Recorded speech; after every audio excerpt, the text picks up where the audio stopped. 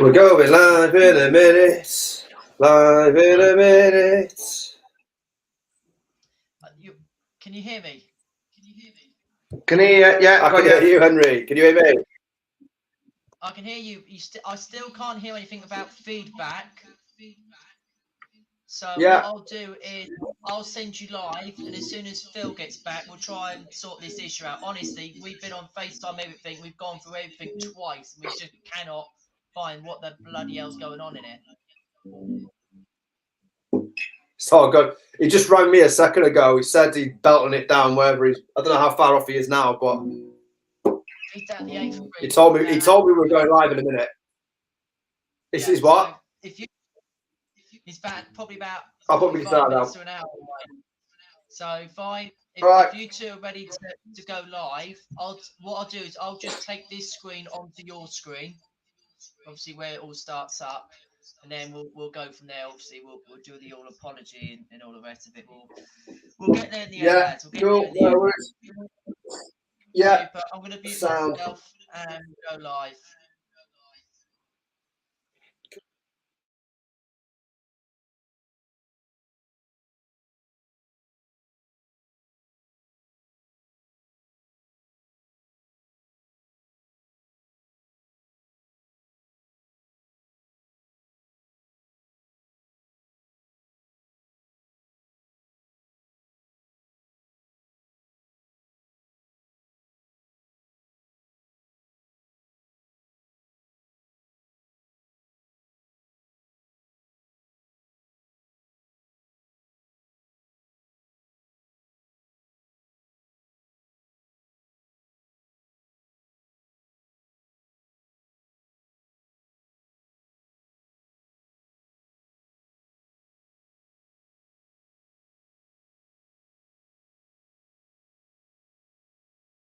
Happens when Phil Bars decides to go to other events and put other people in charge of things sometimes things don't work out the way we planned.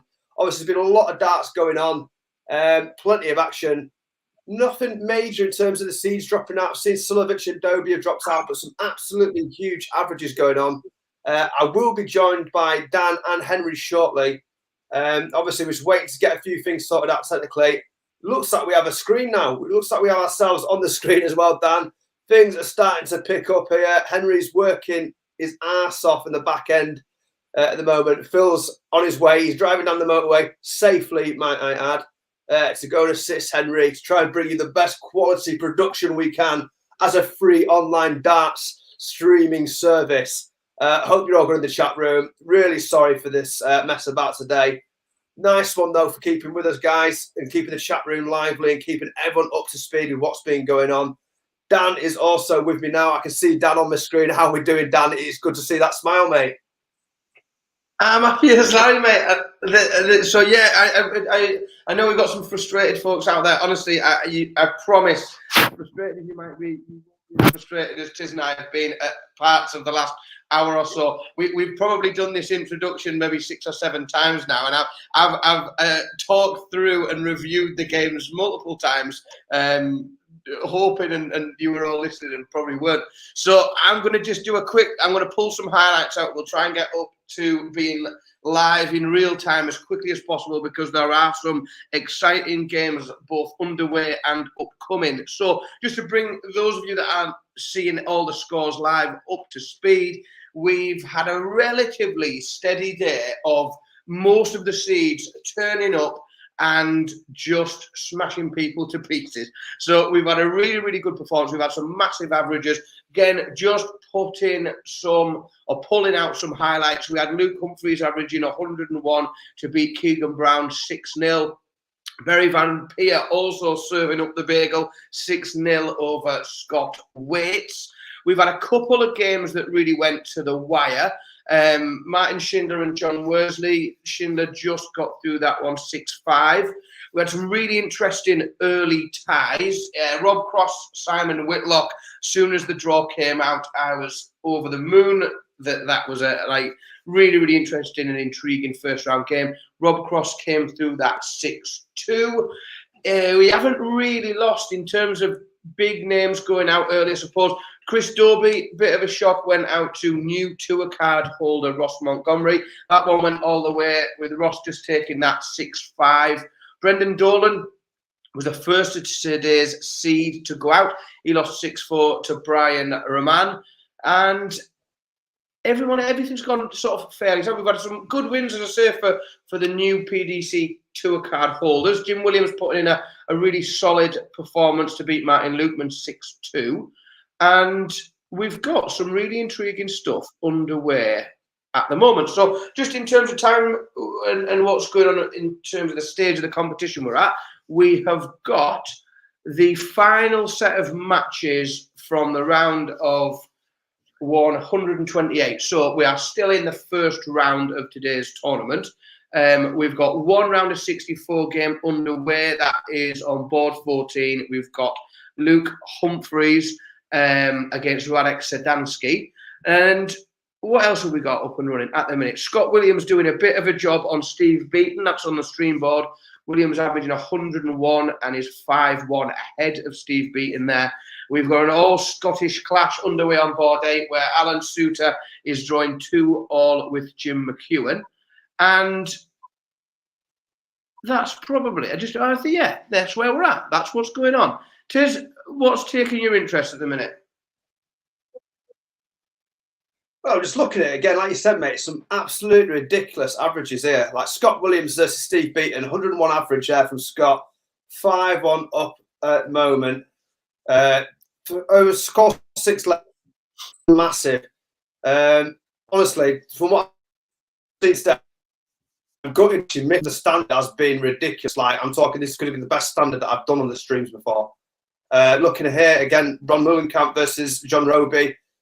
2-1 at the moment is John Roby, but it's fucking, look at the averages, 111 and 97. It's been the same all morning. We've seen some of the players that have dropped out with ridiculous averages throughout the day.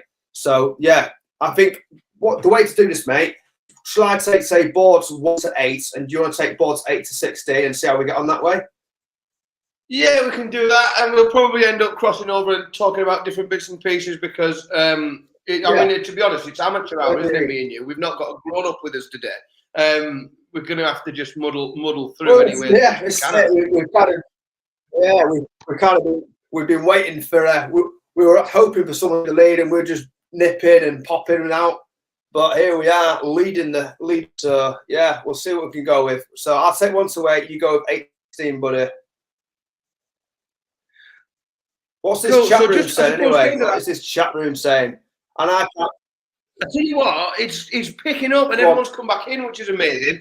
And I'll tell you what we have got is, and we just have to draw everyone's attention to it, is a huge discrepancy between the number of likes that we've got and the number of people who are currently watching at the moment. So if you are watching, please hit the like button because it just helps us out a little bit, and it allows us to well, I suppose probably find some, I don't know, better equipment, better processes for getting us up and running live. Yeah. I've got some really good ones warming up. Yeah, it contributes towards better facilities and better production for online darts. That's what every like does, every subscription. So, Danny, there's no... Yeah, absolutely. So we've Danny just on that about the stream. So there is PDC will have a stream game. So there will be particular matches. They'll pick a couple of games. If you are a subscriber to PDC TV, beyond that, there is no way of watching all the games other than just having Tiz and I talking through what's going on and following the action through here. So I've got some belters, to be honest, warming up. I'm on board 16. I've got an old Dutch clash of Dirk van Dijvenbode. Dirk van Dijvenbode warming up to play Barry van Veer. Old Dutch clash there. Board 13 as well. Michael Smith, who has been on top form, is going to play Brett Clayton, who has had a tremendous start to the day. This morning, knocking out Adam Hunt 6-1. That is a really interesting board, that, because we've got Michael Smith and Adi Lewis potentially as a board final. So we've got some really, really good matchups in the potential this afternoon.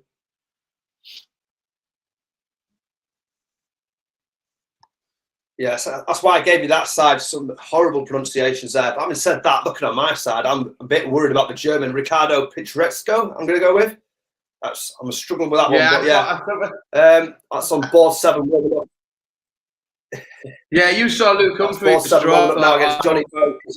Yeah.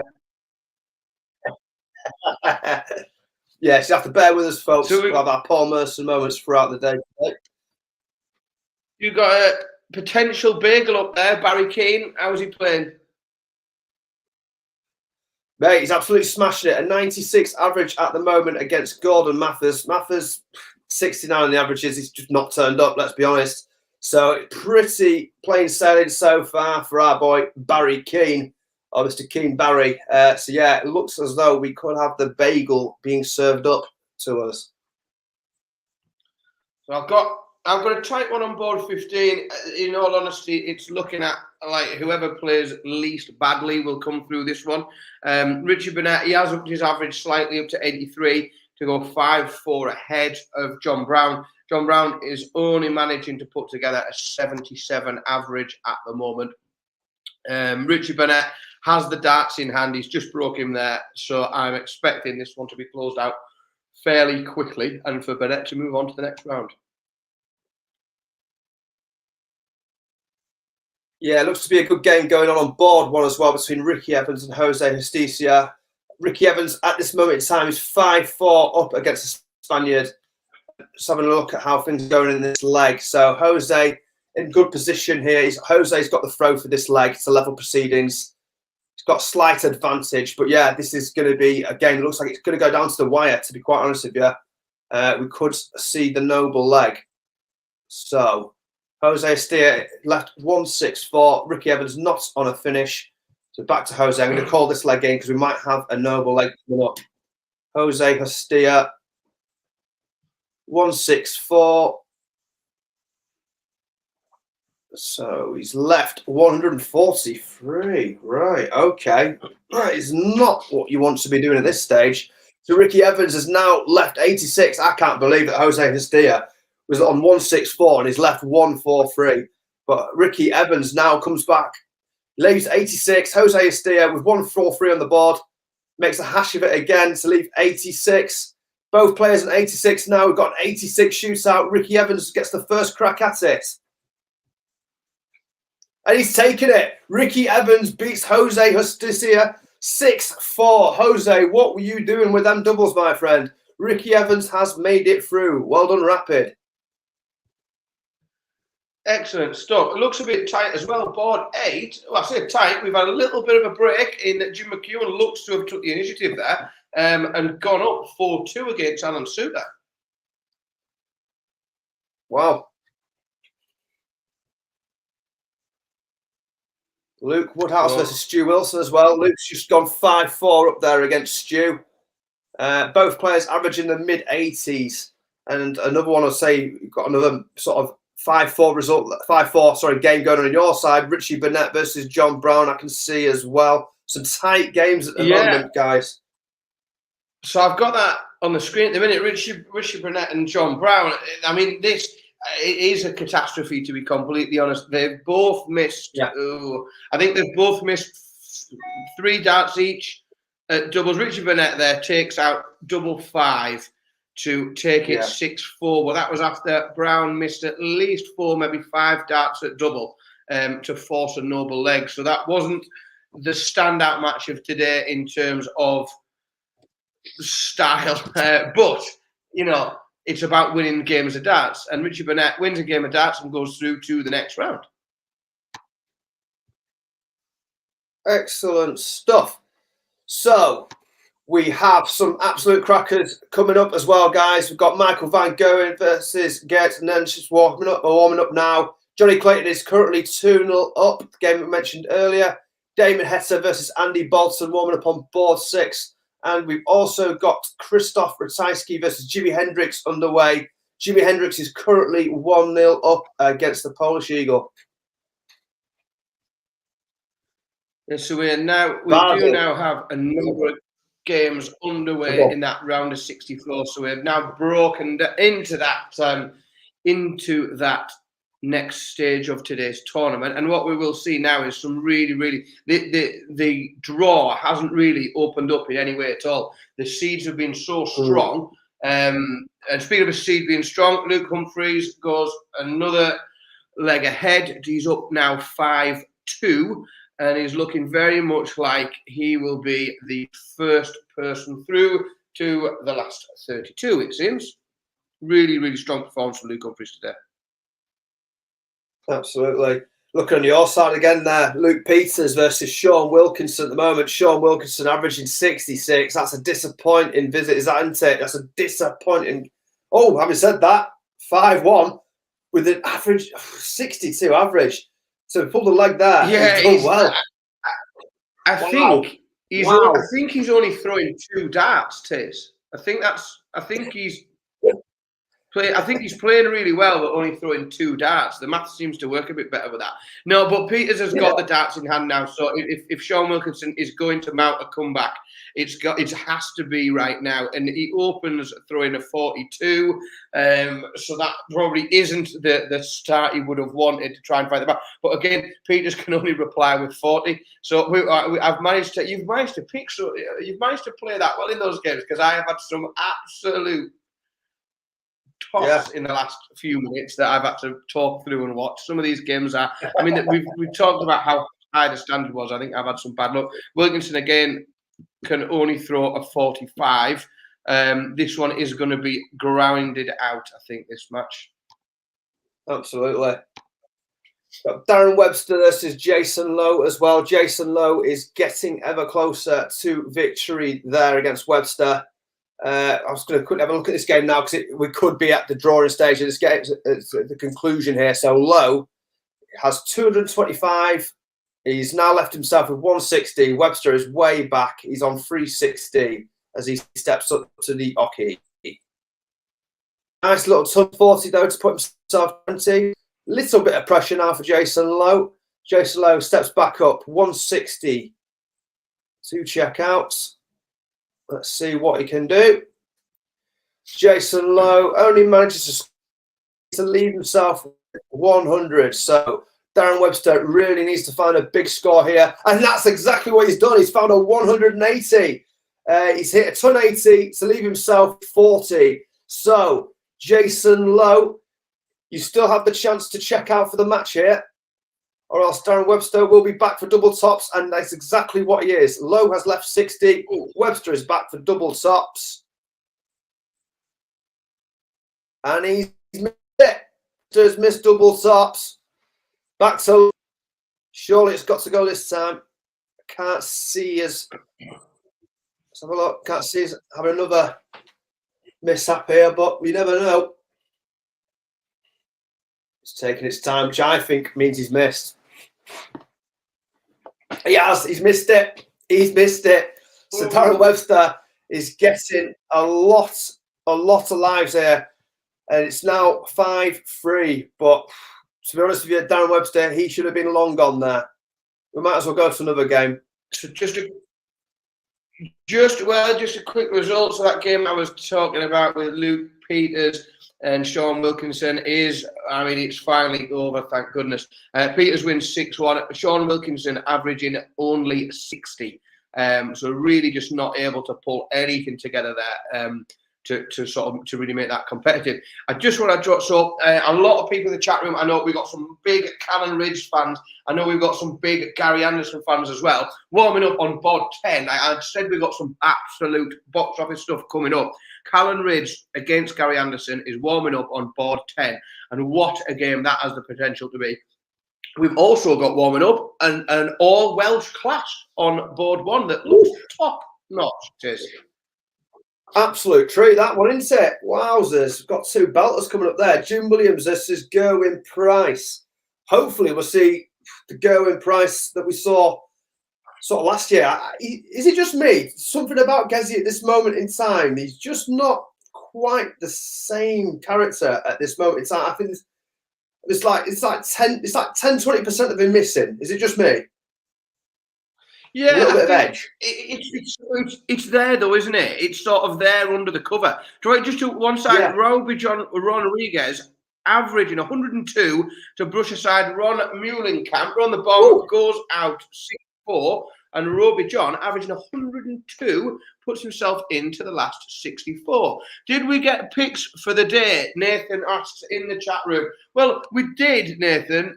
We did them, I think, on here. We had to put it in tight because we have, as you know, had some issues today. My pick for the day was Callan Ridds. And that really depended on which Gary Anderson turned up on that board, and I suppose we're about to find out any moment because that game is about to start. Tiz, who was your pick for the day? Well, it's funny you mention it because I was also very keen on Callan Ridds. But other than Callan Ridds, I think today Ryan Searle was someone that I was kind of interested in keeping an eye on as well. So for me, I've got a feeling about Ryan Searle today. I think we've given everyone a bit of an advantage on picks because we've sort of let everyone see the first round before they pick them. I think if I'd stick with Ridge, but I also, based on what's happened today, Luke Humphries has a lot. He's been superb in both his games today. Luke Humphries could go really deep and do some bits. Yeah. Everybody else in the chat room, if you haven't put your picks in, Let's have a look, see who you're fancying. As I say, I think with all these seeds in, anything could happen today. Because everyone likes Searle today. Loads of Ryan. So Anthony's also agreeing with me. Yeah. Kieran as well. Joe Cullen. Could not argue with Joe Cullen at this moment in time, could you? You couldn't, but he's warming up on board 15 against MODUS Razma. But MODUS Razma, again, has got off to an absolute flyer today. And what I thought was going to be a really competitive opening game against Matt Campbell, smashed him 6-1. Didn't even look to make it competitive. So that if Razma maintains the form he started the day with, that board, by the way, board 15, you got Cullen and Razma, Ryan Joyce, Richie Burnett. That's who's left. But Bradley Brooks was on that board. Christoph Kachuk was on the board this morning. Matt Campbell, board 15, was an absolute barnstormer today and still is. Yeah, it was. Just another one in the chat room there. So Dan's asked me if I was shocked that Ryan Searle didn't get picked for the Premier League. I wouldn't say I was shocked about Ryan. I was more shocked. I felt sorry for Rob Cross. That's the player I probably felt most sorry for in the whole Premier League process. That he was pipped, obviously, by Joe. So yeah, that would be the one for me. I don't know what you think on that situation, Dan. If I'm honest, I try not to let it stress me out. I think it's I get the case for Rob Cross. It makes sense, that people would I want him in there and that he deserves to be in there. Yeah. I just think there is no format, is there, for the selection? There is no way to qualify for it. He's had some really disappointing performances in the Premier League recently, and I think that weighed as much, factored as much into the decision as anything else was his recent Premier League performances. We do have, I think, Noble Leg Board 8. It looks like that old Scottish affair is going right to the wire. Oh, yeah. Alan Sousa versus Jim McEwen. Some decent averages as well there. Jim McEwen averaging 98.45. Alan Sousa mid-90s himself. So let's just see who's got the darts for this. I'm clicking up game now. So, wow, right. So we're drawing to the final stage of this as well. Suits has left himself 156. McEwen on 155. There's nothing to split him, but Suits does have the throw. So Suits is up now. 156. He has. He's left it with 56. Nice little ton there. McEwen 155 to put some pressure on here.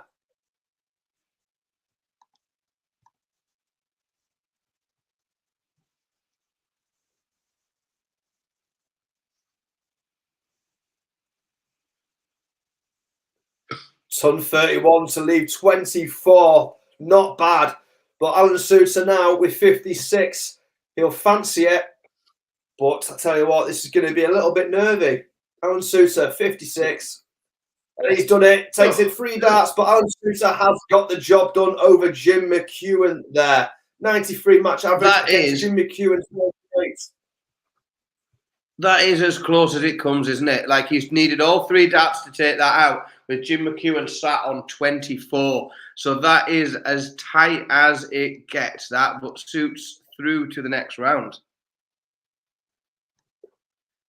So elsewhere, we are underway in the match, potentially the match of this round, the potentially the best game we're going to see this round. Callan Ridge and Gary Anderson. Gary Anderson takes the opening leg with the darts, so holds to take the opener. Ryan Searle's got an early break, just having a quick look up and down what's going on. And Barry Van Peer, after winning 6-0 in his opening game, has rattled 5 legs in against Dirk van Duijvenbode and is 5-1 ahead. He's now got the darts in his hand. He needs double top to win 6-1. He comes inside on the 20, scores 20. Van Duijvenbode needs to take out double 10 to stay in this match, and he does. So could this be a comeback from the Auberginius? He's 5-2 behind, but he does have the darts in his hand. So could we see him mount a comeback?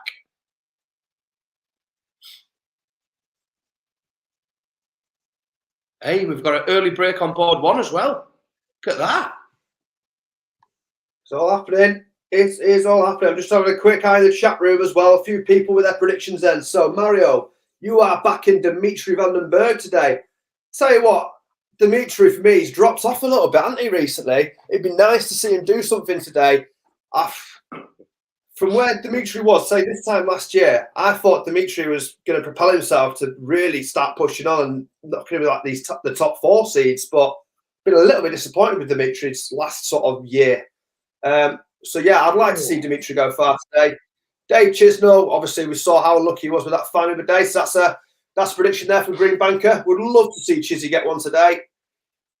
Maybe a bit boring, says Tommy, but he's going for Michael Smith. Hey, we could never begrudge anyone going for Michael Smith.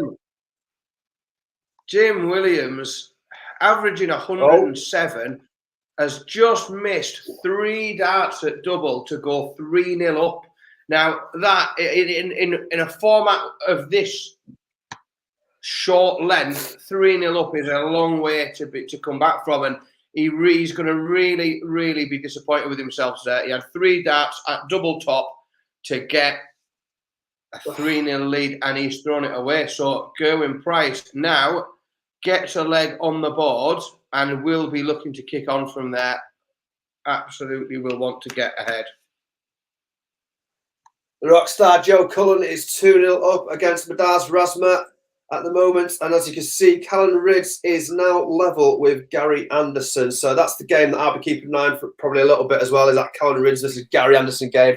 An absolute cracker that one should be. Gary Anderson's currently on a finish. He's got double tops to check out to go 2-1 ahead. He's missed it. So he gives Callan Ridge the chance to go 2-1 ahead here and break throw. Callan Ridge has 66 left to check out. And he has done it with all 3 darts being used. Callan Ridge is back on the hockey now, but he has broke throw, importantly. So Callan Ridge's advantage over Gary Anderson here. So further up, we've now got Barry Van Peer again with the darts in his hand to try and take this match out. Opens well, throws 91, followed by a 96. And is looking, hopefully, here to come back and put himself somewhere near a finish. Van Duijvenbode is well behind him in the scoring at the moment. So, and Van Peer puts in 180 to leave himself 134 after 9. Van Duijvenbode back on 350, and is looking like it might be the end of his day very shortly.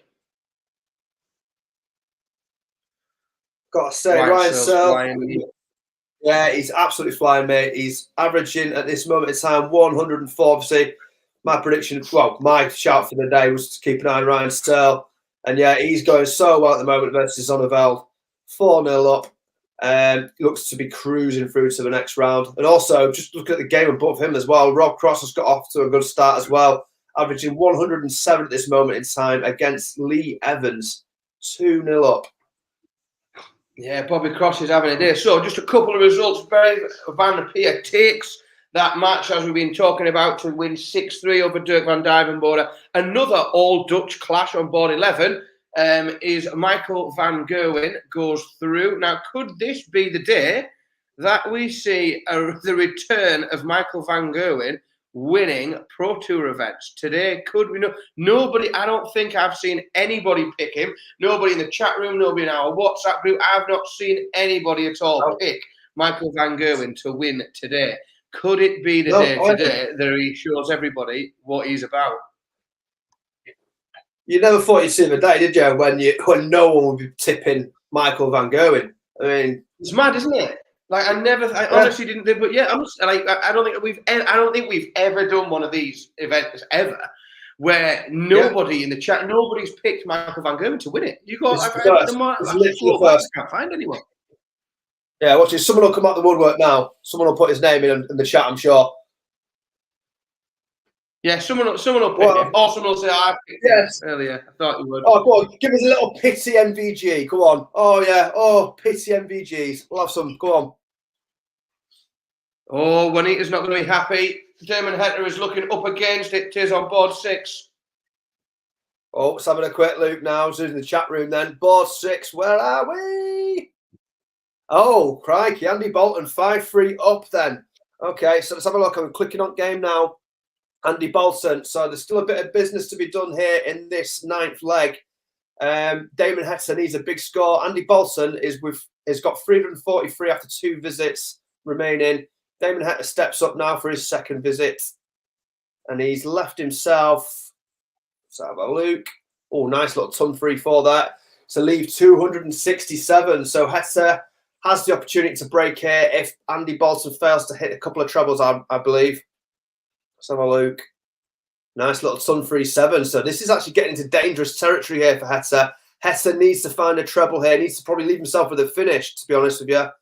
267 for Hetter. To leave 208. So advantage Andy Bolton, I fear, here in this 9th leg, and which could be the deciding leg. So Andy Bolton, 206 on the board to leave 150. Damon Hetter comes back then, 208 on the board. Needs to punish here. He needs to capitalise on that poor visit from Bolton.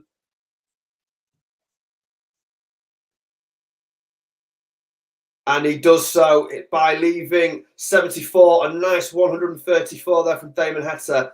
Andy Bolton, this would be a massive check out here. 150 to take the match. This would be huge for the Scot. And as to be expected, he hasn't been able to check it out, but he has left 60. So that definitely is putting the pressure on Hetter here, who has to check out 74 to keep himself within this match and to take it to 5-4. If he doesn't, Andy Bolton will be back for 60. And he has missed it. So Hetter has left himself with 40. I don't know if he's going to get the chance to check it out because Andy Bolton here steps up with 60 on the score. 20 double tops. How do you like it? He doesn't. Damon Hetter, how do you like it? How do you like that double tops, my friend? Make it 5-4. Come on, do it for Juanita.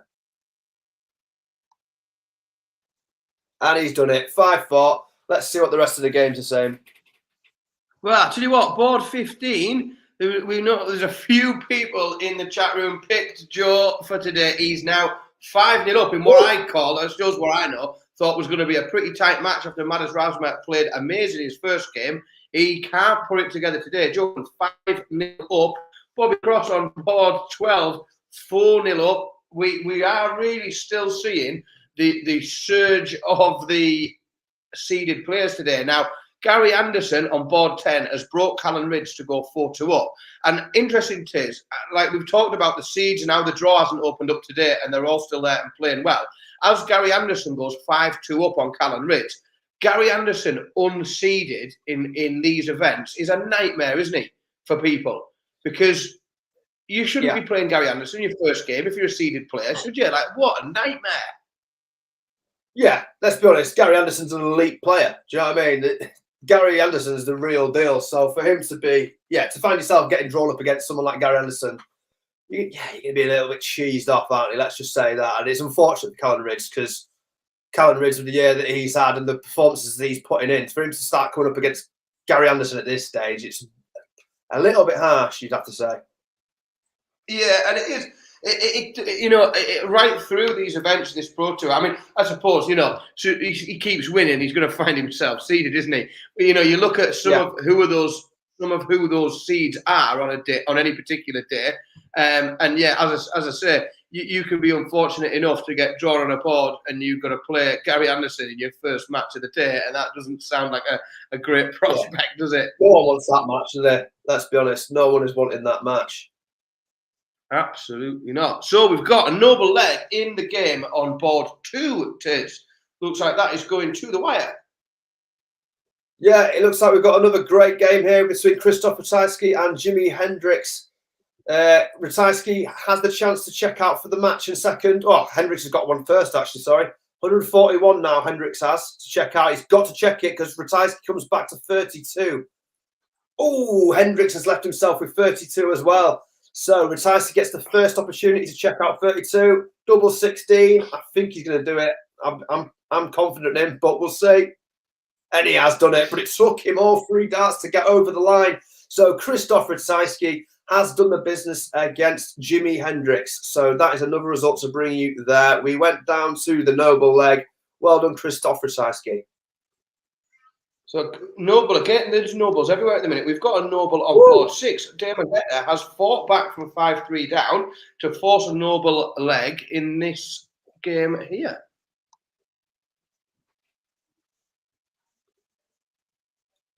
Peter Wright as well. There could be an upset coming there against Jeff Smith. Jeff Smith's currently 5. Yeah, it's 4 up. Peter Wright averaging 101. The champ early today, couldn't we? Yeah, no, that would be a big surprise.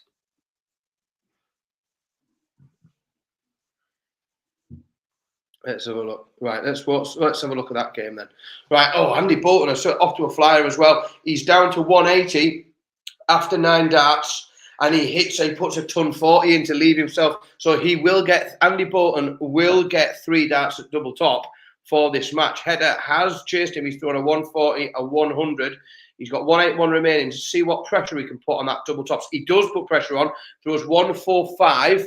So Damon Header is sat on 36. Bolton takes tops out, 1 dart, pins it straight away, and takes that match 6-5 and goes through to the next round. Good performance out from Andy Bolton. Really, really working out that fight back. Just to say as well, Jim Williams is throwing for the match against Gerwin Price. 5-4 up. Jim Williams does have the darts as well in this 10th leg. So potentially we could be about to lose the number 1 and number 2 seeds. Sorry, number 4 seeds. Sorry, repeatedly. This is the 3rd time he's broken at Gerwin Price. He broke him early to go 2-0 up, then he broke him again to go 4-2 up. And we're on a relatively sustained sort of pattern here of Williams breaking and getting ahead, and then Price fighting back. Now, sooner or later, Price is going to run out of time. I've got to say though, disgusting darts from from Gerwin Price here. So 134, 177, or 140. So 3 visits there. He's left himself with 50. So that's how you respond, isn't it? Let's be honest. That is the sign of a ex-world champion. So Gerwin Price steps up now, 50. So he's going to go for it. Can we see a 10-dart leg? Ooh, and he has left 40. He obviously went 10 double. He obviously went 10 double tops route. Jim Williams and 66 has the chance to steal this match. Jim Williams. Match starts for Williams. You don't want to let Gezi back in here. You do not want to let Gezi back in. 66. And he's done it. Gerwin Price is out. Jim Williams has won the Battle of Wales. What a result that is for Jim Williams. Well played, Jim Williams. That is nerves. He's got to hold his nerve there with the world #1 breathing down your neck and that much in his first Pro Tour. You know, his first one of the year. Just got his card. We have got match starts as well. So here's another level game. 5-all in a Noble, Peter Wright and Jeff Smith, both down to 40. Both needing double tops. Jeff Smith will get 3 darts added first. He will get the first 4. Oh, he glanced himself twice. Jeff Smith leads himself on 5. He's missed 3 darts at a double for the match. Peter Wright takes out tops with his first dart. And Peter Wright averaging 102. I don't know how he's won that. Jeff Smith's just missed. No. Missed at the wrong time, those match darts. Got a feel for Jeff Smith. I mean, look at the averages. Peter Wright was well ahead with the averages. Obviously, a few missed doubles in there is what's kept this tie alive, if you like. Just looking at some of the other games going in now. Chizzy's struggling against Rusty Jake. I say he's struggling. He's averaging 93. It's not the worst average, is it? But Rusty Jake, strong start. 3-0 up, 100 average. Also, another 100 average above him. John O'Shea, currently 2-0 up against Daryl Gurney. And we've got 2 games warming up here as well. Jermaine Wassamina versus James Wade. And we've also got Cameron Menzies versus Luke Woodhouse. Rob Cross as well looks to be getting ever closer to a win against Lee Evans. Rob Cross currently 5-2 up, averaging 95. And the King is kicking on. Mervyn King goes 4-1 up against Nathan Rafferty, who Nathan looked all right in patches against Glenn Durrant, but didn't look amazing. Mervyn King just seems to be keeping him at bay, just seems to have him at arm's length at the moment. Just one in there from the chat room. MDog 2K18. I can't see MVG winning a Pro Tour until later in the year. Hope Dimmy can get going today. Who knows what could happen with MVG at this moment in time. This is territory we didn't think we were ever going to see. You can never write off the Green Giant, but yeah, at this moment in time, there's work to be done. Let's be honest. There's a lot of work to be done from him to get himself mentally right. I think there's something mentally missing with Michael Van Gerwen at this moment in time.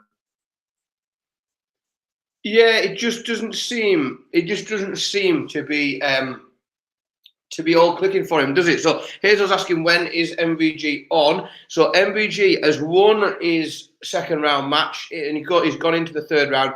He will play the winner of the game that we've currently got going on board 11, which is John O'Shea and Daryl Gurney. John O'Shea 2-1 ahead in that game, but Michael Van Gerwen will play the winner of that match. Jimmy Vandenberg goes 5-1 up against Stephen Burton, averaging 98 at the moment. So Dimmy is going very, very well. Let's see if he can keep this standard up throughout the day. As Jose De Sousa also goes 5-3 up against Willie O'Connor. Not the best quality match you'll see from them 2 players. Jose De Sousa 5-3 up with an average of 85. So yeah, both players could definitely do with turning up a little bit there. So a quick question from Robert in the chat room on about the Pro Tour Order of Merit. So the Pro Tour Order of Merit, like the way the tour cards are awarded, that the official Pro Tour Order of Merit runs on a 2-year cycle. When you talk about the players starting from 0, what you want to look at that is you look at the Players Championship. So this is Players Championship event number 1. So for today's event, or if you go into the Players Championship Order of Merit, you will see everybody started at 0. Obviously, 50% of those guys are still on 0 today because they all went out in the first round, half of them. And that there will, over the course of the year, is this Players Championship, the top 64 there, we will all see in Minehead in Butlins in November this year. But if you want to see this year's Players Championship tour events, in a way that you can sort of understand where everybody's at currently, that's the best place to do it, is the Players Championship Order of Merit on Darts Rankings is probably the best place to find it. Very well explained. Jan there just asking about Peter Riff. I'm guessing that's supposed to say Peter Wright, lose or win. He won. Only just. He was very lucky. There was a double top shootout. Very lucky. Wasn't it? Yeah, he needed Jeff Smith to miss 3 match darts in order to get a go at tops. Just having a quick look at where we're at. So we're still getting Dimitri Vandenberg, strong performance from him, 5-1 ahead.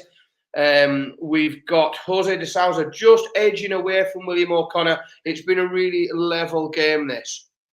And things are looking a bit tight, but Jose de Sousa has just pulled away, and then he's capitalised. He's kicked on even further, and takes William O'Connor out with a 6-3 win. Again, I've just mentioned Dimmy on board 8. He takes that. Stephen Burton sends him home, sit with a 6-1 win. Again, he's looking quite comfortable. We are looking quite tight up on board 3, though, Tiz. Yeah, we are. Brian Roman versus Ian White, 5-4 at this moment in time. Still early stages in this 10th leg.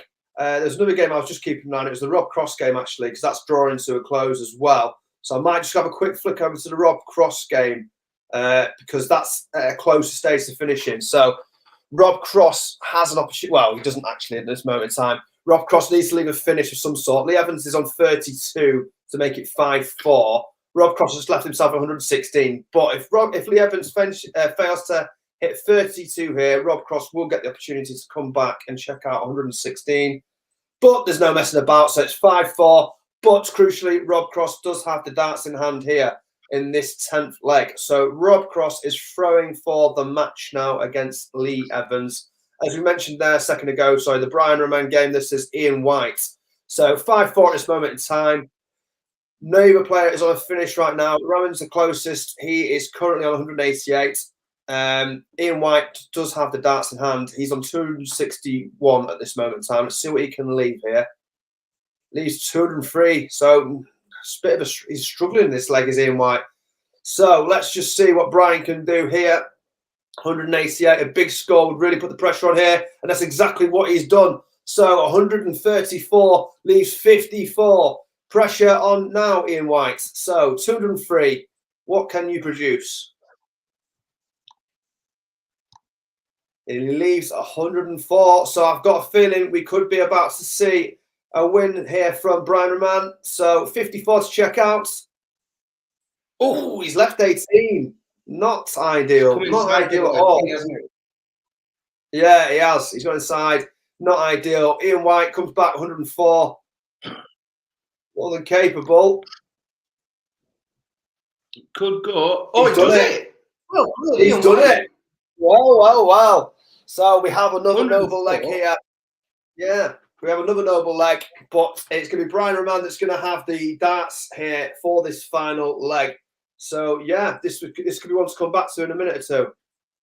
So Thomas just asking, how's Jose doing? So Jose de Sousa has just within the last 5 minutes or so beaten William O'Connor 6-3 to get himself into the 3rd round. So he is in the round of 32 now. We will see Jose de Sousa again today.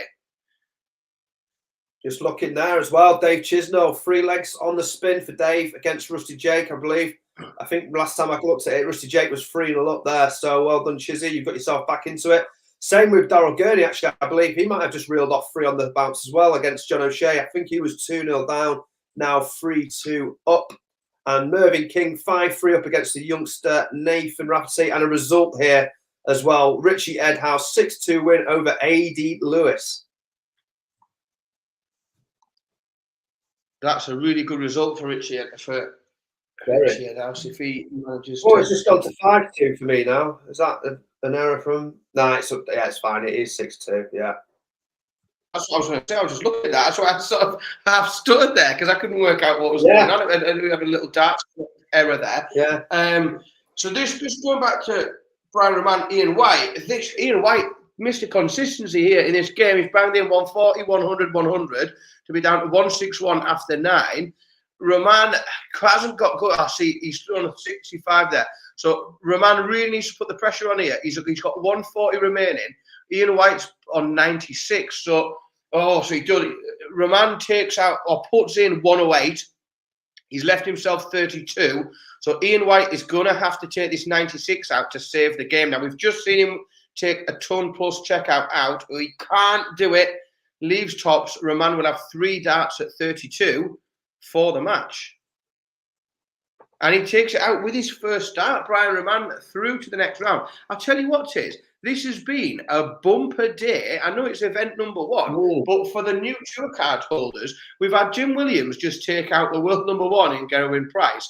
Brian Roman has played absolutely superb today. So Brian Roman, for those that don't remember or weren't following, like, he's had his tour card, you know, a couple of weeks. He won, I think it was day 2 of the final phase in Europe. Won a tour card automatically by winning the event. But what a brilliant start to these guys that are new tour card holders. Some really good results from them today. Absolutely fantastic to see some of these boys go up against the big lads, not fearing it. Do you know what I mean? They're there ready to seize the day. Noble leg going on versus Lee Evans. So that's going to the Noble. Currently, Lee Evans left visit is 62. So I just call this one in. We're getting pretty close now. Lee Evans is now on 207 after 9 darts thrown. Rob Cross is going to need, well, to be honest, I think he needs a 180 here, to be honest. 96 to leave 266. Definitely advantage Lee Evans here. So knock out Rob Cross potentially. So Lee Evans steps up for his 4th visit with 207. Obviously, he's not on a finish, but he can set something up. And he's left 150. So there is a little bit of an opening here for Rob Cross if he can find a couple of trebles. 266 to leave the big... Sorry, he's left the big fish now. 96 there. So 266 down to 170 for Rob Cross. Lee Evans, though, is back with 150. Could we see a big checkout from either of these boys? Not from Lee Evans, but he has left 30. That's not bad. Rob Cross with 170. This is pressure now. He's left 70. So Lee Evans here with a big chance to knock out the former world champion, Rob Cross.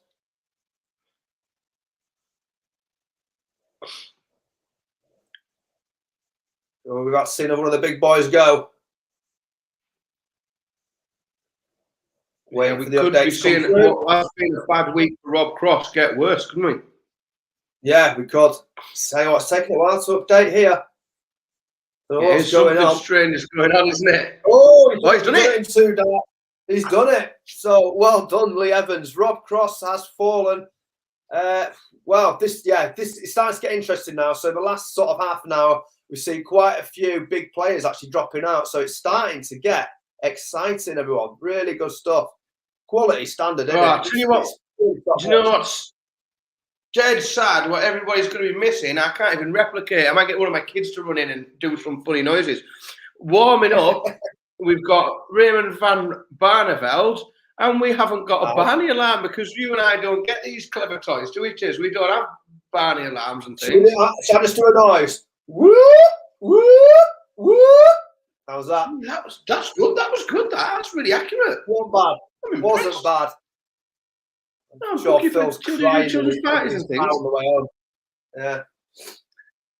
So we're underway. Just to keep everyone in the loop on where we're at in the day. We're underway in our first round of 32. It seems to be going quick. This maybe it's because we weren't here for the first hour, but we painful. We are underway in our first round of 32 day. Kevin Doitz takes the first leg with the darts against Luke Humphreys. We have got some, again, just further up, Cameron Menzies. Hey up!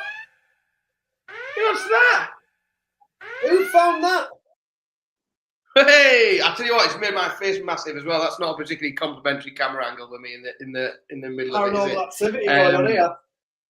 Impressive stuff there. I think that might be Henry in the background clicking buttons and making things happen, but well played. We've got a result board 16. Dave Chisnell puts to bed the Rusty Drake story for the day today. He's played well, Rusty Jake Rodriguez.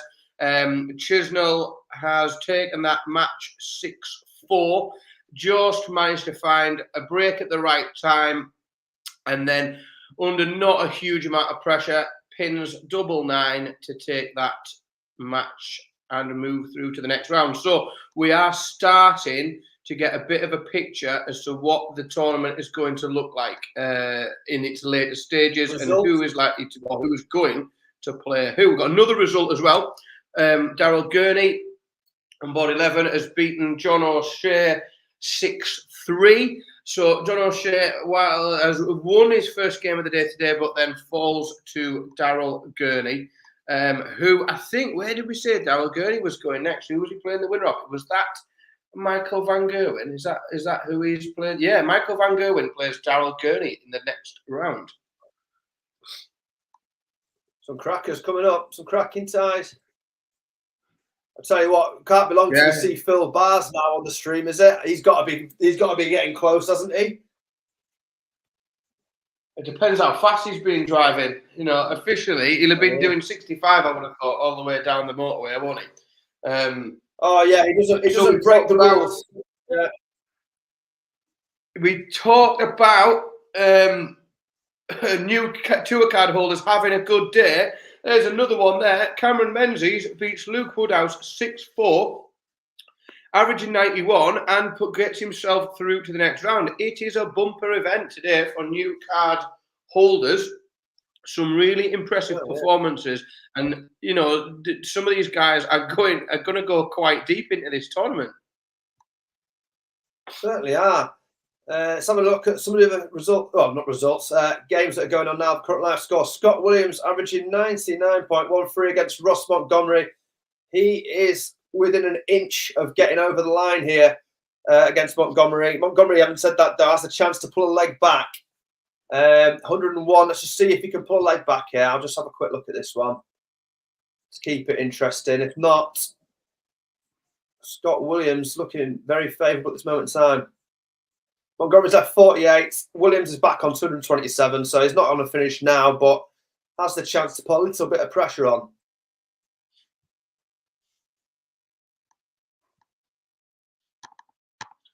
So 130. Got a feeling we're about to see Montgomery check. Go on, mate. All right, so it was just a quick one. We got a question from Sam in the chat room about the draw for these events and how it's done and how we know who plays who. So what they do is there is a seeding system. So we've got 16 boards, and the top 16 players, one will play on each board. So they won't play each other until after the board final. So they won't play each other until the round of 16. Those top 16 players. Then players from 17 to 32 are then assigned or go into one of each of those boards as well, not playing the other seed first. Hopefully that makes sense. So there's 2 seeds on every board as we start the day on the 16 boards. One from the first batch, one from the second batch. They wouldn't meet until the board final. And then after that round of 32 is when we start to see those top 16 players meeting each other. Everything else is an open draw. Scott Williams did it. Oh, he's messed it up to me. Yeah.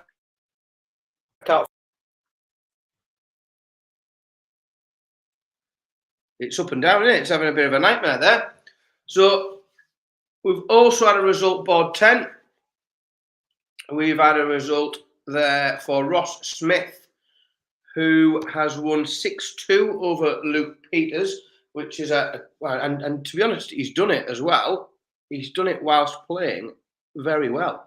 Ross Smith averaging 97 there to take Luke Peters out. Luke Peters, who has been impressive through the day today, but Smith brushes him aside on board 10, and after some absolutely superb performances last year in these Pro Tour events, Ross Smith is immediately setting out his stall this year to look like he's going to do the same again.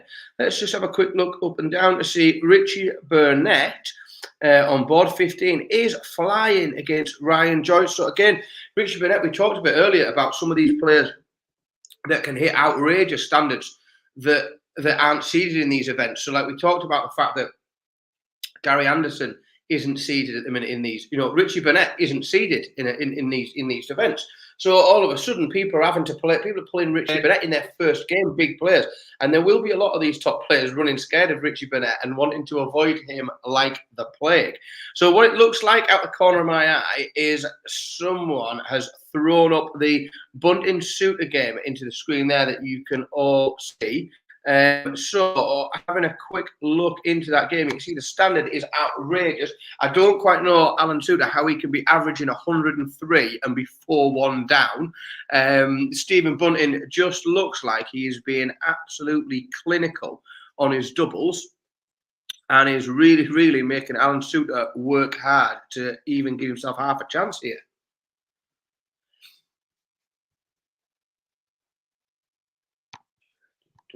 Ryan Joyce pulls one back against Richie Burnett and he's now 5-3 down. But Richie Burnett, with the darts in his hand, opens with a really crisp 140 and the pressure is on Ryan Joyce. Richie Burnett looks to just be putting the hammer down here and starting to pull away a little bit.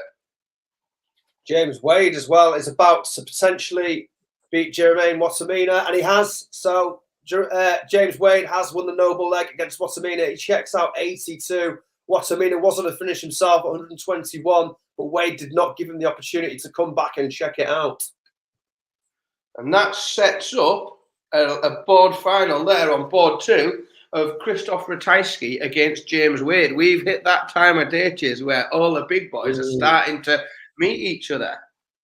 Yeah, we're getting to the point now where we're going to see some big ties coming up. I think it's going to be just basically the field's just packed full of quality at this moment now. So I think every game we're going to start seeing big averages, and hopefully we're going to see some really, really good games. So Jason Lowe, board number 3, averaging 107. He's really, really putting Van Barneveld up against the wall. Barney is going to have to produce something outrageous just to keep himself in this game. That's because I've done that fake Barney alarm. That's what it is. That's what's happened. I've done a fake Barney alarm and I've taken all his powers away from him. Yeah, so the statistics after this, Barney ends up with 100% losing record when you've announced him, you know, with the Tiz Barney alarm. Alan Suitor is fighting. He's popped 100 and a 140 in to try and keep level or try and catch himself back up with Stephen Bunting. But Bunting just putting the hammer down a bit with a ton, 85, then a ton. He's just put in a 134, which is probably going to pop up on the stream any second for everybody else. Suitor is fighting back. He's really pushing. But Bunting just managing to keep him at bay at the minute. Suitor's average up to 105. That's cheeky, that. 105 average, and then you're losing 4-2. That is cheeky. 3. Cheeky. Yeah, I tell you what, that's cheeky. How cheeky is that on 4-12? Like 100. Hey up. Who have I just? Is that Phil Dart? That is cheeky. Bloody hell. Cheeky. Cheeky. And yes, I heard your comments. I stuck to 60 miles an hour all the way. Yeah, I'm sure you did. Yeah. You would. You even used those new rules, didn't you, where you stop to let pedestrians cross the road and stuff, and give way at junctions and everything. You know the rules. I've seen Phil do 60 in a drive-through before. Right, hi everyone, and it's going to be bye everyone. Back to the tavern we go. I think we've got everything sorted now, boys, so you can enjoy it. Well, fair play, Phil. Fair play, mate. Like that's a shift, is that? Remember, stick to the speed limit on the way back as well, pal. This is why online darts is the best, because problems, we just get them fixed. Yeah, we've done it. Back over to Henry and the boys. Enjoy it, lads. Oh, wow. Hey up, Henry. Hello, everyone. Nice to see you. Nice. I was meant to be about 11:45. Apologies, of course, about the technical difficulties, but it must have been technical problems if it took Phil Bars a few minutes to sort it out. So I'm going to say that it was gremlins, but apologies about that. We are here. We are live. Phil's back off to the Circus Tavern to enjoy the World Senior Darts Championship. And of course, you can get all the content from that on the Online Darts YouTube channel. We'll also make sure we're kind of up to date with you on that as well as the afternoon goes on. Fellas, nice to talk to you. I mean, we've kind of gone through echo chambers, we've gone through chat rooms. Let's discuss the day as a whole. We've seen seeds tumble, or some of the big seeds tumble over the last few minutes. Yeah, we sort of. We got off to a relatively standard start to the day in that all the seeds smashed it first round. The seeds were unbelievable, some of them unplayable. We saw lots of really heavy defeats, sort of 6-0, 6-1, 6-2s.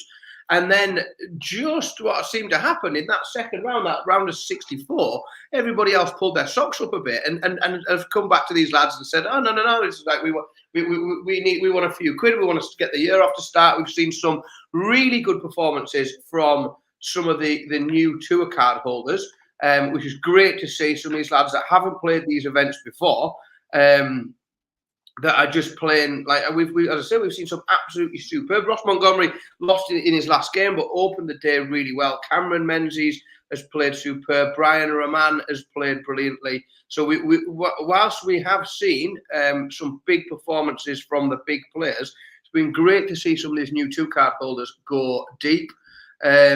We've also seen some big shocks, as you say. We've seen a cracking match in an all-Welsh affair where Jim Williams took out Gerwyn Price. We've seen Peter Wright cling on for dear life. Jeff Smith missing match darts for Peter Wright to sneak past into the next round. So we've had a really interesting day so far. Absolutely. I'm going to go back 3 hours in time because we were meant to have this conversation at about 11:45. Out of the new players that won tour cards in January, who do you think out of them will perhaps hit the ground running this weekend? I know we got a bit of a guide. Obviously, we're a few rounds in. I need to take a quick call. That'll be 2 seconds. You carry on with the stream. 2 seconds. Yeah, I think for me, Henry, and I think I'm going to throw it up on my screen here because we've got a noble leg going on. We are 5-all. Richie Burnett, Ryan Joyce. Now, Richie Burnett, what have you done there? Richie Burnett has just missed 3 matches at double, and he's. I think he must. So he needed double 18, and I think he's gone outside twice and then hit the 6, left himself 32. So Ryan Joyce now, he has 112 to take out. He's going to have to take that out. He can't, leaves himself 52. So Richie Burnett needs 30. He'll have 3 darts from 32 to go through to the next round. And that's really timely that you asked me that question, Harry, because I think that if I'm going to pick a new tour card holder to go deep in anything that they play in, it's got to be Richie Burnett, I think. A bit like Gary Anderson, we've talked about all day today, that he's not seeded in these events, and people are going to look at that and be frustrated, upset, and furious to have to play him in an opening match. But Richie Burnett is, he's not seeded, so he's going to cause some real upsets in the early stages of these tournaments, and then that's when if he takes some big boys out early, the draws could start to open up for him. Of course, that's one of the only positive of being an unseeded player is you do get through those big names early on. It does kind of open up in your favour. Let's have a little look there at what else is going on. Jamie Hughes is on the hill against Ted Evans. He's leading by 5 legs to 2. Now, we had the Barney alarm not too long ago, and it could be the last time we sound it today because Jason Lowe, averaging 104.27, is 4-2 up on the 5-time world champion. And at the top of your screen on the right hand side, you can see some game between Martin Schindler and Robbie John Rodriguez. The Austrian leads by 4 legs to 2, both averaging 102. Robbie John, it was a surprise last year how he wasn't a tour card holder, wins it this year, and he's trying to hit the ground running a little bit.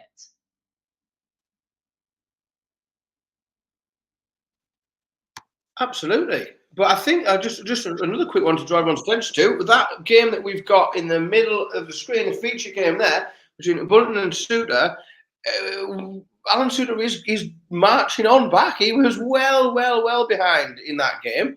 It was he 4-1 down, 3-1 down, sorry, 4-1, 5-1 down, I think he maybe was. And he's on an absolute tear. He's averaging 102. He's gonna, if he puts a big score in here, he's gonna really put Bunting under pressure, and he could end up making him serve this out. And of course, that's all you want someone to do, give them that opportunity to serve it out. And Stephen Bunting, he senses a big gear for him. Obviously, he did well at the World Championship a couple of years ago, had a few runs at a couple of events, but then perhaps towards the end of last year, we kind of saw the form kind of take a little bit of a dovetail.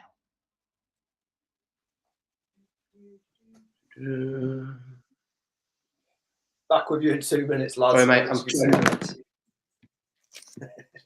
No, but sorry, I was just bidding my phone off there. My mum was trying to ring me. I've had to text her immediately. I'm going, Mum, I'm watching the dance. I'll phone you later on. Mum is very important, though. Mum, looks like Suter's going to put it to 5-all, man. Come on, what are you doing? I'm not sure. So, and he has. Alan Suter takes on tops. We have a noble leg. It is 5-all in Stephen Bunting and Alan Suter. That is an incredibly big turnaround, because Bunting looked for all the world like he was home and dry, and Alan Suter is going to make him throw for the match.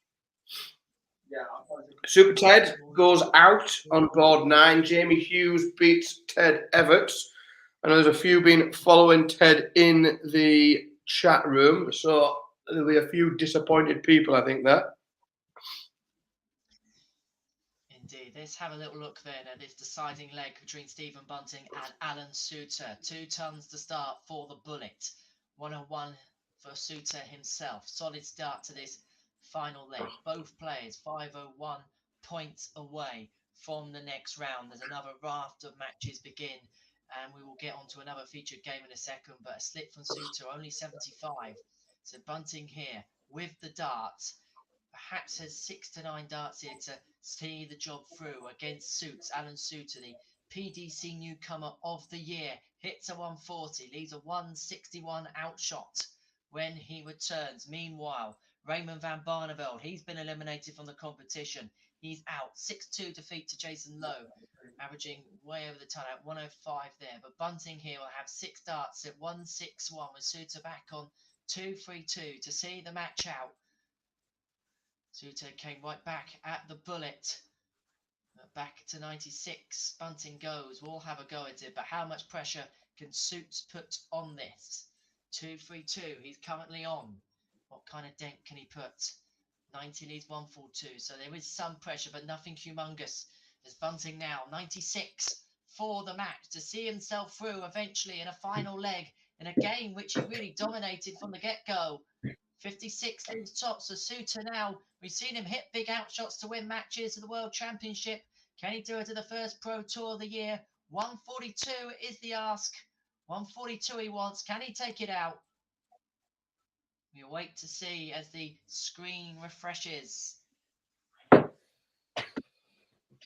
Dark connect tension. Ton 10 leads 32. So tops for Bunting.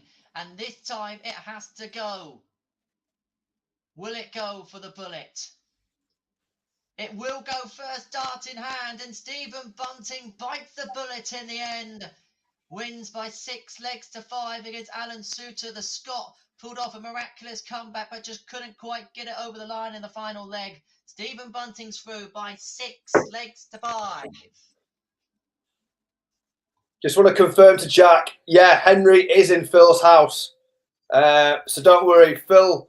You're not tripping out. This is Phil's house. Henry is streaming from Phil's house. So that's answering a lot of questions going on in the chat room. It's the worst game of Through the Keyhole ever.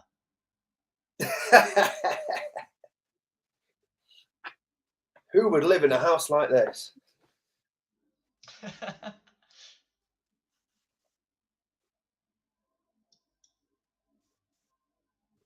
Right, let's have a look at what's going on in the games. Sorry about that call, guys. I had my other work to attend to quickly there. Some football stuff, some interesting stuff happening in the football. I don't know if you kept an eye on that.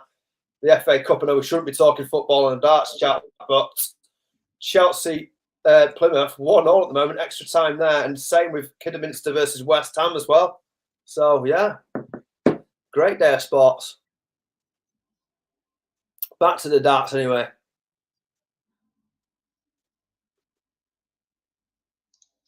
Indeed, we do. Rodriguez versus Schindler. That's like a good match. 5-3 up Roby John Raby. And it's 6-3. Roby John has done it. 6-3 win against Martin Schindler there.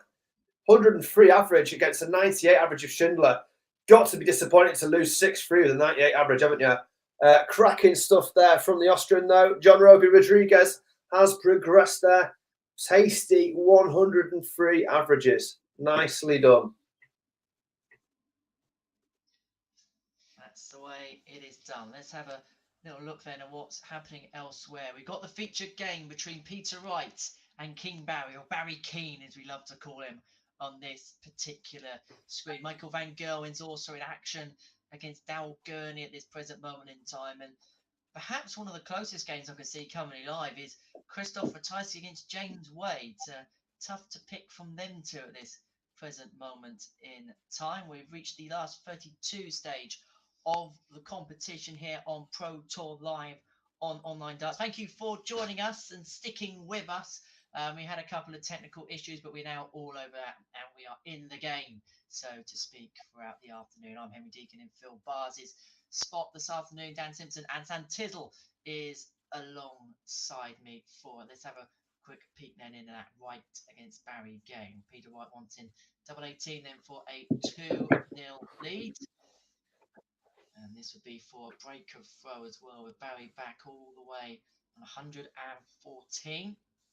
Takes it out last iron hand. So Peter Wright leading by 2-0, but one man who is behind is Michael Van Gerwen.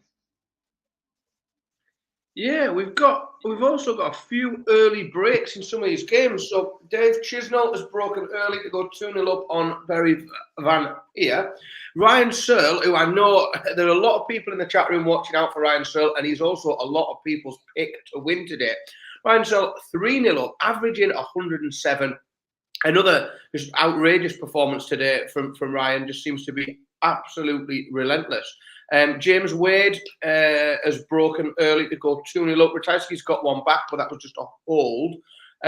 So James Wade has the darts in hand now at 2-1 up, averaging 103, and looking to kick on. And the machine is looking a bit dangerous today.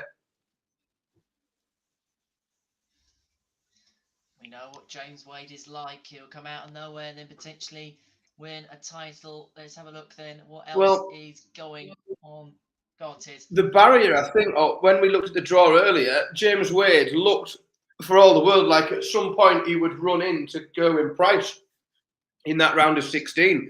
And obviously the world number one is not anymore in this competition today. So that has cleared a little bit of route in terms of big superstar players that Wade would have to push out the way. So the door has opened a little bit for James Wade today. That's all we ever want. And James Wade is the martyr of cleaning up particular draws as well. One man, again, I wanted to speak about before we went on air today, one of the Challenge Tour representatives, Scott Williams. Fantastic on the first Challenge Tour weekend. Saw, obviously, his quality in the Online Darts Live League last year. And he's come into the Pro Tour this weekend, given the call-up, and he's taken the opportunity thus far immaculately. He certainly has. Great player, Scott. Yeah, great player, Scott. I was watching Scott as well, obviously Live League as well this week, and yeah, absolutely fantastic player. So great to see more of Scott, definitely. So let's have another little look around. Johnny Clayton 3-1 up on Mervyn King. Peter Wright in our feature game 3-0 up on King Barry. We're into the last 32 here. Gary Anderson underway against Ross Smith, averaging 107 after the first leg. Now, one of the conversations you two lads had whilst I was trying to get myself on air today was about Gary Anderson and what we can expect from Gary Anderson in these Pro Tour events this year. Well, it depends on what Gary turns up and what he wants to do and what he wants to apply himself with, isn't it, with Gary? I think that's always the case with Gary. Gary turns up and he wants to do it. You know what I mean? Gary goes far, hopefully, you'd imagine. But it's how many events he commits himself to. And yeah, that's what Gary says. Gary, yeah, that's not much more I can say on it, really. I guess if Gary applies himself, Gary does well. Do you know what I mean? If Gary applies himself, hence we don't see the situations we saw with Calder Ridge earlier where he gets drawn up against Gary Anderson early doors because Gary Anderson's not seeded. Will he commit to the tour a little bit more? I mean, with the loosening of restrictions on coronavirus and stuff like that, that might play into it a bit with Gary. I know Gary's had a little bit of the thing with the whole COVID thing as well. He was kind of very apprehensive about how it was all managed at the beginning of it. He might now start applying himself to more of these Pro Tour events. So, yeah, I think we'll probably see more of Gary Anderson this year, especially after a decent Worlds as well. So I think we might see more of Gary Anderson back on the Pro Tour this year. I don't know what you think, Dan. I think, to be completely honest, it's almost like it's very literally what you said there is literally a fact in the sense that, you know, like we use the turn of phrase, don't we? And we'll say, like, you know, if someone turns up, and we sort of use it as a way to describe, like, whether or not they'll play their A game. When we say it about Gary, we said, no, it's if he'll turn up or not. If Gary decides that he wants to take this to these events seriously and attend them and sit in that top draw and end up with a really good seeding for the Players' Championships in November, then he smashes it all the time because he's an elite level player. If he's not too bothered about going to Mined and he's not too bothered where he gets seeded and he doesn't really take it seriously, he doesn't want to do then he won't. Then he'll end up in a situation where we are now, where he's unseeded. But again, he's really dangerous. Right, I say there's him, there's Rich Beard, there's a few players that aren't seeded that you can just see. You know, people walking in the morning looking at the draw and just thinking, no, I can't, not them. Yeah. Indeed. Let's have a little check then on the chat room. Very good afternoon to everyone who is in there. Of course, do drop us a like on this video. It helps us with analytics and gets us up on the YouTube board as the weeks go on. And of course, if you haven't done already, firstly, why haven't you? But subscribe to our channel. Obviously, World Senior Darts Championship taking place this weekend. All the reaction from that coming up with us. Phil Bars, Jack Gobby-Garwood and the team are up at the Circus Tavern giving you all the reaction from all the big events this weekend. So subscribe for that. And, of course, the Online Darts Live League. You'll never miss a dart by hitting that notification bell and, of course, subscribing to the channel. Talking about the World Seniors Championship, we can just update you on what's happening there. Terry Jenkins currently 2-1 up in sets on Lisa Ashton. The Raging Bull averaging 95, which not too bad. That wouldn't sniff at that, would Terry Jenkins. And of course, you can catch all the reaction on the Online Darts YouTube channel. But back to Barnsley, because that is our focus here this afternoon. And chaps, we're getting to this stage now. We've got a lot of games coming towards the middle to the end. Yeah, yes, and it's a mixed bag, isn't it? Go on, mate. It is. I'm going to say Ryan Searle, my guy, I've tipped earlier, 103 average, 5-2 up at the moment against Cameron Menzies, looking really good from my end.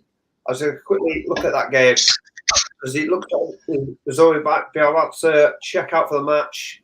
Ryan Searle, 136 for a 6-2 win. Oh, he's left double tops. Cameron Menzies comes back. Big game this, because Cameron Menzies been on fire today as well. Great player, Menzies, as well. We all know Menzies. Talented lad. But do you think with Menzies... Sorry, double tops has gone. Ryan Searle has knocked out Cameron Menzies. Just going back to Cameron Menzies, how much we're going to find out about him this year? We know how good his A game is. It's one of the best in the sport, but perhaps over the course of a load of Players' Championships and European Tour events, we'll kind of find a little bit more about his consistent level, perhaps his B game a little bit more. Yeah, and I think that's that will only be a good thing for him as well, won't it? Like that's what I think he needs as well. I'm not convinced he knows how consistent he can play over a period of time and over a series of tournaments. He knows he's got the game to win matches, to win pretty much any match. But I think it's one of the more interesting things that there's lots of exciting things at the minute that we can look forward to for the next year in darts, and that is very much one of them at the moment. I think is how Cameron can sustain and then sort of build upon as well. Gary Anderson, just having a look at what's going on. Gary Anderson, I know we had a long chat about him there. Just looks to be pulling away. He's averaging around the 100 mark again, 4-1 up on Ross Smith, and looks to be putting the pedal down.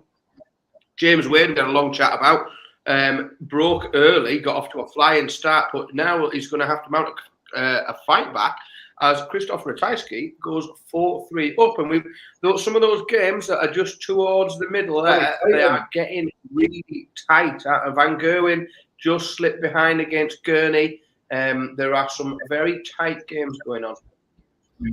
Yeah, Johnny Clayton versus Mervyn King being one of them. Johnny Clayton has the opportunity here to check out 123 for the match to take Mervyn King out of it. So 123, Johnny Clayton, the Welsh Dragon.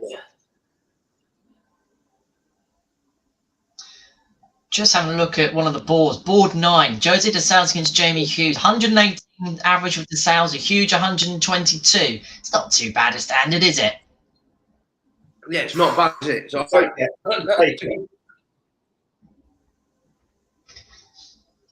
I'm on a few in this time. Saying that result on that. There we go. Johnny Clates has done it. Man like Clates. Why? That's how it's done. So 6-2 win there for Clates versus Mervyn King. So then Johnny Clayton is. Go on, Dan. Anderson pulls further ahead. Another one in the bag. It goes 5-1 up now. Ross Smith has the darts. He opens with a 95. Anderson responds with a 140. He just looks up for it today, Gary Anderson. Just the way that he seems to be playing, the averages he's posting, he does look like he wants to have a little go. And we'll have a look at that on our featured game. Peter Wright finishing things off against King Barry of a 12-dart leg. Snakebite is through. Snakebite, known as the janitor in these events, usually winning the second one. But will he win the first one this time round? He's the man of the moment. He is victor over King Barry by 6 legs to 2. He is in to the last 16 of Players Championship 1 in Barnsley, which means we're going to have another delve into our feature matches column. And I like the look of the one that I'm about to get up on screen now. And just like magic, fingers crossed.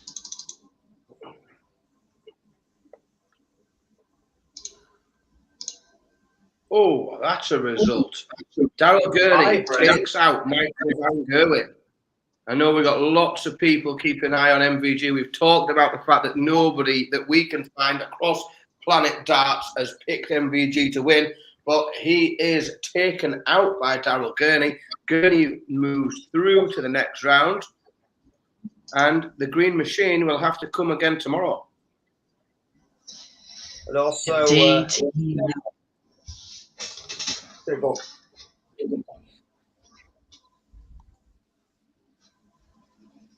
so Michael Van Gerwen, he is through. The featured game now is between Joe Cullen and Richie Burnett. One apiece between these two, and good averages as well. Cullen averaging 111, Burnett 97.5.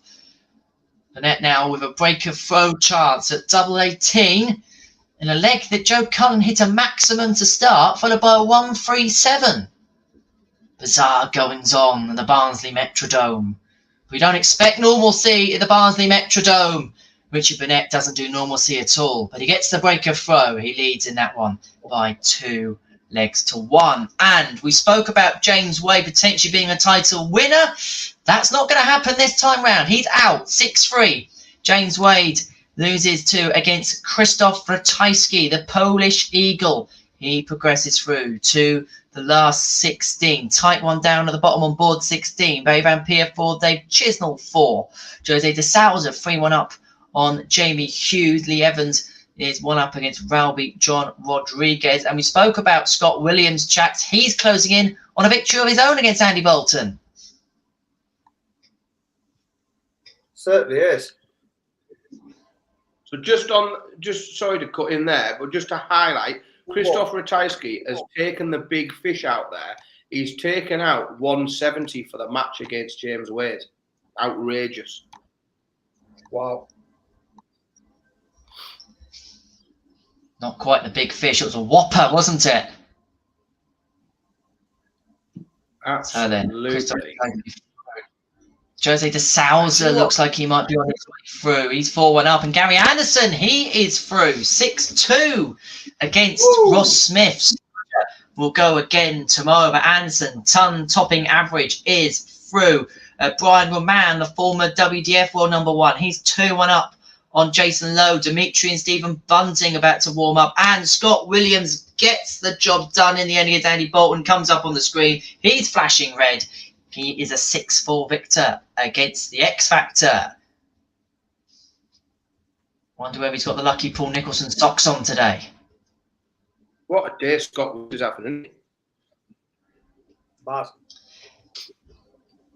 And of course, he's just making the most, isn't he, of this opportunity that he has to play on the Pro Tour, obviously through his Challenge Tour Order of Merit, and he's going to get further subsequent opportunities throughout the year as well if he stays in that position, especially when the Lakeside gets underway in April. Obviously, there's 7 players, well, 5 players definitely that won't be playing in the Pro Tour, so he'll get opportunities there. So if he can keep himself handy on the Challenge Tour, him this year and Chaz Barcer last year, living proof of good Challenge Tours, good Q scores and things like that, gives you opportunities in these Pro Tour events, and you never know what can happen. Absolutely. So just have a look at the averages here as well. You see what's going on? Jose de Souza versus Jamie Hughes at the moment. 112 average from Jose de Souza at the moment. Wow. 4-1 up he finds himself. Hughes 96. Can he make it 4-2? 4-2. This game, honestly, the standard here is ridiculous. Ridiculous. It's the same, like a few of the games here, like Lee Evans. This is John Roby John. He's 87 average there, but 107 average from Lee Evans. Some fantastic stuff. And I suppose we ask the question every year, don't we? The first couple of Pro Tours, we don't know what the players have done in preparation. Yes, the top 24 played in the Masters. Obviously, the Premier League boys played in the Premier League on Thursday. But for a lot of them, except from those who got through Q Score, haven't played anything competitively since the World Championships. And for a lot of them, that would have been back in December. So we don't quite know what their form guide is going to be. yeah, it really is. It really is. I know it's a new year, new season, new blank players championship order of merit this morning. It really is a fresh start, isn't it, for a lot of them. Just a quick cut. We've had a result, board 16. Dave Chisnell, who seems to have made really hard work of that game against Barry Van Peer, who has himself played superb all day today. But Chizzy just to keep edging ahead and then getting pegged back, and it looked like it could have gone really scrappy. I thought that we were going to see another Noble there, but Chisnell just manages to keep everything together. Wins 6-4, average 96.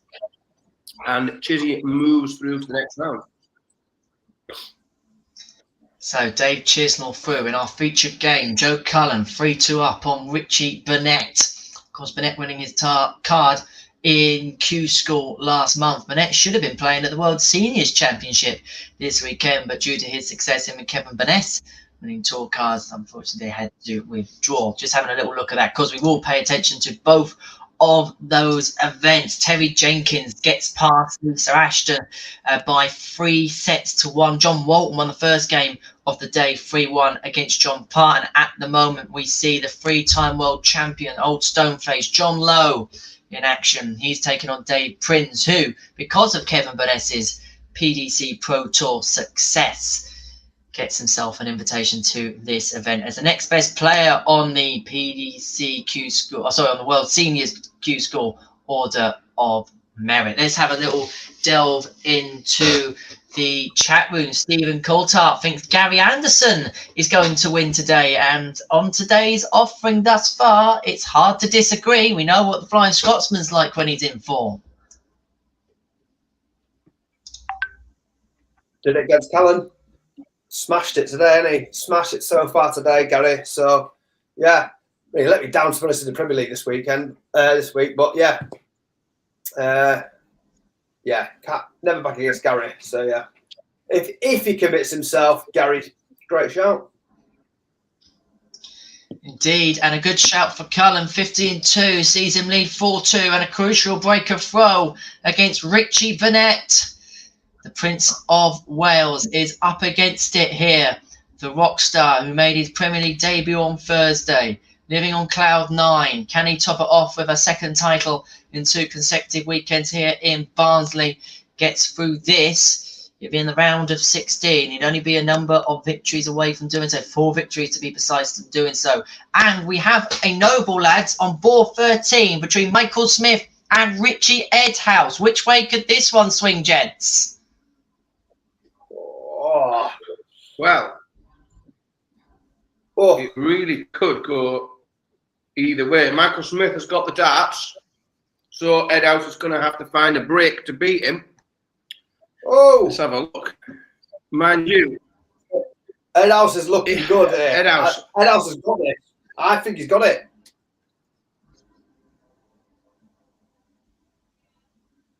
Edhouse has got 121 to finish.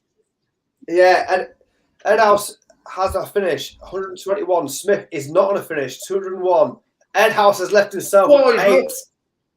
Oh, my days. Edhouse left himself with 8. Michael Smith, 201. Ton 40 from Michael Smith to leave 61. But Richie Edhouse now, double 4 for the match. And he's done it. Michael Smith has gone. So we have another one of the top seeds drop. Michael Smith's gone. Richie Edhouse has done the business there. Not the best performance from Michael Smith. He was hoping for a little bit better for himself, but congratulations to Richie Edhouse. The seeds are scattering through the fields at the Barnsley Metrodome. Michael joins the rest of the casualties, the big name casualties today. Pro Tour 1 of the new season. And we should mention, actually, talking about absentees, Price going out, Peter Wright winning. The race for world number 1 hots up just that little bit more, doesn't it, gents? It certainly does. And I think that is something that will start to change more often. What we've seen in recent years is someone hold that position for a long period of time, and then it changes, and then someone else holds it for a long period of time. And I think what we're heading towards is a world in which that's a constantly evolving title, or if you want to call it that, ranking spot that people are in and out of all the time. Do you think you could go to like where tennis is at now, for example? So tennis, obviously, we've seen Federer, Nadal, Djokovic, and then you sort of have Murray on the cusp of it for a couple of years, didn't you? Is it some? Do you think we're there now with darts? We're maybe a top 3, and then the 4th of Clayton sort of dropping in now. Do you think it's like Peter Wright? Say you've got Peter Wright, maybe.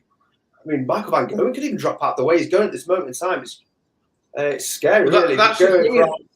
When you look at what Van Gerwen's defending this year, he's defending a lot because he did next to nothing last year. Most, I think it's a really high percentage of his earning he's defending. So you could really see that that third spot could start to open up and people start to cycle around. Certainly with the likes of Michael Smith going deep in some big tournaments, you could really see that start to cycle a bit, that third spot, I think. And of course, you look further down, Dimitri's got to defend a match play this year as well. James Wade, do you reckon perhaps it's the most likely? Because yes, he's got the UK Open under his belt, but apart from that, in terms of major events from 2 years ago, there's not really too much there, is there, apart from a Grand Slam final? James Wade's always an interesting one, isn't he? Because James Wade's just, while everyone else is fluctuating with their careers and stuff like that, James Wade just remains, doesn't he?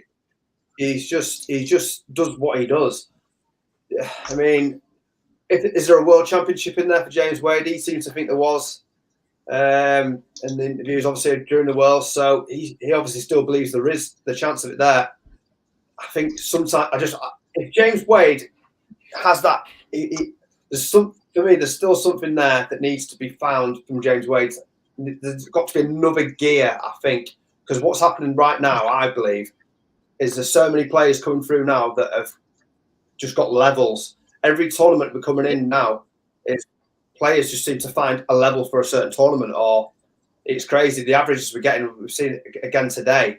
I'm trying to think who could, like, number one seed long terms. I don't know if we're going to see it. I don't know if we're going to see people reign for a long time, to be honest. No, definitely, I wouldn't say James Wade or him, but I think it could be a long time to see. Peter Wright's probably, for me, the one. If anyone's going to do it long term, Peter Wright would be the one.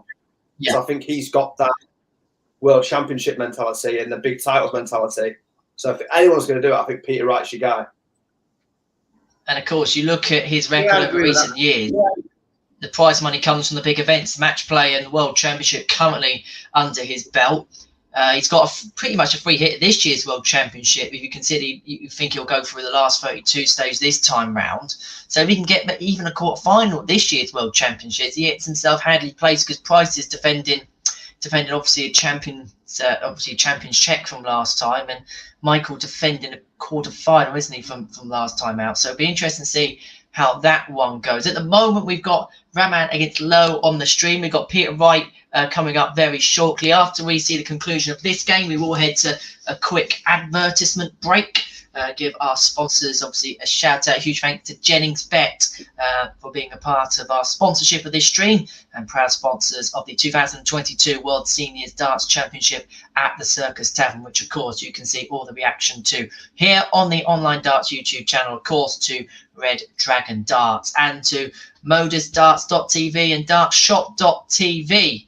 And of course, don't forget, stick with us tonight from 10 when we'll have the Online Darts Live League for you. We've got the finals night of week 1, phase 1 of 2022. Join Chris Mason on the Online Darts YouTube channel and on Sporty Stuff TV from 10 o'clock until the early hours. Maybe even a little bit of a hint as to who next week's lineup will be. We haven't got a clue, by the way, here either, so there'll be no spoilers here, unfortunately. But back to our featured game. It's Rahman 5, Lowe 4. Elsewhere, Dimitri van den Berg is 4-2 down against Stephen Bunting, and we'll drop into that one in just a second. But we will. Our next match after this on the featured game will be Peter Wright against Scott Williams. Now, we've spoken about both of these men thus far, Tiz, and we've spoken about how well Scott Williams has played. Well, he's going to have to go up another level against Snakebite, really, isn't he? Yeah, you always have to raise your level against Snakebite. Fantastic stuff today. Snakebite, we've not seen the best of Snakebite maybe today. Had to really put it together to get through his last one. Obviously, conceded match darts. But yeah, Snakebite is going to be a tricky opponent for him, obviously, to come across here. Some great games happening now as well. Stephen Bunting, Dimmy van den Berg, 4-2 currently there to Stephen Bunting. I know a few people in the chat room earlier were tipping Dimmy as well, hoping Dimmy could do something. Obviously, Brian Roman, we just mentioned there, 5-4 up against Jason Lowe. But yeah, Roby John Rodriguez as well, 5-2 down currently to Lee Evans. And it looks as though Lee is getting very close to the finishing line there.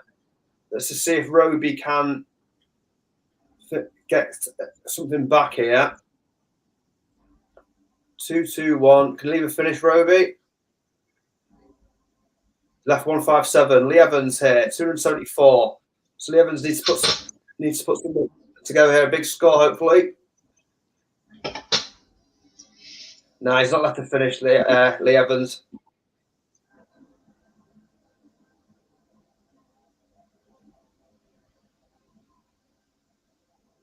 Rodriguez, wow, 157 checkout, 5-3. Do you reckon he was watching Wolfie last night? He must have been, yeah. What a clinic that was in the end as well from the three-time world champion. Unbelievable stuff. So we're about to potentially see the well. Say, go on, Tiz. Like I say, we lost Dan. What's happened to our man Dan? I don't know. We will get him back. Couple of technical issues. That's just been the story of our day, really, hasn't it? We have got there in the end. Thank you.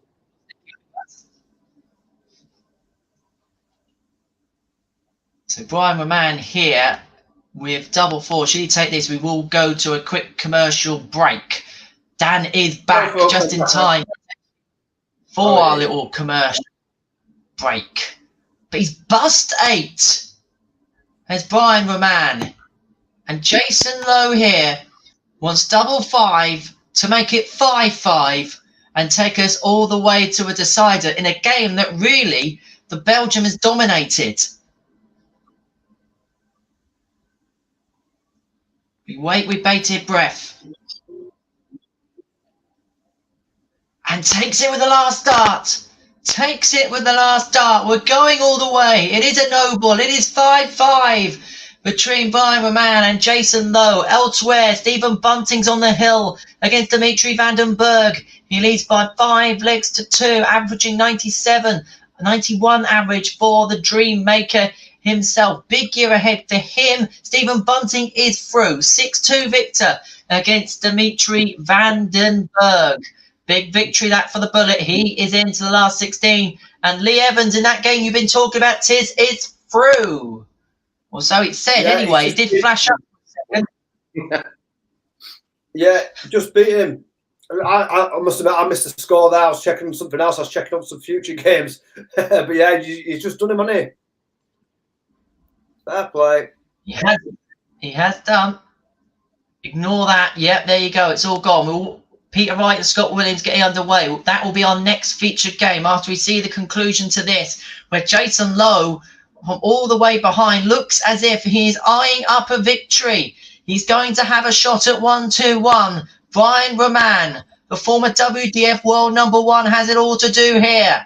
276. And Jason Lowe gets 6 darts at 121 to seal the deal and to complete the comeback against the Belgian. Doesn't have to go for bull here. He can lay up if he wants to. 89 leaves 32, so that's exactly what he's done. Roman could only put heaps of pressure on and leaves double 1. Leaves double 1. Should he come back? Jason Lowe wants 32. 216s. Has it rattled Jason Lowe? No, it hasn't. He is unrattleable. He hits it first dart in hand. He beats Brian Roman by 6 legs to 5. Last 32 on the opening day as a PDC tour card holder for Brian Roman. Jason Lowe, though, is through in an oval 6-5. Peter Wright against Scott Williams will be our next match up. But what we are going to do is take a very quick break here on the Online Darts YouTube channel. Do stick with us. Thank you very much for sticking with us with the technical difficulties. It's myself, Henry Deacon, along with Dan Simpson and Sam Tisler, and we will be back very, very shortly indeed.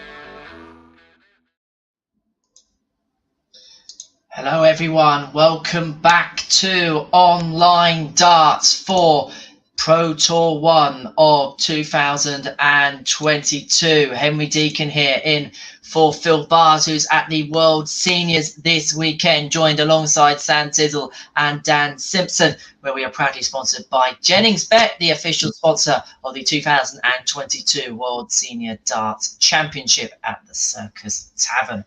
And gents, we have enjoyed a good opening day of ours. We were wondering what kind of standard we would get. What we have got so far, I think we've been quite impressed with. More than impressed. Standard's been absolutely brilliant throughout the day. I mentioned it earlier that it took a while for sort of the big seeds to start falling. They started very well, the top seeds, but what we're seeing now is actually that they are starting to drop. And they're starting to see some new tour card holders really giving it them as well. So, yeah, it's been a really competitive field out there today. How about you, Dan? How have you seen this opening day of Pro Tour action unfold? Oh, it's had a bit of everything, hasn't it? We've had some big finishes. We've had some. It's been really good. As I say, all the best things about these Pro Tour events we've sort of got today. We've had some players, you know, sort of coming from nowhere and going a bit deep and causing some upsets. And we've had seeds play outrageously well and smash huge averages. We've had seeds tumble in really close games. So it's had a bit of everything. And I'm really pleased with the way that the draw's looking in terms of the potential, you know, semi-finals and final that we might end up with. I think is really exciting. You know, even just looking at what's warming up here, like Johnny Clayton and Stephen Bunting, that could be amazing. Bunting's played really well today. Jason and Ryan Searle's interesting as well. Loads of people picking Ryan Searle today. And again, the big names in that section, you know, have slipped by the wayside. You know, we lost James Wade, we've lost Gerwin Price, who was in that sort of board 1, board 2 set. So, you know, the winner of Lowe and Searle plays Hybrix or Ratajski, and Ryan Searle probably fancies his way past all three of those players at the moment. So, really interesting prospect for the rest of the afternoon. Indeed it is. Our featured game at the moment is the world champion and the man who's looking to become world champion the world number 1 come the end of this weekend, Peter Wright. He's 3-1 up on Scott Williams, the man from the Challenge Tour who's been given the promotion for this weekend. And he's done well to get himself in this position in the last 16, but Peter Wright averaging 110, just under 111 at the minute, and it's quite hard to compete with Peter Wright when he's putting in those types of averages. I'm not sure whether he's been on the stream yet today, but I wonder what darts he's using, because even after Thursday night, he was tempting. He was going to use potentially those barrels that we saw at the Masters. He seems to like them, doesn't he? And I think he's the only man on the planet that does.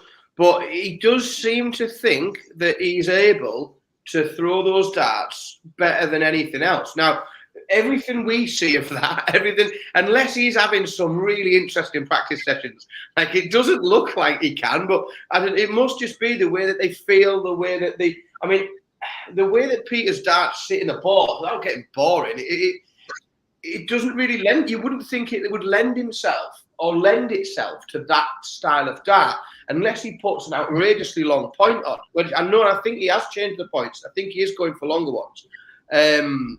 But you would never look at them and think that they'd particularly suit his throw. So we'll see.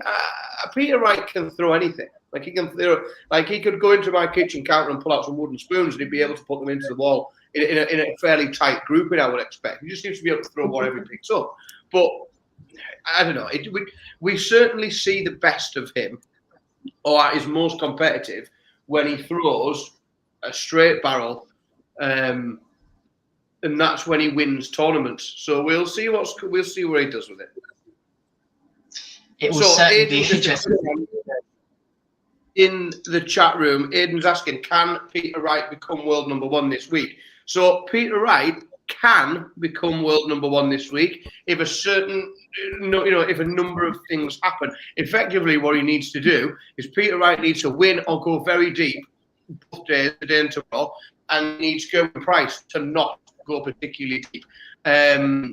It's very, very close. So the actual difference is what's gone now. So 91 and 6. So there's 15 grand difference, and that 50. So if there's a £15,000 swing over the course of these 2 days between what Wright and Price earned, then Peter Wright can take that #1 spot. And the way he's throwing at the minute, averaging 107, 4-1 up on Scott Williams, he looks good for it, doesn't he? You wouldn't bet against him. I think we've learnt the lesson, haven't we, the last few years, to bet against Peter Wright, because every time you do, he finds a way of winning a tournament. And why did we not back that 80-1 doubling winning the Match Play and World Championships last year? That was beyond mad for all of us. Oh, that would have been a Peter Wright good one. has been added to the list of things that includes Newcastle United and Hartlepool United. And there's a list of particular people and sporting teams that I will never touch when it comes to a bet or an acca. And Peter Wright is very, very heavily ingrained on that list now. I don't touch him. In fairness, isn't it easy with Newcastle United to bet against them at the minute, don't you? You never know what you're going to get, mate. You never know what you're going to get.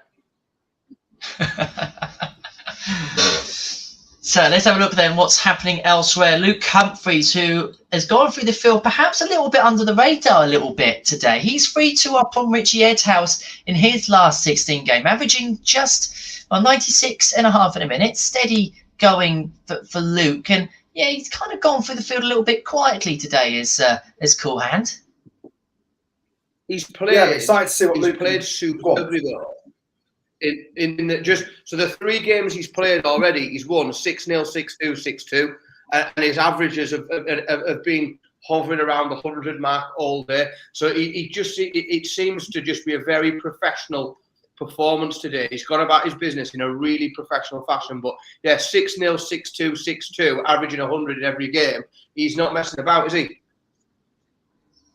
I'm excited to see what Luke could do this year on the whole. To be honest, this here is obviously a good way to start it, go deep in this. But after the Worlds that he's just had, I think Luke Humphries now, he's on the cusp, isn't he, of getting into that sort of top 10 and top 8 and really challenging sort of the big boys. I don't think he's that far off it. I think if he can just get a couple of good Pro Tours and stuff working out in his favour, if he can pick up a trophy this year, I don't see why he can't pick up a trophy this year somewhere. I think this could be a really big year for Luke Humphries. I'm excited to see how he goes today. Yeah, I've just got a feeling. Just going to cut in. Peter Wright on a 9 darter for the match. Apologies, Tiz. Peter Wright wants 1-4-1 for the match and a 9 dart finish. Can Snakebite deliver the goods? No! He cannot. Booze all over the Barnsley Metrodome. We thought we were going to see perfection in the final leg. Well, what could be the final leg?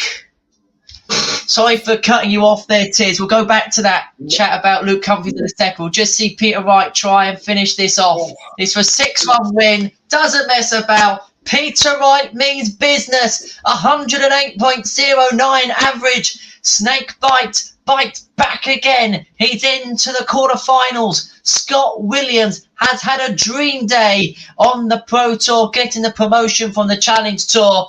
He won't be too disheartened by that defeat. Peter Wright was just too good in the end. He's the victor by 6-1. Tell you what, there's an aura about Peter Wright at this moment in time, isn't there? There's something about Peter Wright that suggests that he's ready to sort of dominate. There's something about it. He's the man to beat at the moment, isn't he? He's the best. People keep telling me that Johnny Clayton is the best player in the world at the moment, and form and bits and pieces like that. Right now, today, based on the last 4 to 6 weeks and ongoing, Peter Wright is the best player in the world. He just is. Like, I appreciate Johnny Clayton's had a fantastic year. When Johnny Clayton's on, he's unplayable. He's amazing. But Peter Wright is the best darts player in the world at the moment, without a doubt in my mind at all. It's a debate that's going to run on. And of course, in the chat room, have your own debate. Who is the best player in the world right now? Could this weekend sway your opinion? Get involved in the chat room. Keep it nice, keep it clean. And of course, don't forget to like this video. It'll get us further up the trending charts for tomorrow's live coverage, which begins at 11:45, touching whatever wood there is in Phil Bars's house. Of course, subscribe for that. About 6 in the morning.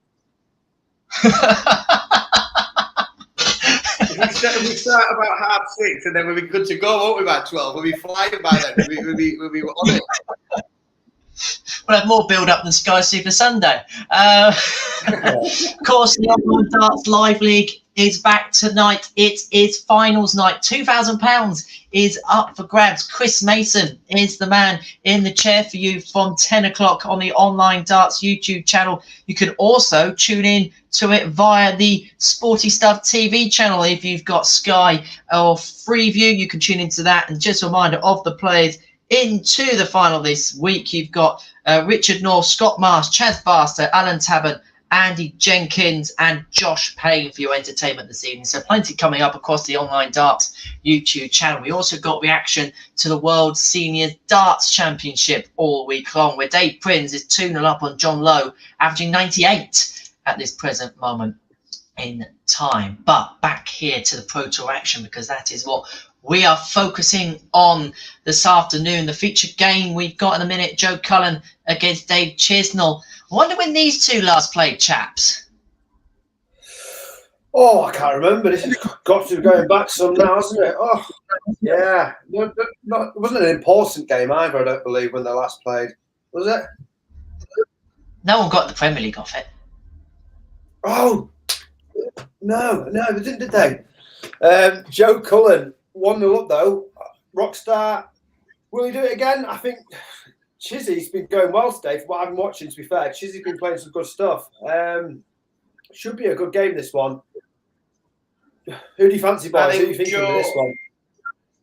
Well, Joe's probably right in his easier to say one. Oh, by the way, sorry to go again there. Gary Anderson, he just which Gary Anderson turn up? Is he going to play? Just averaging 120, 2-0 up, breaks Jose de Souza. We've said it a few times today. We've talked about I think we've talked about Gary so much today that I am just now going to say, like, looking at what's left. I know we've just had a big chat all about Peter Wright, but Gary Anderson has a real good shot at winning this today.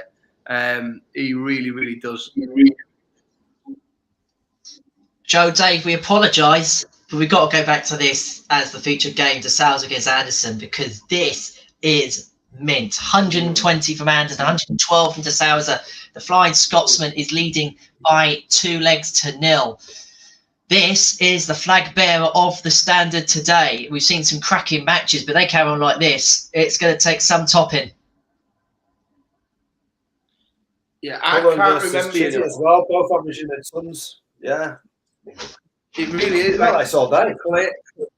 Clayton, 107, 2-0 up. He's broke Stephen Bunting. It is. I can't remember one of these days where we've done a Pro Tour and we've seen this many. You know, there's always somebody throw something outrageous in. But just a really high level. It's been consistent all day. It's been superb. It was frustrating that hour where we were, or hour and a half, whatever it was, when we were off air. I was watching all these games, like the scores, the averages. I was like thinking, what the hell? Like, if this is what we're in for, staying in for a treat. So, yeah, it's been ridiculous, the standard throughout. And, yeah, they're still keeping it up. Looking at the games as I'm talking now, the standard's still there. So, please don't let it drop, guys. And to say that this is the first event of the year, they meant to get better as the year goes on. They get better from this, my word. Can they get better from this? Where do you go? Do you know what I mean? Like, it's robotic, isn't it? You have to be robotic if you're going to keep the standard like that. Dan Dawes will run out of a voice at this rate on the PDC live stream. Well, so Gary Anderson today, so far for the tournament, his first 9 average is 112 for the day. Like, that's the Gary Anderson that's turned up today, is the one that just throws 112 first 9 average. Absolutely. Ryan Searle. And Ryan Searle, like you mentioned, 112 there, 112.72 for Ryan Searle now, 3-0 up against Jason Lowe. I mean, Jason Lowe's not exactly playing bad, is he? 96.58 on the averages. He's just ridiculous. Some of these averages on our screen right now. Joe Cullen, 4-0 up, 105 average there. Unbelievable stuff. Seriously, seriously good darts being thrown. Indeed, and on FA Cup weekend, there's 1 or 2 upsets here or there, but lots of the big names, apart from obviously Goen Price, he's been eliminated. They are through. Michael Smith has also been eliminated early. I've just seen on my screen, because I haven't looked at any of the scores all day. I've got to feel for Kidderminster, who is 7 seconds away from a penalty shootout. Again, and then Joe Bowen scores a winner for West Ham. Oh, I didn't see that. Wow. Oh. Heartbreaking, that. That's desperately sad. I was really hoping today, I was very, very hopeful that the local team to me, less than a few miles away, Hartlepool, would have done something a little bit against Palace, clung on a little bit, but I just checked there, 2-0 down early, so it's not looking great. The darts is definitely going to have to be my whole focus for the day this afternoon. I've just seen the Chelsea score as well. Did Plymouth miss a penalty in the 118th minute as well? Yeah. So Chelsea 1-2-1. Plymouth missed 118th minute penalty. Oh my God! Wow. I tell you what. I'll tell you who's another one that we've talked about. I say we've talked about him in bits all day through the day today. Darryl Gurney's averaging 105 on his first 9 today. He's 102 for this match at the minute, 3-0 up. He's another one that's just playing at a level that we don't see him do all the time this consistently, but absolutely superb. Do you think, obviously, Darryl Gurney a few years ago, do you think we'll see that Darryl Gurney again? Do you think we'll see Darryl Gurney get to do his best and potentially, compete in things like the Premier Leagues again? And I think, because of the type of player that he is, because of just the way, the type of action that he has, the type of just the way that he plays, I do think. I mean, there was a spell, sort of 2017, 18, 19, those sort of 3 years, 17, 18, 19, where he was doing sort of 2, 3, 4 semi-finals a year in majors. And for those, he must have had over those 3 years 7, 8 semi-finals over 3 years. And I do think it's in there. Well, I think there's more competition now than ever before, and that to be a really established top 16 player, you have to be able to keep that level. And he can. We know he's got the game, but he struggled with consistency and finding his A game all the time. But I definitely think we'll see it again. I think we'll see another year where he does 2 semi-finals in the same year and finds some consistency. Yeah, I mean, I don't buy in. I'm with you. I don't buy into the Gary Anderson debate where I don't practice, so what does that say about the rest of the field, sort of thing. I think the standard's gone through the roof. Do you know what I mean? The standard has gone through the roof now. So, yeah, I think if Daryl's going to do it, he's got his work cut out, because the players now, the last sort of 2 years, I've never known darts to be like it is now, where the field is so competitive throughout. Like, I'm not joking. Anyone in that top 50 can fancy themselves against anyone, it seems. Absolutely. Yeah, just the one result. The level is so high. Apologies, just to say that Joe Cullen is 6-0 winner over Dave Chisnell in the last 16. That's a brutal victory for Joe Cullen. I don't think Dave Chisnell will have him on his Christmas card list this year, looking at results over the last couple of weeks or so. But going back to your debate about Dale Gurney in a second, just want to update you on Johnny Clayton. He is 4-1 up on Stephen Bunting, averaging 108. Our featured game here, Gary Anderson 4 into the good against Jose de Souza. Ryan Searle closing in on a victory, 5-0 up on Jason Lowe. And Kim Heibrecht's 3, Christoph Ratajski 3, although Ratajski's now just won the 7th. Just going back to that debate about Daryl Gurney, it feels like there's a few players in that argument who haven't had the best couple of years, but there's been the odd sign perhaps that they could be coming back. Is the issue because there's now so many good players that one good tournament may not lead to consistency, not out of their own fault, but because they got to get through so many obstacles these days? I think that's it. I think what the difference is now is when, say, for example, you've not got an MVG that's winning so many tournaments at a time that, like MVG, there was like MVG in the rest of the field, wasn't there, for a bit?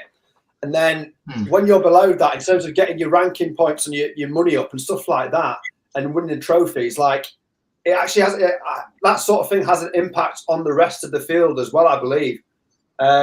Whereas now everyone feels like they've got a chance of winning a tournament. Everyone's during this whole pandemic, what seems to happen in the last 2 or 3 years, I don't know what it is, but everyone's kind of, some people have struggled with it, some people have gone the other way. And what we've seen now is players like Dimitri van den Berg have had their periods. I mean, Devin Peterson had a period. Obviously, Johnny Clayton, we've seen him come through.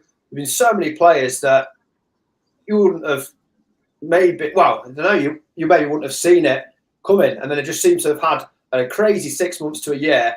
And all of a sudden, anyone, you're literally looking at a tournament now, and you're looking at bookies' odds and you're going, oh, they're good odds. They're good odds. They're good odds. Because the bookies are thinking, Christ, we can't price this up because anyone can win these tournaments. That's what I look at it now. Like, you look at these and you go, wow, you've got obviously your Peter Wright's, Desi Price for me, that there's a little bit of his invincibility aura's gone a little bit. There's only really Peter Wright that I look at now and go, on a big tournament, I go, yeah, I'd be confident in Peter Wright. MVG, as we've spoke about, you wouldn't see that with him now. Gary Anderson, obviously, with the Worlds, you'd probably think that, yeah, but other than the Worlds, I wouldn't be so confident back in Gary Anderson and stuff. So yeah, it's just crazy. It's just crazy the way that darts has gone in the last 2 years, but I think it's brilliant for the sport. Completely agree. I mean, you look at the amount of traction at the last World Championships, guys, it was unlike any other tournament I think I've ever seen. I've got to be perfectly honest. That includes the days of Taylor Barney and everything like that. So we've got a result on Ryan Searle, who again we've talked about all day, and there's loads in the chat room. Everybody is looking for a bit of Ryan Searle today. Very comfortable, 6-1 win, averaging 106. Ryan Searle is all about it today. He is. I mean, Jason Lowe has had a really good day as well, played really well.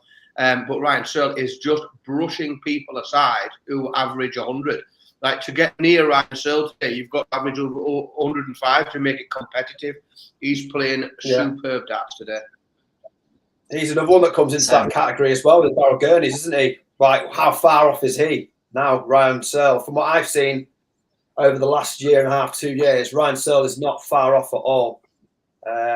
He's, I mean, basically, if he picks up a tournament this year. The thing is as well, Tiz, and we had quite a long talk earlier about seedings and how they affect even just sort of these Pro Tour days and how those games work out.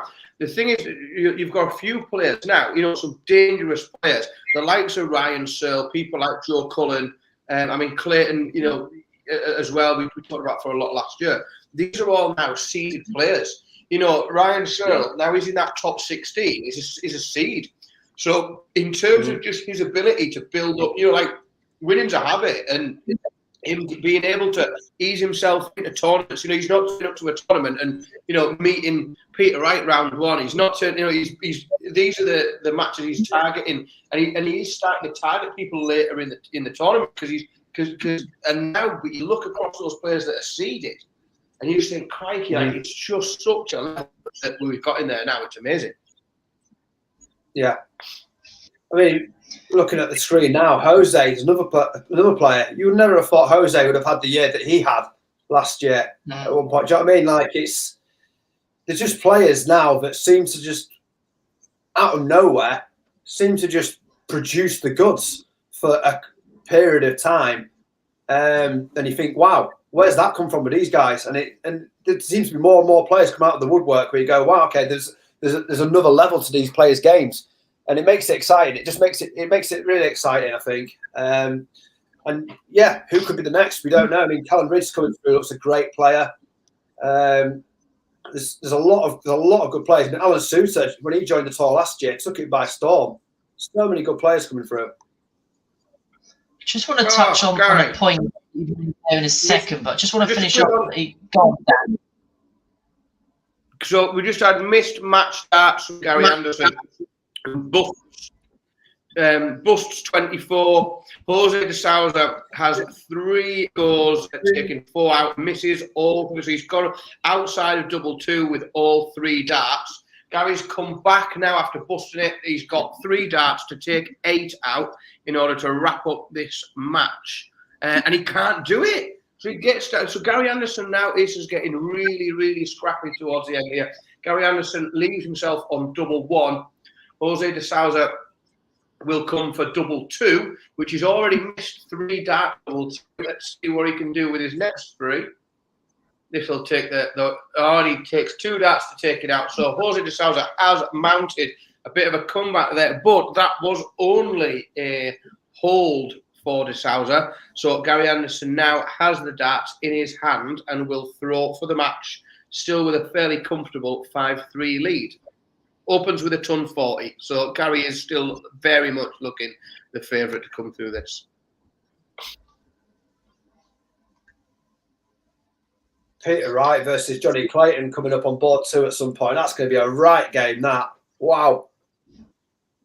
Absolute ding-dong between them two. As we mentioned in the other games, Ratajski 5-4 up on Highbrecht, Gurney 4-3 up on Evans. But let's just stay with de Souza against Anderson, because it looks like the Flying Scotsman might be closing in towards victory. As I say that, de Souza piles in a maximum.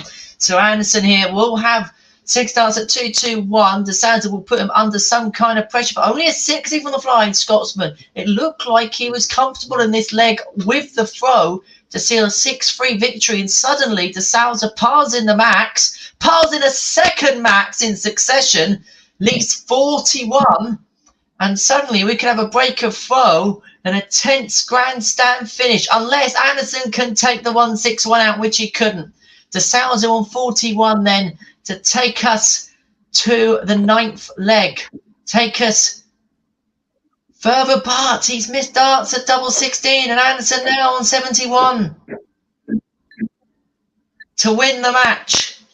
An opportunity probably thought he wasn't going to get, but takes with 2 darts. Gary Anderson is through to the final 8. He beats Jose de Souza by 6 legs to 3. We've seen the number 1 seed go. We've seen the number 3 seed go. We've now seen the number 2 seed tumble from the Barnsley Metrodome. Jose de Souza, the special one, is out.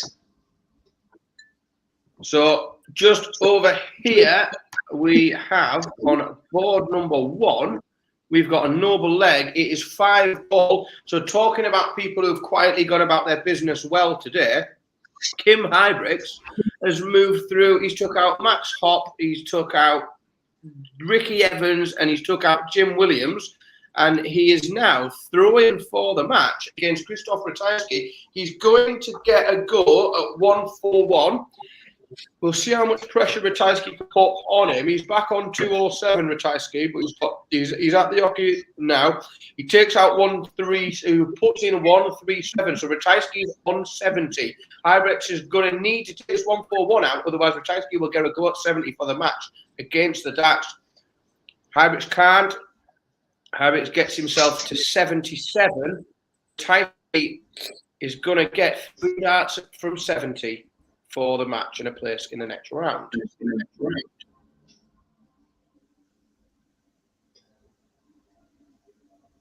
Oh, it's taking a while to update. Oh, can't take it, leaves himself tops. Hybricks has got 64. He needs to take out in order to win the match. 3 outs from 64. You'd probably fancy him based on today's finishing. He's checked out 41% of his doubles today, Kim Hybrex, across 3 matches. Oh, and he misses. Misses double 16 by the looks like he's come inside double 16. Ratajski gets 3 match starts at double tops.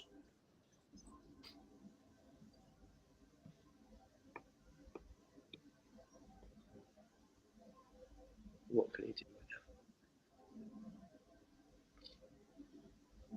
that? It's taking a while as well. Gurney's just beat Lee Evans as well, just while you're doing that. Gurney has just beat Lee Evans 6-3. Oh, so Ratajski does pin those darts. He needs all 3 of them to take his 40 out. I'm not sure what he's gone about that, but he does get there in the end. Stumbles over the line against a resilient Kim Hybrex that wasn't letting him get away with anything.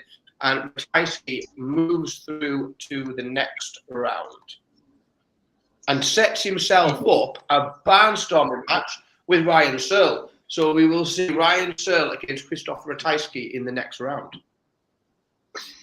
Cannot wait for that. Well, we've got a little bit of a break between matches, so what we're going to do, we're going to have another real quick commercial break here on Online Darts. You are watching our live stream of Pro Tour 1 from the Barnsley Metrodome. Henry Deacon alongside Sam Tizzle and Dan Simpson this afternoon. We're going to take a very quick break, but when we return, it will be quarterfinals time at Pro Tour 1 in Barnsley. We shall see you very shortly.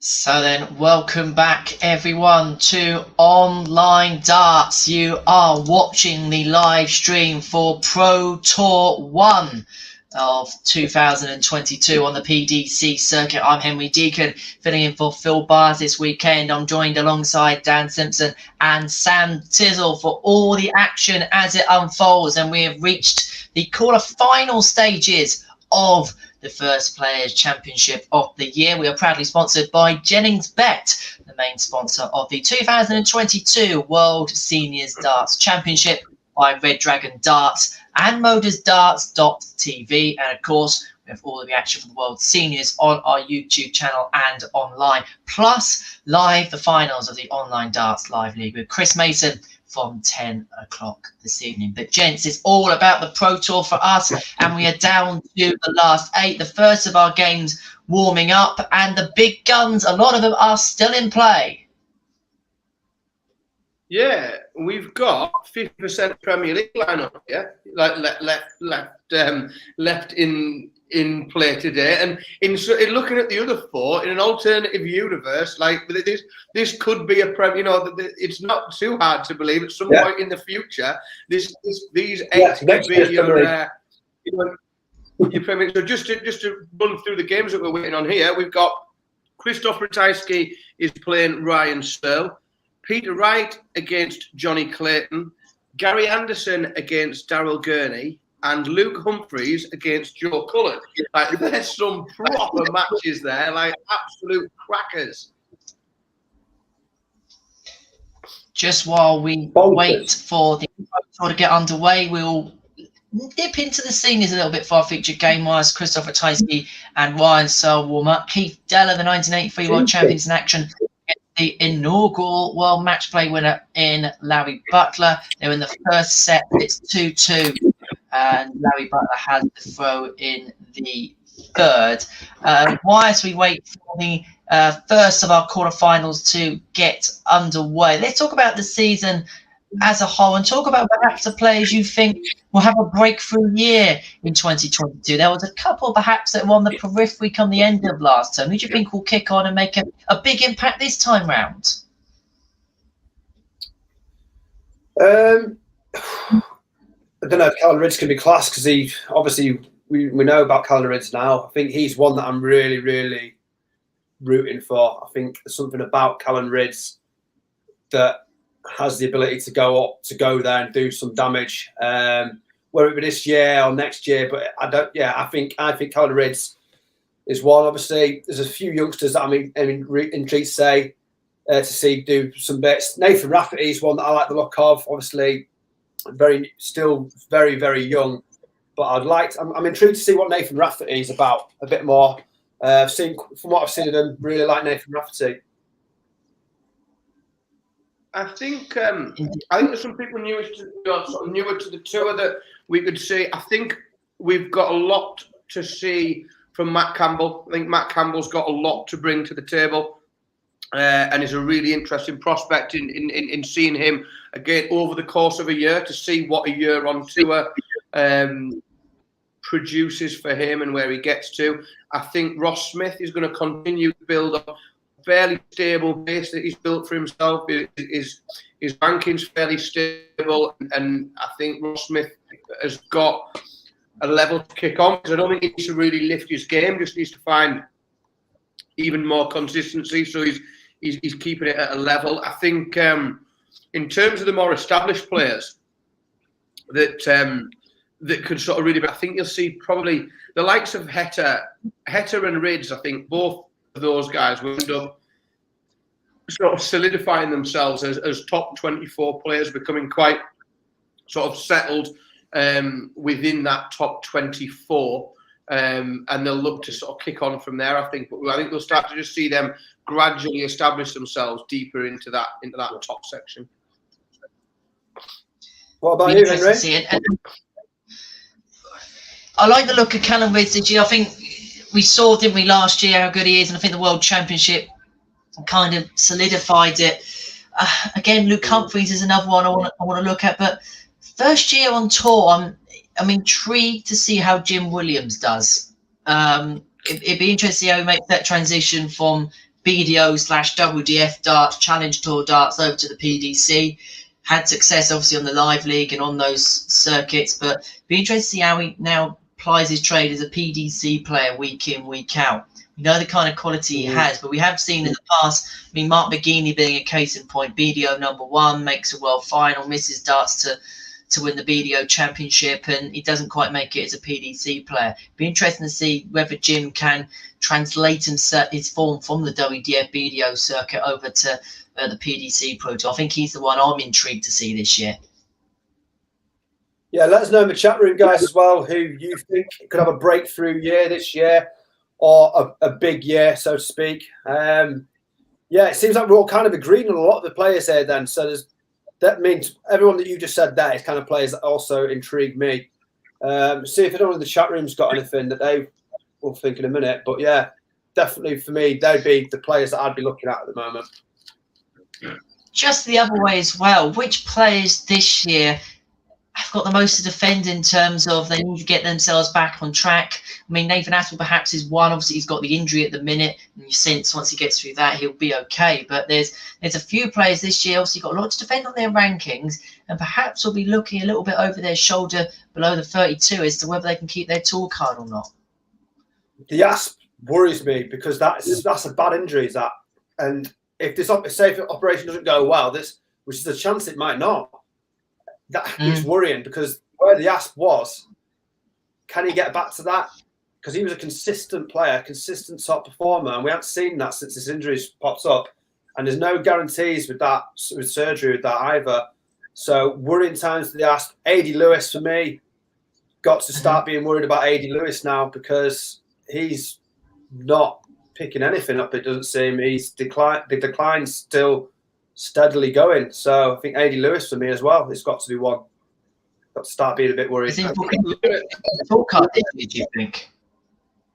Say that again, sorry? Do you think potentially he could be in danger of losing his tour card altogether this year?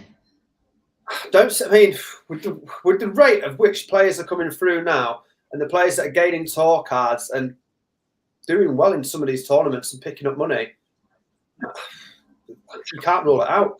You can't rule it out. See, be interesting. Look at some of it, like the maths does the work for you in the sense of, so Jeffrey Deswan is defending.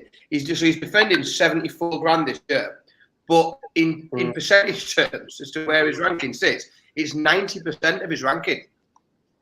So Jeffrey Deswan he needs the greatest year in the history of darts just to keep hold of his darts, just to keep hold of his tour card, I think. So Deswan, I think, is definitely up against it. As much as everybody knows, I don't like talking about it anymore, but I've got to say, does it? Defending 130 grand this year, and it's really difficult to see where 130 grand comes from this year. So I think certainly Deswan does a. Devon Peterson I worry about as well. Like Devon is still in a. I mean, where's he ranked at the minute? Devon Peterson, he is 26. Yeah. But defending 144. This is what is crazy, isn't it? What we're seeing at the moment. Like, we're talking about players here 18 months ago, a year ago. We're like, they were up there. Do you know what I mean? These were like the top players, the most informed players on the whole circuit for periods of time. And then, apart from Eddie Lewis, that was a few years back, obviously. But like, we are talking about players that have been at the top of the game at periods of time. And then now we're talking about them in the fact that they could potentially lose tour cards. It's mad, absolutely bonkers. Just the way the modern game is. Let's have a little delve into the chat room then, shall we? Sean's asking, who do you think will win the World Seniors on Sunday? Underway. We are underway in our first quarter-final. Luke Humphreys and Joe Cullen have started to throw some darts. And there we have it on the screen. But just having a look at the chat room, who will win the World Seniors on Sunday? I mean, the way he's playing at the minute, it's hard to back against Kevin Painter. Yeah. If you go to form, Painter's the man, isn't he? I must admit, I didn't get a chance to watch much of it the other night, so I couldn't tell you too much about what's been going on with it. I've seen the Premier League stuff like that. I've been working other jobs as well, so you guys have probably got more of an idea of who was playing the best in there. I know Painter's obviously done well with it. I know Taylor came back against what's he called? Yeah, Taylor obviously came back. Did he 3-1? I can't remember who was bloody playing now. That's right. That's right. Yeah, man. So yeah, I guess you guys will know more than me on the seniors. I didn't get a chance to watch it, to be honest. So Peter Wright is on the streaming board, and I'm going to be able to find out here what he's he's throwing. I tell you what he's throwing. He's been sensible. This is the Peter Wright I like to back. he's throwing standard. He's throwing the straight barrels that you threw at the Premier League the other night. That's what it looks like. If they're not the same darts he threw on Thursday, then they're very, very similar. But he's certainly not throwing anything outrageous. I don't think he's got a ridiculous flight on. It looks like a very bog standard setup on a straight barrel dart. And it's doing the trick so far. Look at that. Racing through Luke Humphries at the minute. 2 up, averaging 115. Humphries himself averaging just under 98. So no, he's not slouching about either. Just a reminder for those asking the site with the live scores, it's Darts Connect TV. So Dart Connect TV, and you get all the scores as live as they come through. So that is the site you need for that one, as Peter Wright takes a 1-0 lead against Johnny Clayton, averaging 125.25. Of course, very early days in that one, so it probably will come down. If it does stay there, then my word, that will be some performance from the Snakebite. As mentioned, Cullen 2 up on Luke Humphries. The other two quarterfinals sees Christoph Ratajski take on Ryan Searle, and Gary Anderson takes on Daryl Gurney.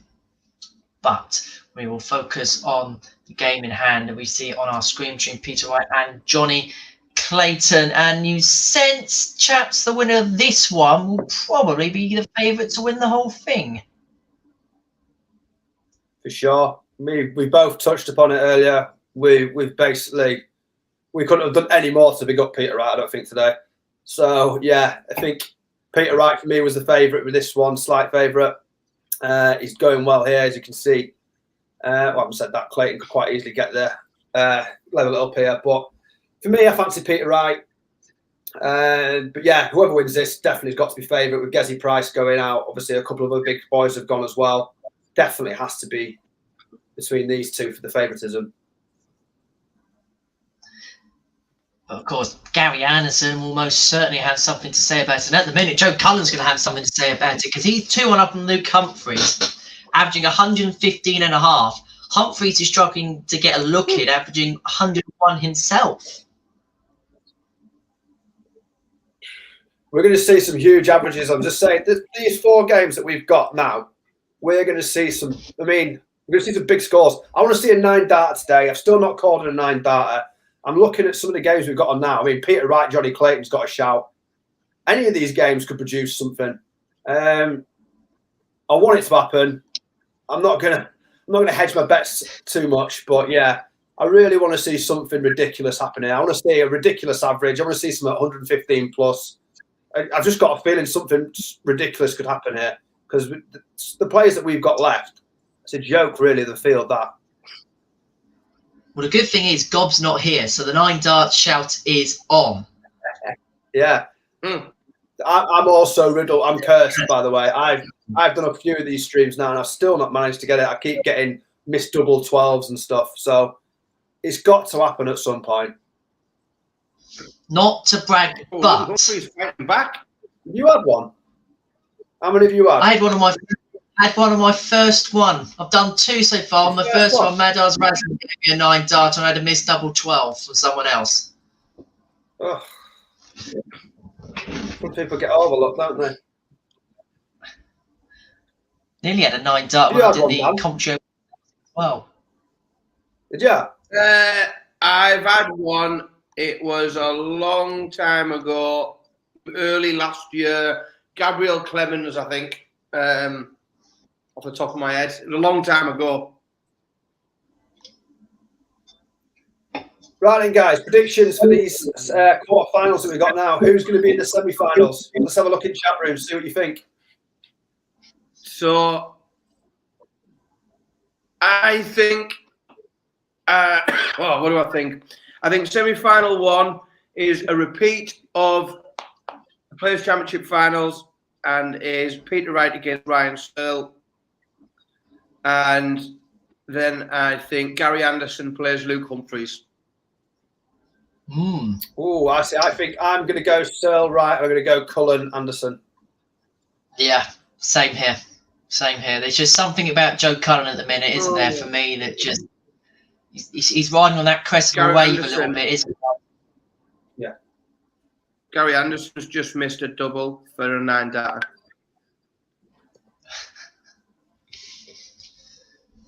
So we could have had a 9, but Tits wouldn't have called it anyway. Yeah, I'm going to say this is what's going to happen.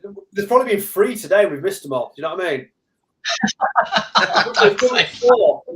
When we were having technical errors, there's probably been 4 earlier that we just didn't know about. Right. I know we've said it all day, but Peter Wright is running absolutely riot. He's 3-0 up now, averaging 110. Like Johnny Clayton, he's just not getting close.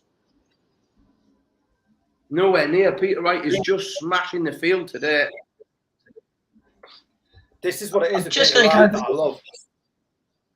He does this against anyone. Like when it comes to playing the big boys, there's no drop in his game. If anything, it elevates him. I sometimes think with Johnny, as he has been so consistent, but there is still that game in there where all of a sudden you'll see the averages like he's got now, and you go, "Why has he been averaging consistently ton plus?" And then all of a sudden there'll just be that drop in a game where it goes from 100 to like a mid-80s or an early 90s. Whereas I don't see that with Peter Wright at the moment. I just don't see it. Peter Wright, when it comes to these tournaments, he's always massive averages. And let's point out some of the averages. You've got 109 Peter Wright, 110 Gary Anderson. Gurney's averaging 101 in that match. Cullen himself 101. Searle 111 against Ratajski. Superb darts. And I know we've probably said it about 100 times today, but it's just been the standard we've been able to enjoy through Dart Connect and through PDC TV today. Yeah. Saying that's 150. Oh, what is he doing? This is honestly, there are the levels that we're seeing here. I say Ryan Searle average 115, 3-0 up. Gary Anderson at 110. Peter Wright 107, 4-0. Whitewashing Johnny Clayton, like it's another level. And that 3-all, Humphreys and Cullen, what a game of back and forth. We said they'd be good, and they're not letting us down, are they? Absolutely not. Let's hope the standard goes up. If it can possibly go up to the semi-finals. Johnny Clayton there, just in that fourth leg, Johnny Clayton has missed 3 darts outside of double 18. He needed double 18 to break. He's missed the 3 outside on all of them. Peter Wright's then come back to the hockey, took out 120 Shanghai, bang, bang, bang, 4-0 up. Like it's giant. So Johnny Clayton isn't at the races in this match at all. But even if he was, and even if he was chucking his best, Peter Wright is just unplayable. Snakebite is on fire, and Ryan Searle is on the march. The average now 120.24. Do not adjust your sets, folks. That is Ryan Searle's average. He is pulling apart the Polish Eagle. I said we can expect something like or 115 plus averages. This is what we knew it was coming, because with that field, it was impossible for something ridiculous to not happen, because there's so many players that are capable of producing them performances, and we've seen it now with Ryan Searle. And we've seen it near enough with Gary Anderson and Peter Wright as well. So, yeah, I can't wait for the semis. Peter Wright, 5-0. He's absolutely annihilating Johnny Clayton. I know we get some stats, lads, in the chat, and we've often got some of the statistics people, some of the darts data folk. I'd be really interested if anyone has a way we can find this out, and it might exist now, being thick. But it would be really interesting. We've talked a lot about the level constantly increasing and going up and up and up. To know what the average, I know it sounds like a daft thing, the average, these Pro Tour events, as to what the average is, say from the say from the last 32 onwards over the last year, to see how that is progressing and what, to take the average from the last 32 onwards, and I bet it's definitely on the creep. On the rise, consistently going up, because we're seeing a different level from a lot. I mean, Ryan Searle now is 5-0 up. He's averaging 117. I mean, looking at the averages there now, if you averaged all them together, that you're talking everything out. It'll be like 102, 103 probably. No, actually, no, because Ratajski's out of the wall. I bet it's around 100. you know what I mean? Like, it'll be around 100 for them there. Yeah, and I bet across the Pro Tour as well, that's continuing to rise. You know, like if you look at last year, this time last year, what the average was, it's on the rise, isn't it? Without a doubt. Oh, 100%. 100%. I want to see what Ryan Searle can finish on here. That's the one that I'm keeping an eye on now. It's the only game that I'm kind of interested in because that average is a joke. I just want to see him finish with keep the average up to that sort of level. And do you know what it is? Ryan Searle can check out the big fish of the match here as well. I'm going to keep it. So Ratajski's got 82 here. He's trying. Go on. So Peter Wright needs 36 for the match. Takes it out in one dart. Takes it straight away. Peter Wright absolutely smashed Johnny Clayton to bits. He needs one dart at double. He's averaged 107. Peter Wright's first 9 average for the day is 116. That's across all of his matches. The level of consistency today is nuts that Peter Wright's pushing out. Yeah, Ryan Just Searle. to go back Just to go back on the averages, I'll put all 8 averages together. This includes Ratajski's 80. The average put together is 97.2. If you factor out Ratajski's average, you're probably looking at over a ton across 7 plays in a quarterfinal. Average. That's mad, isn't it? That's incredible. Ryan Searle's just had opportunities to win the match there, but he's messed it up. So unfortunately, he's not going to average the 117 that he looked like he should have had. Still a respectable 113 average at this moment in time. But yeah, I was going to say, look, his average has plummeted to only 113. Oh, poor, really. If you think this is a quarter-final of the Pro Tour event, that's not good enough. So, what's Gary done there?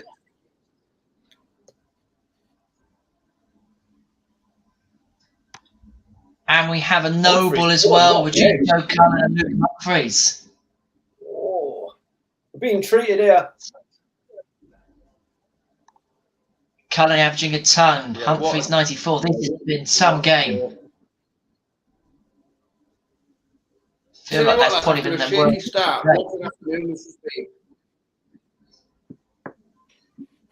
Absolutely. I thought I was going to have to hit the gin at 1 o'clock. I'll be hitting the champagne in a minute because that's how good the darts have been. Phil's not got champagne in that house.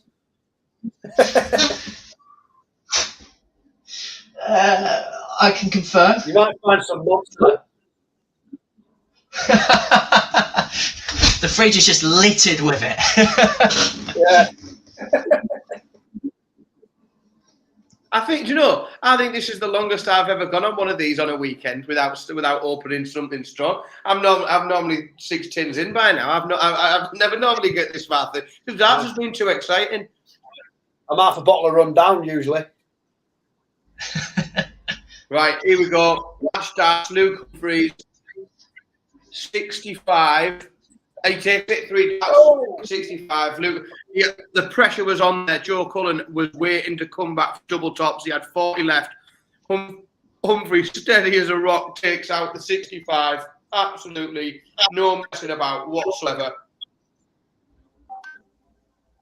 I'm so buzzing we got that 115 average from Ryan Searle. Absolutely love it. He's going to take some beating. Gurney's broken Gary Anderson. He's now 4-3 up in what is now the outstanding game in the quarterfinals.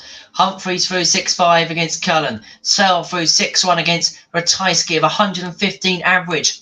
Just as impressive from Peter Wright.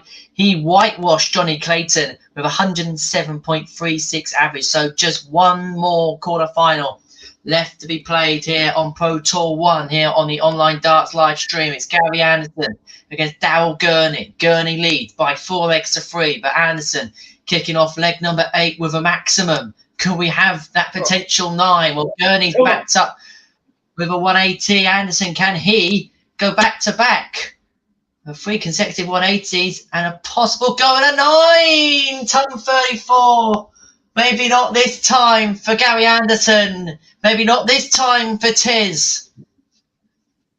But importantly, this leg up in the opening. And Anderson, who we don't know how many darts he was on the 9, but is now second favourite for the leg. And if Gurney wins this one, he's 2 clear with free to play. And Gurney is clear with free to play. We spoke about the potential renaissance of Super Chin. It's in Super Darts on the Irishman. And Gary Anderson, who had his back against the wall, kicks off ton 40. Needs all the remaining 3 legs here to get himself into the semi-finals. So we've talked a lot about averages, and because we've seen some absolutely outrageous ones today. The Daryl Gurney today, I mean, he's averaged really well all day. He's been great, but he's got the highest checkout percentage of any player that's got through to the later rounds. His checkout percentage is at 52%. So he's 52% over half his doubles in all the time. That's over the whole day. That's not in any one particular match. Daryl Gurney, he seems that he's touching the level. He's not quite put the averages in of some of the other players that we've seen today, but he is clinical today on those doubles, and that seems to be making the difference for him today. Absolutely. Let's see what Anderson can do here. These 97, we'll have a go at it with Anderson's darts here. So if he holds here, he'll have to break in the next. If it does go all 11 legs, Anderson will have the advantage of throw in the decider. But what pressure can Gurney put on the 97 here against the darts? Free hit this for the Irishman. Place. Yeah, he's going to get the goal no matter what, isn't he?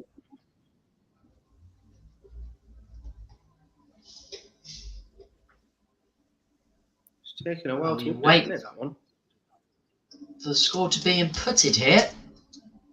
Don't know why the delay. Gurney may have dropped a dart, may have recomposed, but only hits 58. So Anderson will get 6 at 97 for 5-4. And to get an opportunity to possibly break him and leave double 12 does Anderson for a hold of throw. And Gurney here, 198, can only put the pressure on. This was his free hit leg, admittedly. Well, he's 84, so this has to go for Gary Anderson to stay in the match, to keep his hopes of Pro Tour glory on day 1 alive. Goes inside. Gurney's back for the match. 84 needed for Super Chin.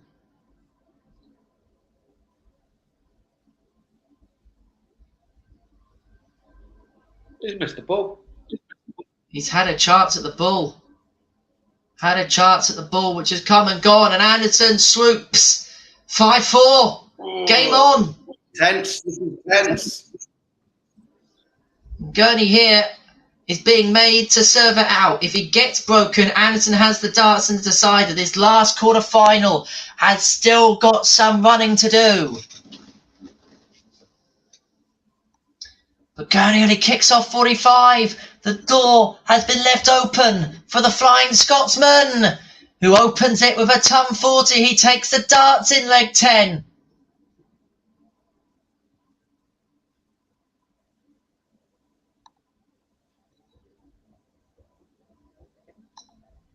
Advantage Anderson here, chaps. Yeah, absolutely. Certainly after that.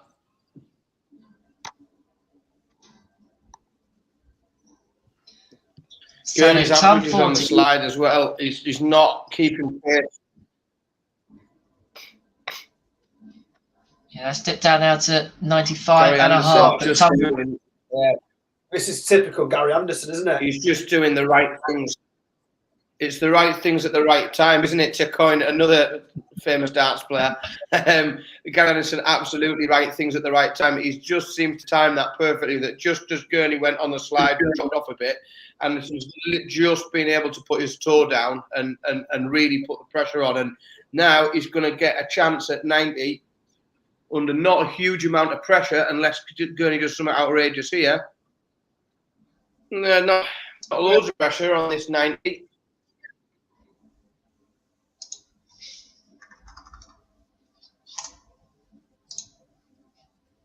Oh, he's had a go. He missed tops by the looks of it.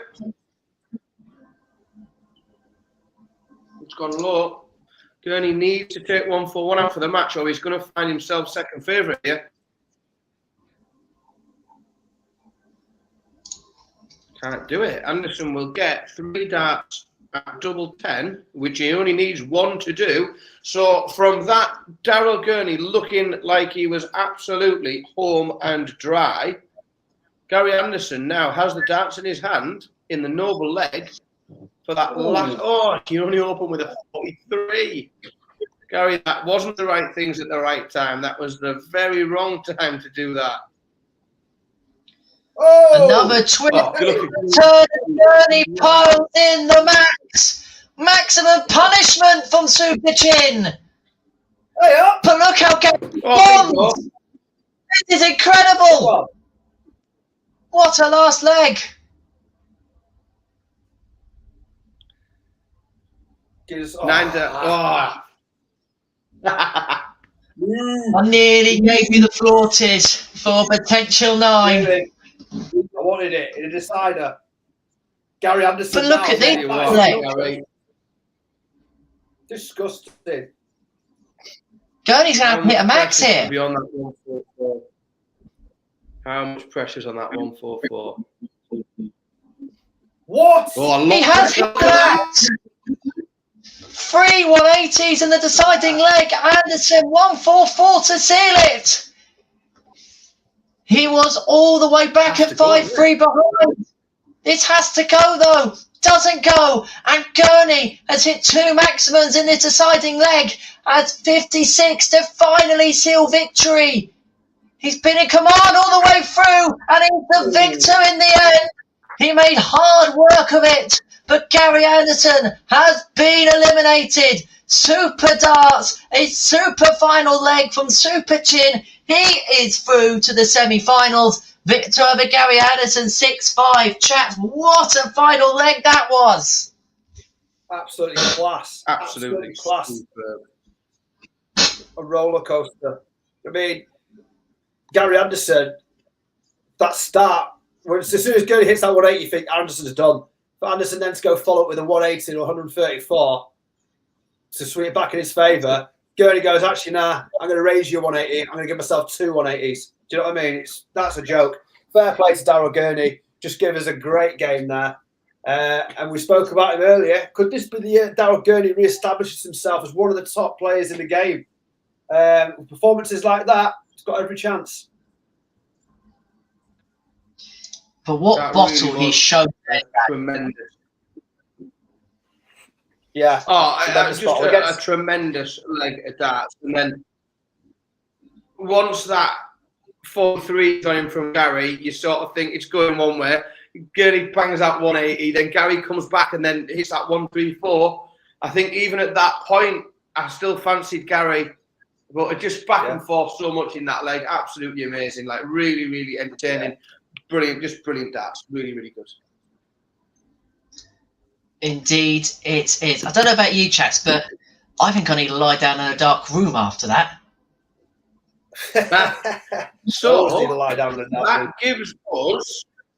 that gives us a semi-final lineup of, as predicted, the repeat of November's Players' Championship final of Ryan Searle against Peter Wright, who I think have been, in true, the 2 best players of the day so far. So I think we can accept today's 2 best overall players won't be in the final today because they're going to meet in the semi-final.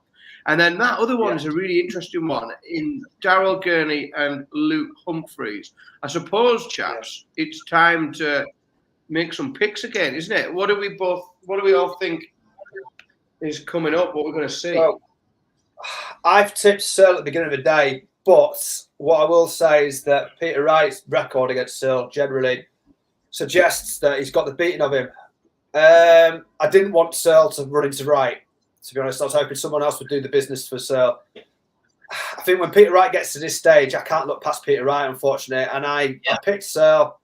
I'm going to have to stick with Searle because I've said it at the beginning of the day, but I'll be honest with you, I actually think Peter Wright's going to take it from here. to be honest. I know Sterl's just had that ridiculous 115 average that we've just seen, but I think what happens now is when it gets to Peter Wright versus Sterl, I think the standard goes a little. I think both players, the standard might just drop a little bit. I think it'll go down to the measly early 100s, maybe late 90s for Ryan Searle. I think Ryan Searle might just, there'll be something there. There might be a mental block or something that will just be his undoing when it comes to Peter Wright. But I'm rooting for Searle, to be honest, yeah. Throw a caveat in there.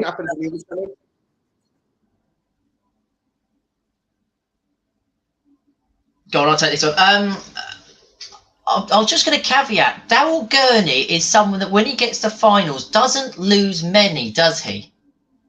And potentially it could be his day because, like I said, he likes a final.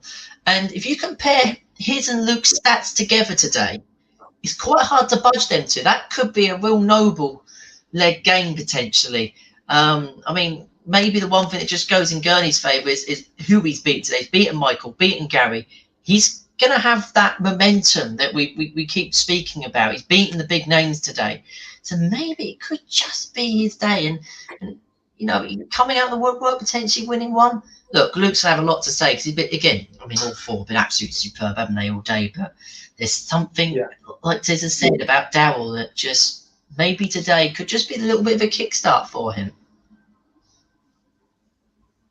Yeah, I think either. I mean, you've almost said exactly what I was thinking to myself, which was, I think one semi-final is probably will be a comfortable Peter Wright win. He'll probably have a couple of legs to spare, and I think Peter comes through that relatively comfortably. And I think the other one has got noble leg written all over it. I think just because of what. The way that both players have played and the way that I think they're going to both approach the semi-final. I think that's got a noble leg written all over it. And I think that's the most likely outcome there. And we shouldn't be waiting too long, really, I think, because so most of those games have been done a while. Obviously, the last one, Anderson and Gurney, ran a little bit later than the others, but Daryl's not normally the type to string things along, and he will probably just be looking to get back onto the hockey relatively sharpish, I would suspect.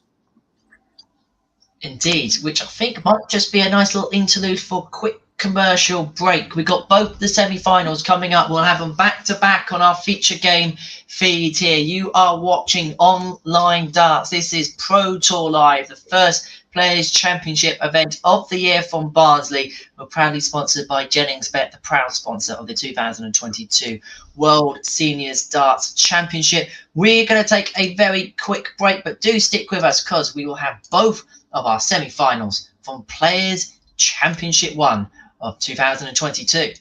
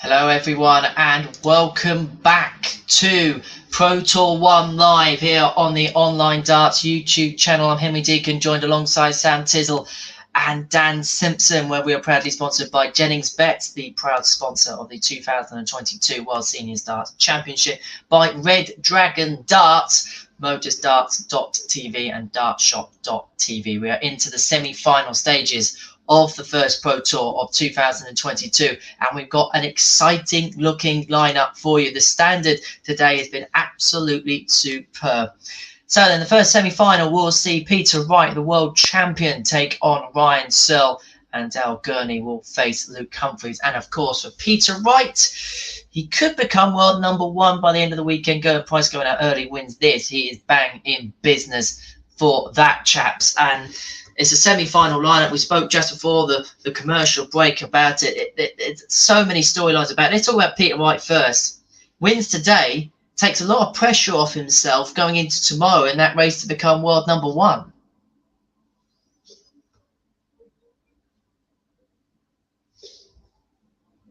Or just again a little bit of an insight into that. So what are we on? Gerwyn Price, £1,206,000.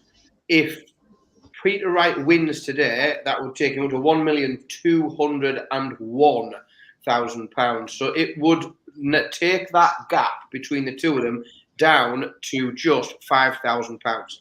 That is the only space. So then the maths is very simple tomorrow. Is if Peter Wright wins today and there is a £5,000 gap, then if Peter Wright wins tomorrow £5,000 more than Gerwyn Price does, he becomes the world #1 and will be the world #1 at least until the next time they all play,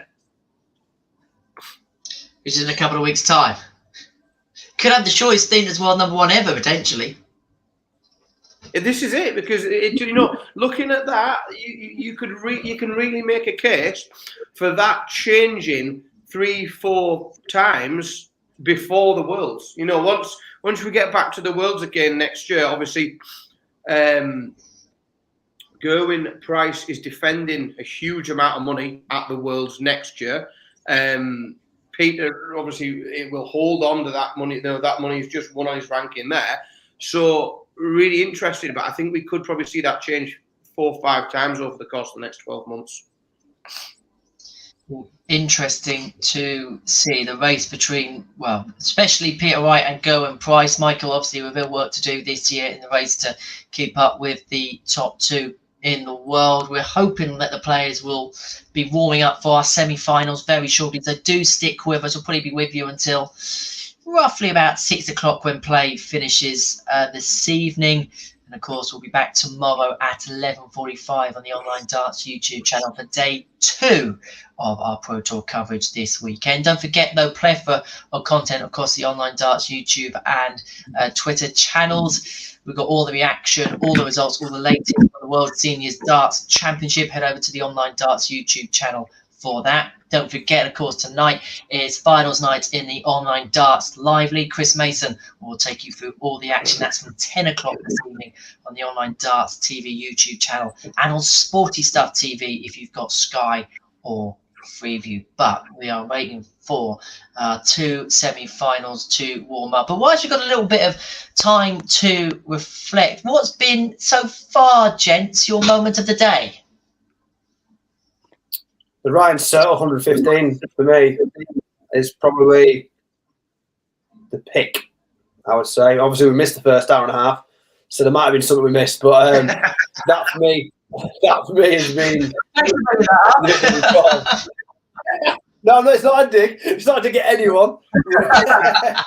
I think, in the interest of making interesting content and different slightly from Tiz, because he's probably right. But I would say that last leg, that deciding leg between Gary Anderson and Darryl Gurney was absolutely superb as well. Like that was just, and it was just exchanging 180s, and then it was just a very, very sort of exciting and cool leg to watch. Now it looks as if certainly Peter Wright and Ryan Searle are warming up. We have darts, gents. We have darts. Yeah, it looks like we are about to get underway. So, first semi-final up. Right, so it's been the good thing about this new screen display this year is as soon as Daryl Gurney and Luke Humphries gets underway, we can watch both simultaneously on the same screen at the same time. Only here on Online Darts can we give you such a great service. And, of course, you can split your screens today. Obviously, you've got World Seniors going on if you're watching the FA Cup or you're watching the Pro Tour screen. I don't mind what screen you have us on. As long as you have us on the screen, we'll keep you up to date with everything whilst you're watching whatever else is happening across the darting world. So Searle against Wright, about to get underway, waiting for that one to start. Gurney Humphries shouldn't be too far behind either. Daryl Gurney, who has beaten Gary Anderson and Michael Van Gerwen so far today. And of course, you want your comments in the chat room. Don't forget to drop us a like. And if you haven't done so already, subscribe to our channel, where we'll give you all the best darting interviews and live content from the World Seniors Darts Championship. And of course, every session of the Online Darts Live League is live with us on Online Darts TV, and next week's lineup is bound to be explosive. You'll find out more about that with Chris Mason at 10 o'clock this evening. But we are hoping to get some live darts underway. Daryl Gurney, Luke Humphries is also in the process of getting ready as well. So let's get them two on the screen. Let's go side by side darting action here on the Online Darts YouTube channel. How about that? Both games are with us as I crop the screen very, very quickly for you.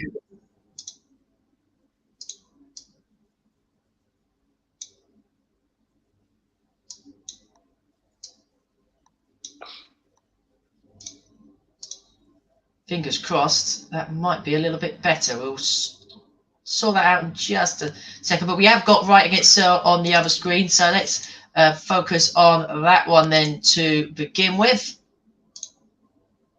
As then to look as if they're just about set to get underway in this one.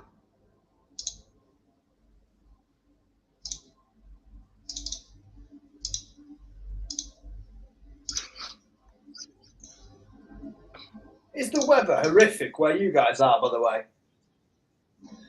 Like, it's battery. I feel like I've got the bloody big bad wolf trying to blow my house down outside. No, I'm just trying to have a look out the back of the conservatory. It's all right. It's a bit grey. That's about it, really. It's a bit. There isn't, one of those days where there isn't really any weather. It's just it's just grey. Nothing really going on. Yeah, it's naff here. Supposed to be going out soon. Don't know if I fancy it. Humphries takes the opening leg,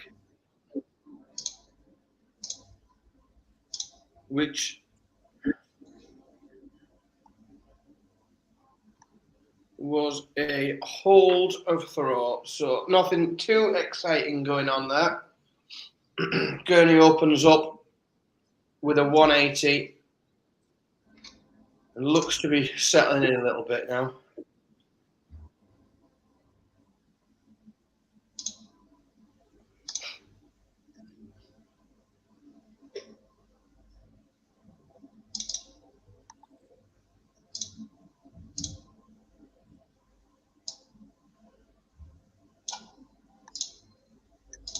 Ryan Searle takes the first leg against Peter Wright. Great start from Ryan, and he's broke the throw as well. Crucial. What's that?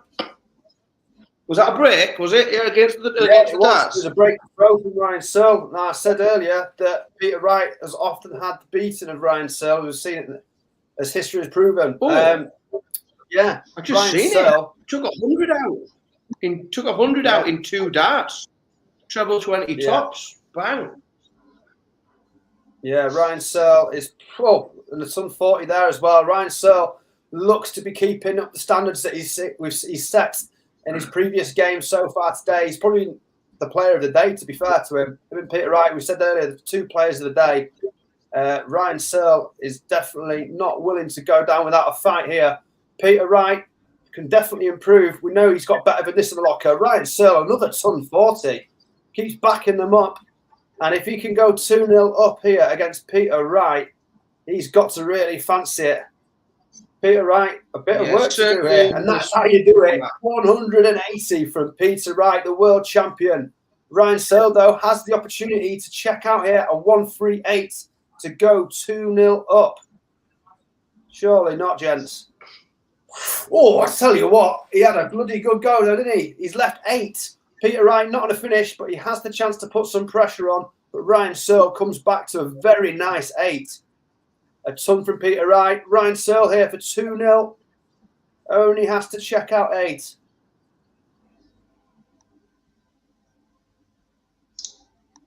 And there it is. So, Ryan Searle is doing very, very well here against the world champion, Peter Wright. Peter Wright with it all to do. So just an update for those who hadn't realised, obviously we've been playing 1st to 6 all day today. In the semi-finals, as with it's always been, just want to point out, we do go up to 7 legs. So don't make the mistake I make on the regular of starting to celebrate when we get to 6, because we are playing an extra leg at this stage of the tournament. I became famous, I think, last year for celebrating at 6 in Pro Tour semi-finals, making a fool of myself. So it is the first of 6 legs in both these games. Too many tournaments, too many different formats. Just won't begin the set play debate. Can you follow it up with another one to treat Tiz? Oh, what's follow that? it up with a ton, only a ton. Aye. Just tell you what. Ryan Searle, if he can keep this up, he's going to take some beating in the final if he gets there. Look at this leg in response, so for Peter Wright. Ton 40, 121, 120. And he's double 10 for potential 13 dart leg. And we'll have a go at this because Searle all the way back. Lonely leads himself a finish now 138. So Wright has 3 at this to pull one back. This is with the darts. Searle breaking in the opening leg of this. Can he take it out? Doesn't. So Ryan Searle back on 138 takes this out. The game is fully in his control. 96 leaves 42. So Peter Wright double 5. Takes it first dart. We're back to 2-1. And this is a crucial leg for Ryan Searle. Breaks here. We are in for some grandstand darting action. And Peter Wright will feel the momentum swung truly in his favour. 96 to start for Searle in that one. Meanwhile, Luke Humphries and Darryl Kearney tied at 2 apiece in the other semi-final. So like I said, semi-final, it's exactly as you said, Tiz. Like they've both dipped on their averages, not horrendously, but like they've come away from where we were earlier, and it's really scrappy. But so like it's almost exactly as you picked it would go. To be completely honest, Kearney does open with a 180 though. We've had a few in this game. People starting off with a 180. Let's see if he can slip a second one in and make things. Oh, ton 40. So leaves himself 181 after 6. Phil Bars is back at the circus tower. So those of you good at maths, you know what time he set off. We work out his average speed. I bet it's 3 figures. Yeah. And hand it into the police. What a shift Phil has done, by the way, today to bomb up and back from the Circus Tavern over back to his base here. Luckily, we got those little gremlins we had at the start of the day. I mean, even he said he's never known this before. I was thinking, I've absolutely messed this up. It'd be typical of me to completely mess this up. But some technical issues which took even the great Phil Bars some time to sort out. But luckily, we're back. Even hopefully, we managed to sort it out for tomorrow. Henry, I've known Phil long enough. This is what Phil does. He's set you up, right? So he's done all this effort to run back to make himself look like a hero. This is what he wanted. He stitched you right up, pal. This is what he does. I know he's watching. I'll get the receipt for the petrol at the petrol station in a minute as well. Yeah.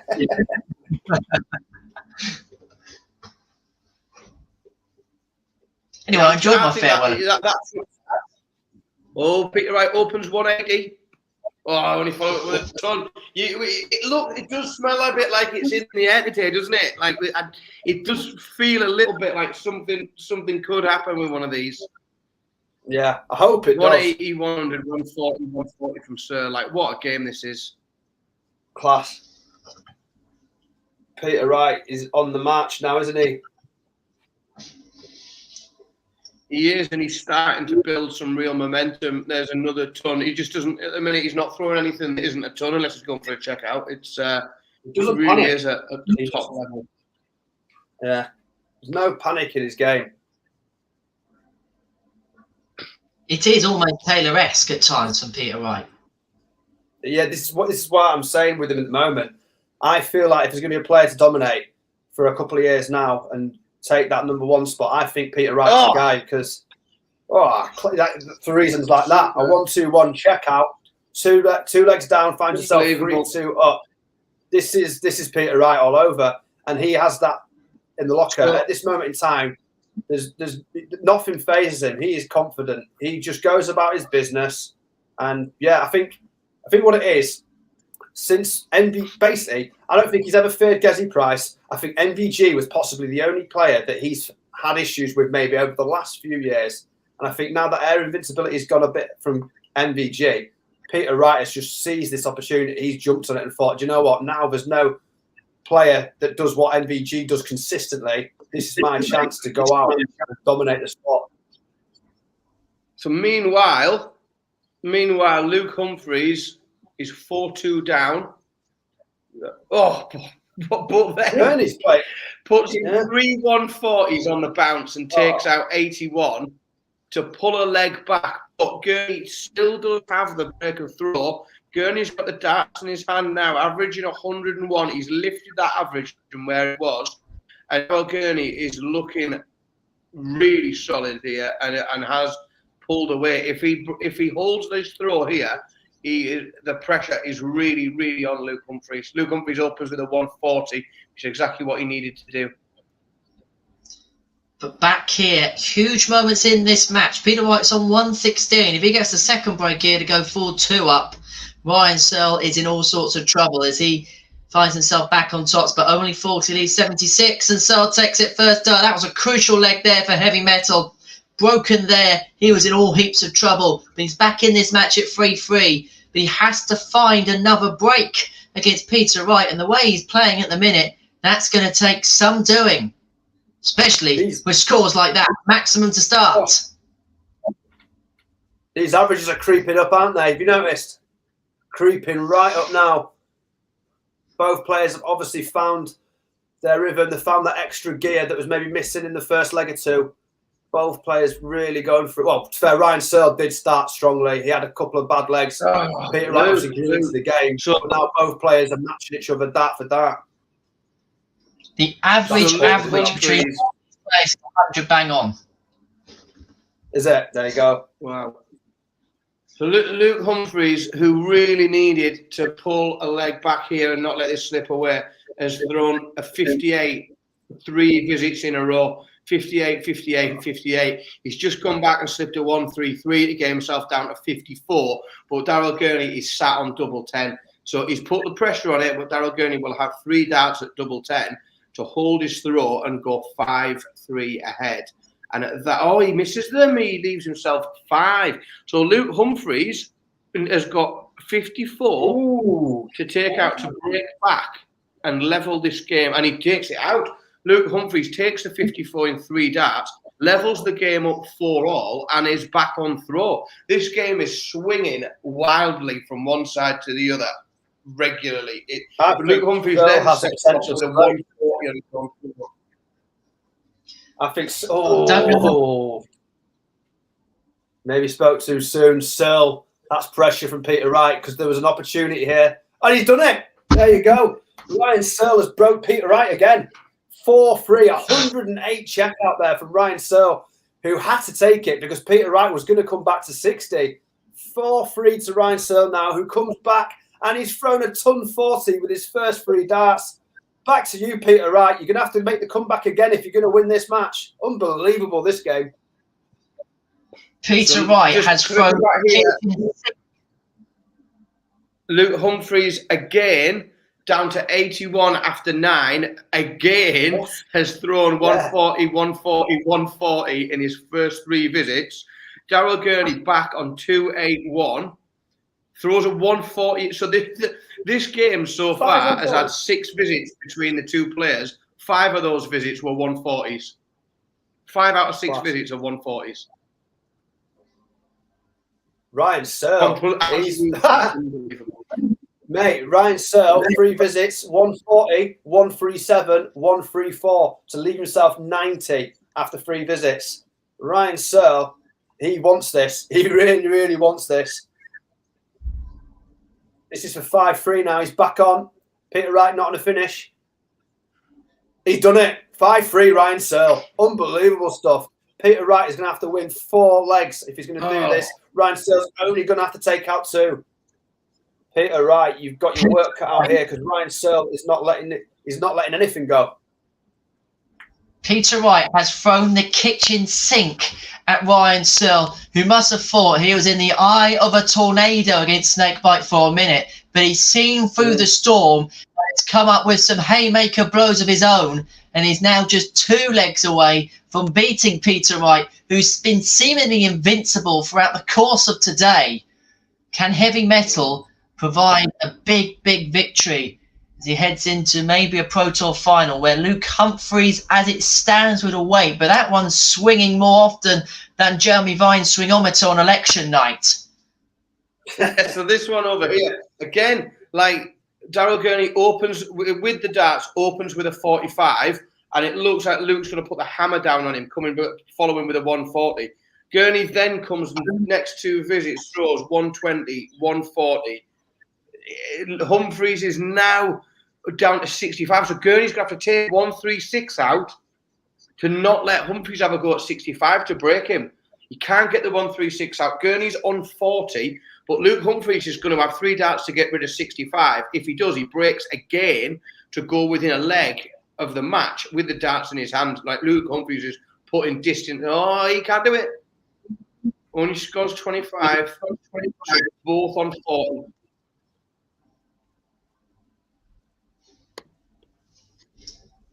This is crucial here. Peter Wright, 5-4.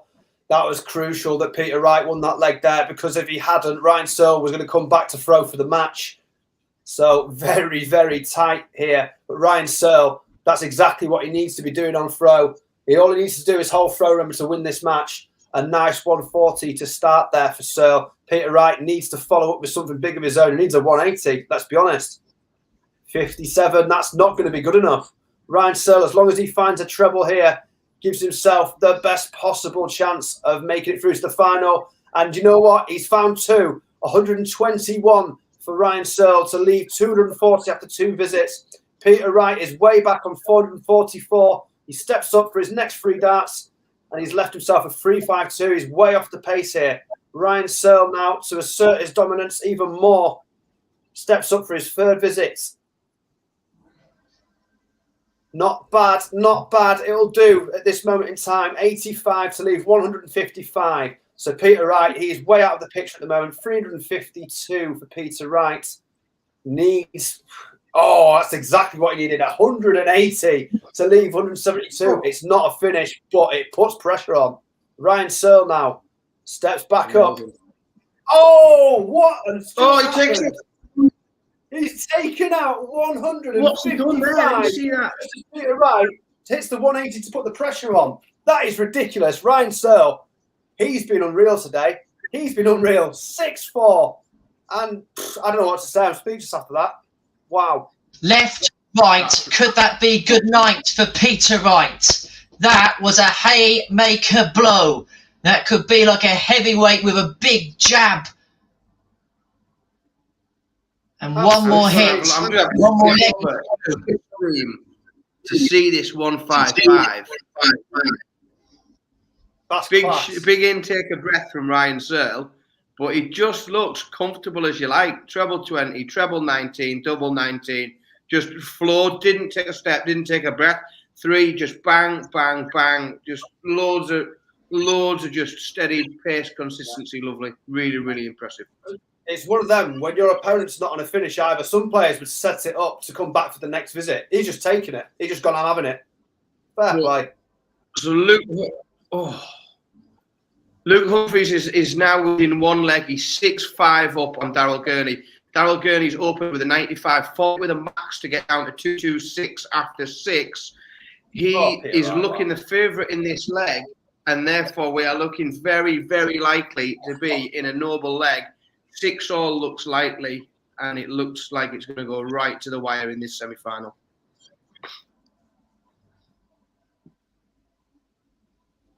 Peter Wright has just reeled off. I think it might have been a 13-dart leg there to beat Ryan Searle. Great stuff from Peter Wright. Ryan Searle, though, is thrown for the match. Nice little 100 to start. It's not bad. It's not bad. Peter Wright can't find the trebles here. Searle still in a very strong position.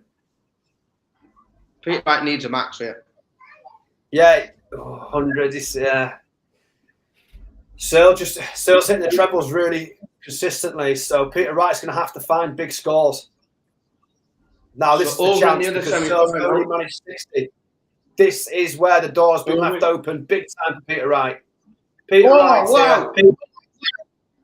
So over here we are 6-all. Gurney and Luke Humphries are in the noble leg. Luke Humphries has the darts. He opens with a max. He opens with a 180. Daryl Gurney opens with a 135, but remains way behind. Humphries is 180 over. He puts another 180 in. You've got a chance here. Luke Humphries goes 180, 180. He will come to the jockey for a go at a 9-darter. What? Come on, Here Luke. we go.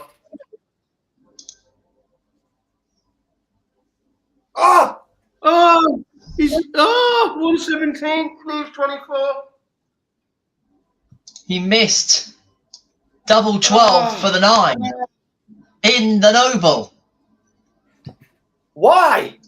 He's gone outside of it. He's gone out. Has he gone outside of double 12?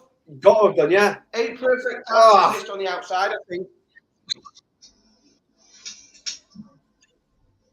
I'm fuming. That was it. 10 darts, brilliant. Bloody hell. What a way to win it, to be fair. But, wow, man. I thought that was the one. So it's Luke who keeps his hand calm in the end. The first finalist of Pro Tour 1. Who is going to join him? Ryan Searle has match darts to do it.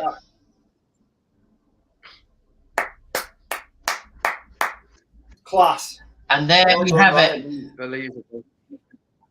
Ryan Searle beats Peter Wright, who threw everything at him in the end. But Heavy Metal just had that bit too much in the end. 103.82 for Searle, 102.73 for Peter Wright. What a game. What a set of semi-finals we've been treated to. What a day we have been treated to here on the opening Pro Tour of 2022 here in Barnsley. So our final will be Ryan Searle up against Luke Humphries in about 15 minutes time. We're going to take a quick break then here on the Online Darts YouTube channel, and when we return we'll be previewing the big final of Pro Tour 1. It is between Ryan Searle and Luke Humphries. We will see you very shortly indeed.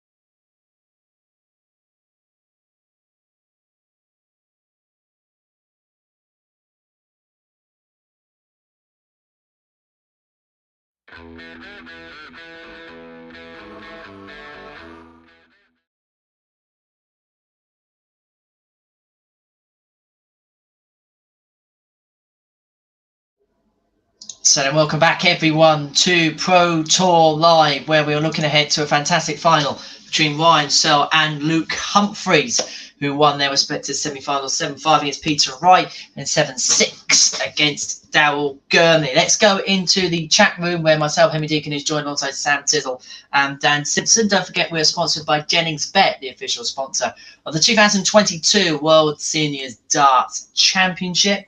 Let's go into the chat room and have a look then. Peter Wright should have won, underperformed and let Ryan come back. I think that's a bit harsh, isn't it, when you look at the averages? Yeah, I think it's a bit harsh on Ryan. He played outrageously. I saw someone earlier say Peter Wright's overrated in the chat room. That was a good one. That was a class comment in the chat room earlier today. Peter Wright overrated. I assumed it was ironic. I think it was. I think it was someone fishing. That was like a Phil Bars on Twitter comment. Was that? Yeah. Talking about Phil Bars, he left me some Viennese swirls, which I'm just enjoying in our little break between the semi-final and final. He's got me all kitted up. Yeah, he's bundled. Yeah. What darts is Snake Bite using? Dan, you watched the semi-final on the stream, didn't he? What did he use? Yeah, it looked. I mean, it's hard to know, obviously, because he's Peter seems to throw, even when he has a set of darts, he has the same darts in 6 different weights and with a slightly different brush finish on them and things. But there looks to be almost exactly the same as the darts he threw in the Premier League on Thursday night. There looks to be. Now, again, it's hard to tell on the stream, and they could be a slightly different weight.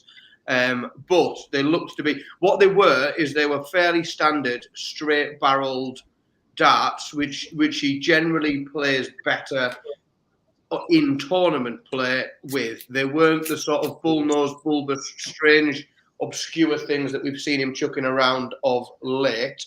Yeah, it looked like the darts from.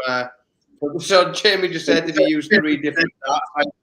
If there's any man in the world that would do that, I was talking to someone who was completely bonkers at one point, who had a theory. He played darts, but he had a theory that you would use different darts for different things, like golf clubs, and that he'd have like darts that he'd use for doubles and darts that he'd use for treble 20s, like that. Like very strange person. Yeah, different darts for different things. I'm convinced Peter Wright will do that one though. I'm absolutely convinced Peter Wright will do that one day. Well, I'm convinced, that it's a massive miss. Like if I worked at Target or Winmore or someone like that, I'd be all over that, marketing different. I mean, these are the darts you want for straight down the middle treble 20s. But you need to buy another set for doubles around the edge. Like these are your finishing darts. Like, wonder why have the marketing people not bought into that yet? Like that's what you need. It's like a footballer taking his boots off to take a corner, to put some different boots on.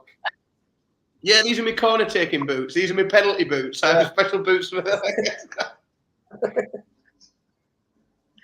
Again, don't doubt Peter Wright something like that himself. So let's have a look at some of the other comments. Hi there, I'm new to darts. Can you explain this tournament for me, please? Is it connected to other players' championships, and what's the prize money for the winner today?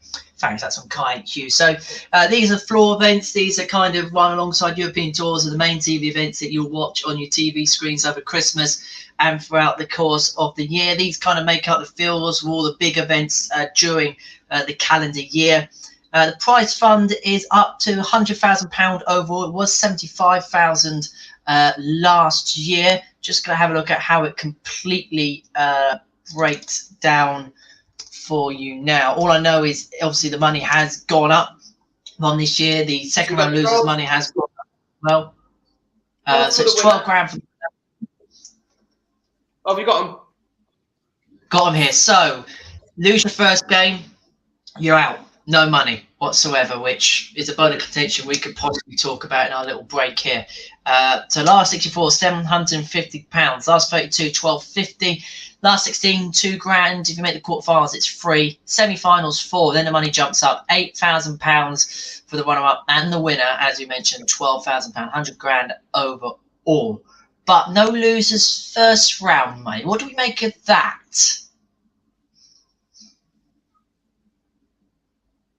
I'm not offended by it, if I'm honest. It doesn't upset me too much. I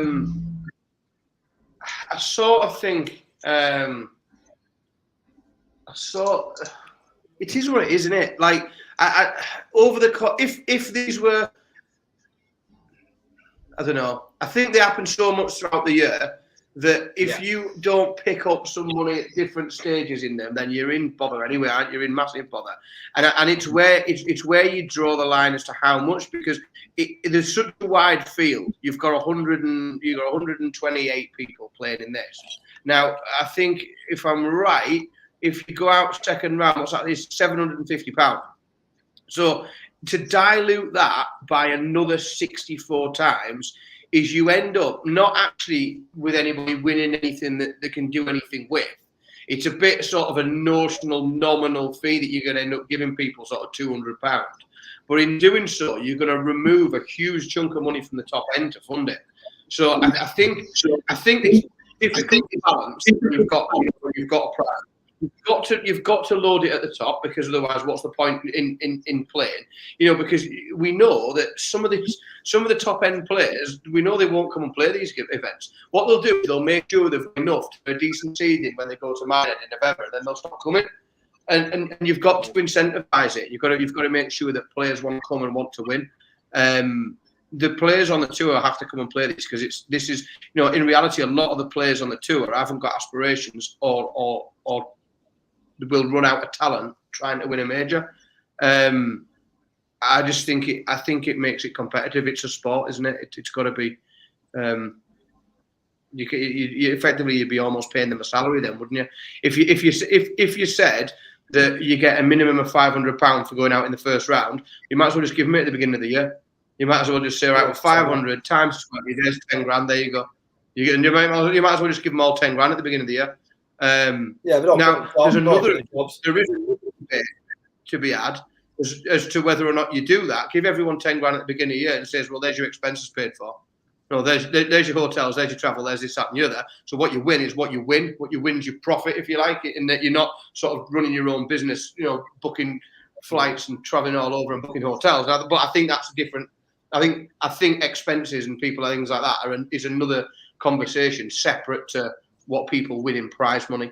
I don't like the idea of people winning prize money who haven't won anything. Mm-hmm.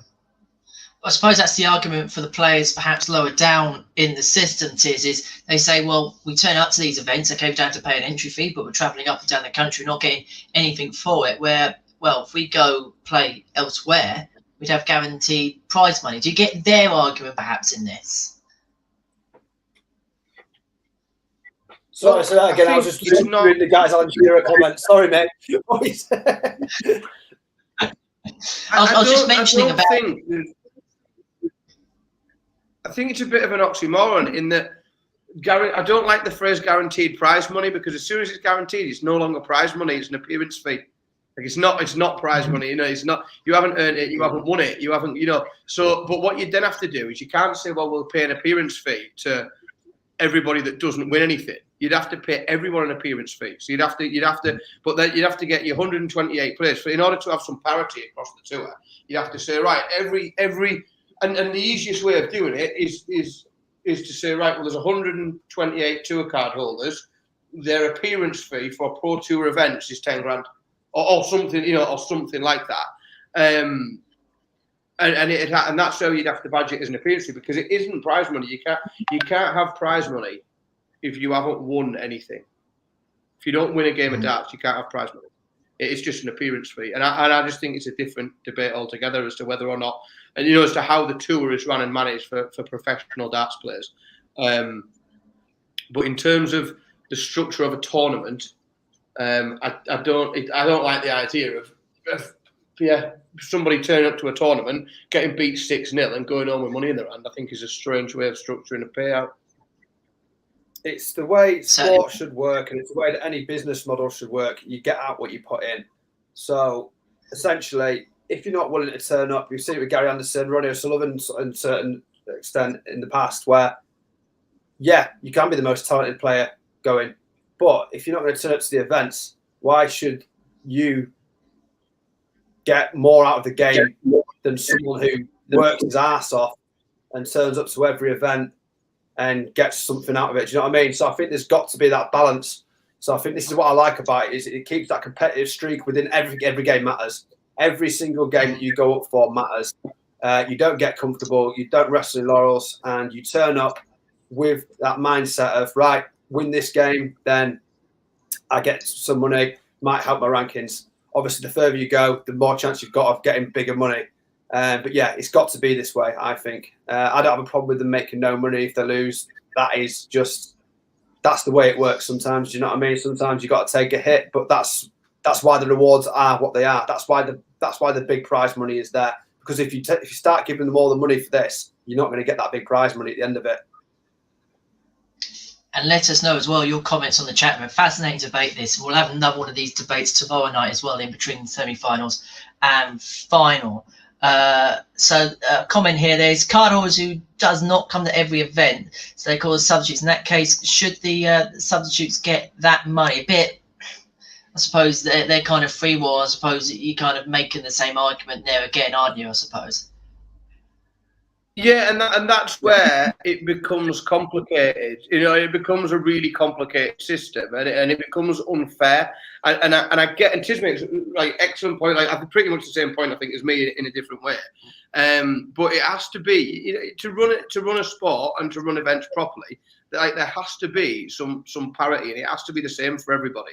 So you do, you know, whatever you give to the player 111th, 115th, you have to also give that to Peter Wright. You have to also give that to Gavin Price. Like, everybody has to have the same opportunities. And now I appreciate we do, you know, we bring in non-tour card holders to fill spaces in Pro Tour events. For me, the opportunity itself is what you're granting somebody. You know, you're granting somebody the opportunity to go and win 12 grand. Like, if their game's on, there's no, they've got as much opportunity as anybody else in that tournament to win 12 grand. I appreciate there might be some backroom deals done where if you've got somebody who, you know, isn't on the tour, isn't a professional darts player, you know, and you want them to play an event, then you might want to have a chat with them about, you know, booking them a train ticket or something like that. But again, I think it's backroom stuff. That I think that you can't award prize money for someone that hasn't won a prize, and it's not, and then it's not that, it's an appearance fee. I just think it's a completely different debate as to what we pay people that win tournaments. Absolutely. Tiz, I know you've got to hop off in a minute, haven't you? You've got a nice little dinner reservation or something like that this evening, so I'll let you go in just a second so you can go off and do that. What are we looking ahead for then in this final, Ryan Searle against Luke Humphries, as the players do get underway? Well, here we go. They're going. They're off. Right. I mean, I tipped Ryan Searle from the start. So I said Ryan Searle for me was going to be the man. So yeah, I mean, I'm hoping here we're going to get to see the Ryan Searle we've seen in the last couple of matches, especially. If we see 105 plus average from Searle, what a day it's been for him. I mean, what a day it's been anyway. But I want to see another big average here. We all want to see a 9-darter. Don't think it's going to happen because I'm doing the stream. I want something special. I want something special. I mean, to be honest with you, mate, I'm happy to watch this game with you boys. I can see out this game with you before I go. So don't worry. I'll stay to the end of the stream anyway. So don't worry about me. True, till the very end. And to everyone that has stuck with us as well throughout the day, obviously we've had a couple of technical hitches at the start, but we got there in the end. Thank you very much for sticking with us, and this is our treat, a fantastic final between Ryan Searle and Luke Humphries, and it is cool hand Luke with throw in the opening leg. First to 8, remember, wins the title, and he is the one with the ascendancy at the minute, needing 64 for the opening leg. Hold a throw, be a nice steady start for him. Does so in 3 darts, no dramas for Luke Humphries. He is a leg to the good against Ryan Searle, heavy metal, who kicks off his first leg with throw with a ton. First to 8, remember, in this final. How crucial could that little extension of format be, especially after a long day? Here's a warm-up, Tiz. 180 start opener from Humphreys. This could be the one. Here we go. This is it. Come on, beauty. That's what I'm thinking. Follow it up, Lukey boy. He does. He follows it up. We've got another chance here. This is the second time. For Luke Humphreys, don't forget, everyone, in the semi-final, had 8 perfect darts and missed outside of double 12 off the board. He's going to try again for the second time today. Oh, 105. Double. Like he's left 36 after 9. This looks like he could 10 dart, 11 dart leg. He missed outside, but like both of these guys today. But that is an early break for Luke Humphreys. That is going to be massive in this game because these guys, the level they've played at today, one of them gets ahead. Like it's going to take something outrageous to stop them. You might. He's open again, another 180. Wow, Luke Humphreys is finding a level here that there's very few people on the planet could get anywhere near. He's a big 180, isn't he? He loves it. Just a quick one in the chat room. Someone's asked how much do the Hearns make on darts. I have it on good authority that it's just ever so slightly less than Phil Barr's. Just slightly though. Yeah. Not much. I don't think it's quite that high a tax bracket like Phil's is. Yeah, no. That's not quite, but nearly there. They're getting there. You've got to have something to aspire to, haven't you? They're still trying to establish the name. Yeah. I tell you what, Talking about hammer down. Really has. Yeah. Talking about Phil, someone says, am I in a green screen? I'm in the Chateau de Bars. What's it like out there? The marble flooring, the gold handles on the doors. What Phil needs to do is start green screening us all, so we can all sit in Phil Barr's house in our own outlet. We just all need a green screen behind, so we can all sit in Phil Barr's house. We'll do it. Have the same table. It looks like we're all together. Should do a cruise with us, Henry. Take us round. Give us the grand tour of Mr. Barr's pad. I present the living room. I've been in there enough times. I know what's there. Okay, yeah, the chat room again. Tomorrow is exactly the same as this. Now, seedings might change slightly based on changes to different bits and pieces. So you might find slightly different seedings tomorrow. So you might find some interesting games earlier or later. But yeah, essentially tomorrow is a carbon copy of today's tournament, and we'll get these running throughout the year, culminating in the first championship finals in November in Butlins. Luke Humphreys must be going to this meal with me because he's in a rush to get things done, isn't he? He's like, he's running away with it. He wants to watch the boxing. He's got a bet on Eubank, and he's trying to get done in time for the second half.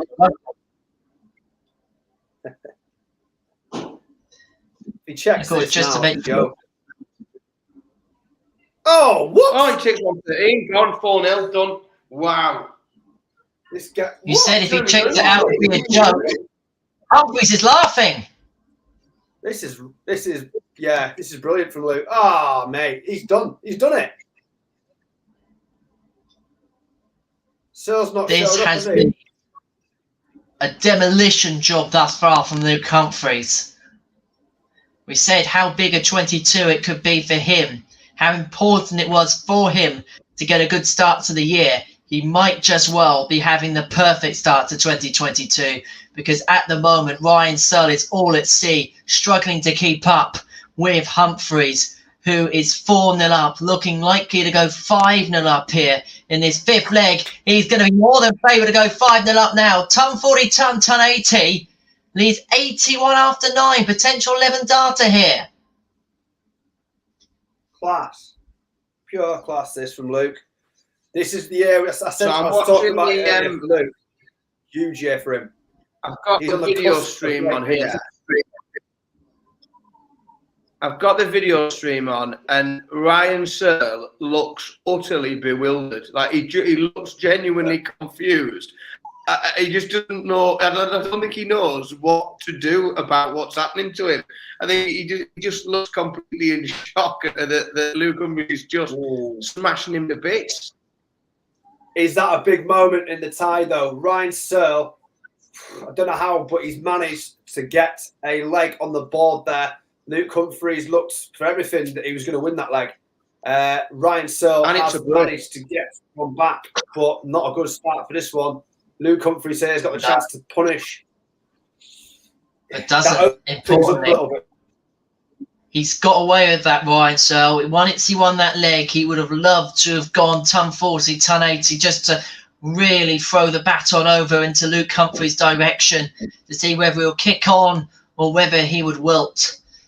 But this leg up in the offing, crucial leg. Searle cannot afford to be broken once again. But that ton 2-3 will help him on his quest for a second leg in succession. A first holder throw for heavy metal. We'll get 6 darts at it from 2-2-1. Ton leads 1-2-1. But what pressure will he be under for this? Not low. Some. He'll weigh up if he may have the chance to go for the ball, whether he would or not. But he leaves double 17. Should he come back? This would be endemic of Humphries' performance today. He's double 12, down to double 17. Wow. Takes first up. Game very much back on here. This is where we could see it swing back the other way, couldn't it? You know, if Searle breaks Humphries here, this could swing back in the other direction completely. Well, that's not a good start though. Mum, I'm watching darts. I'm talking darts, Mum. You're gonna have to. The world's watching me. Sky Sports.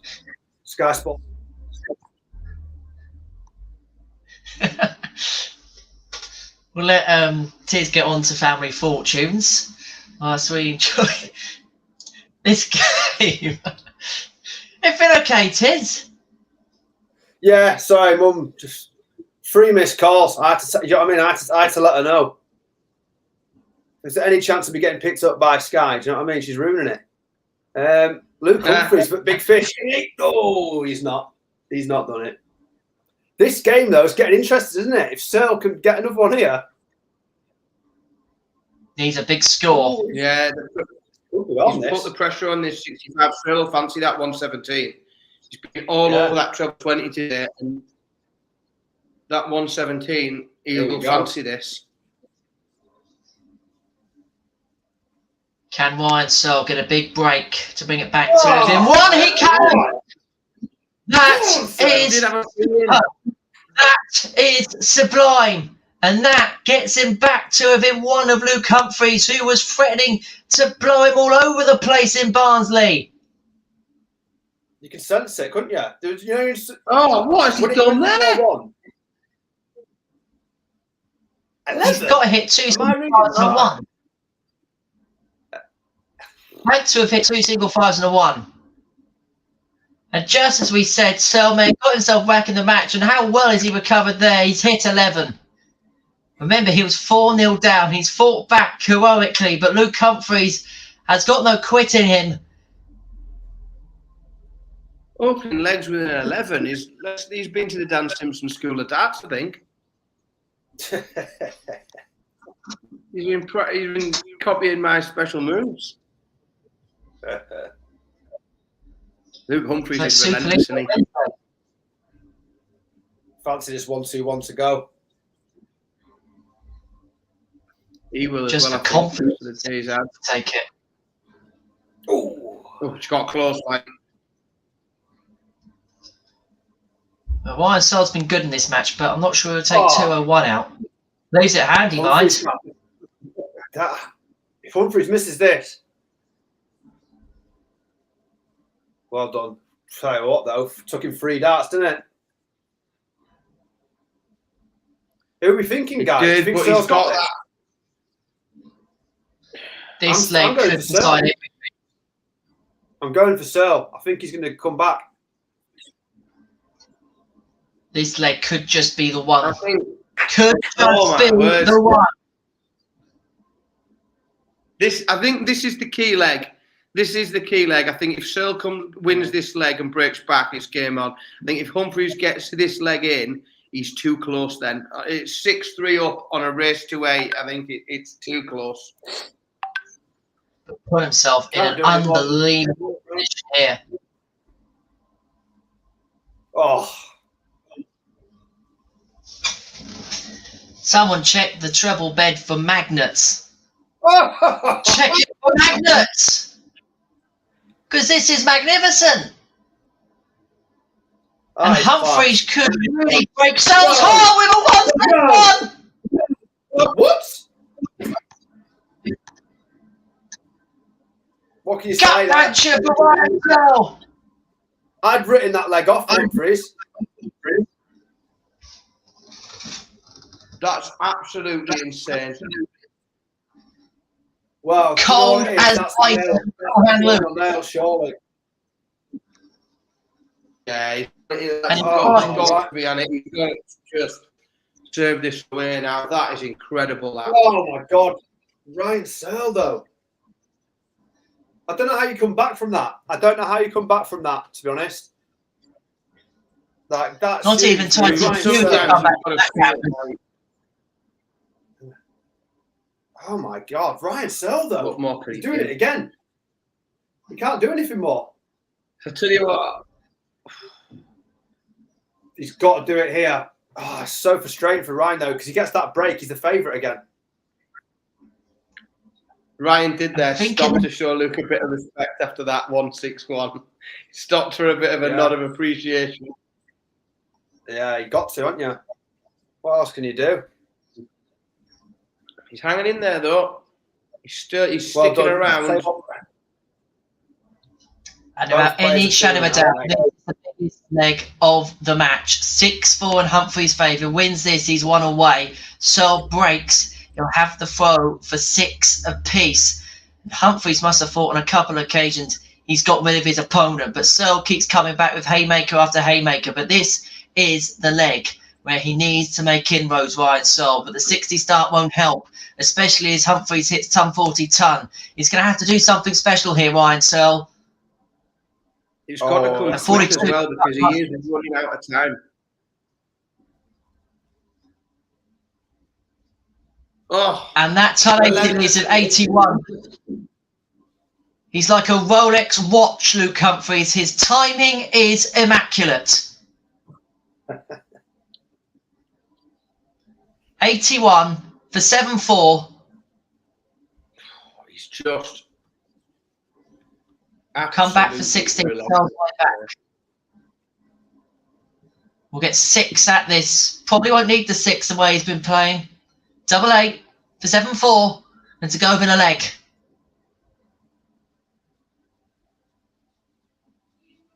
And Humphries is on the hill. This has been superb from Cool Hand Luke. And Ryan Searle, who's come back from blow after blow after blow, is going to have to come up with something in the championship legs here. He's going to have to win the lot. All 4 legs from here on in.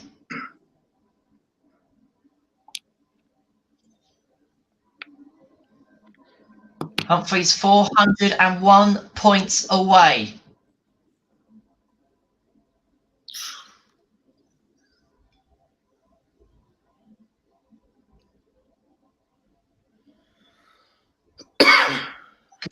Good visit here. He may only be 6 darts away from the first title on the Pro Tour in 2022, but the 81's a slip, and maybe that's just given Ryan Searle the darts back in this leg. Right, Ryan Searle's going to get a go. 135. Oh, my. It's just Take so that. good today from Luke. Isn't it? Yeah. So good. Punishes everything.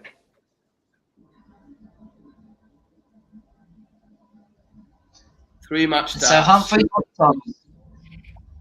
and takes it first. Luke more than keeps his cool. He was red hot in that final. Ryan Searle did not have an answer whatsoever. A demolition job in the end. 8-4 victor. Your first Pro Tour winner of 2022 is Luke Humphreys. Exceptional, that lads. What a game. I mean, averages weren't all there by the end of it, but there was a period in that match where both players were absolutely throwing everything at each other. Unfortunately, Ryan Searle was dealt a huge blow by Luke Humphreys in, what was it? Probably, what was it? I can't remember which leg it was. Was it the 8th leg or something? 9th leg? Where that, what was it, a 1-6-1, wasn't it? It hit the 1-6-1, where Ryan Searle only had to check out 16. That was it. As soon as that happened, the game was done, wasn't it? So I'll tell you what, I've got the video stream on there. Luke Humphreys, I've never seen. I've watched a lot of these, and and because there's no crowd there, it's behind closed doors. I've never seen somebody celebrate a win of a Pro Tour event like that. He really, really wanted that. Like, and it's properly meant something to him. The way that he celebrated and the way that he's reacted to that is absolutely like brilliant to see, because he really wanted to win that. He deserves it as well. He really does deserve it. We spoke about potential statements, didn't we, at the start of the programme? What statement does that now from Luke Humphreys give to the rest of the field? Because we said this year could be a big year for him. He's kicked it off in the perfect fashion. It has, and here's a little known fact. So we talked about these events culminating in the Players' Championship finals in November. Last year, I know there's been a slight change to the amount of money everyone's getting and things like that.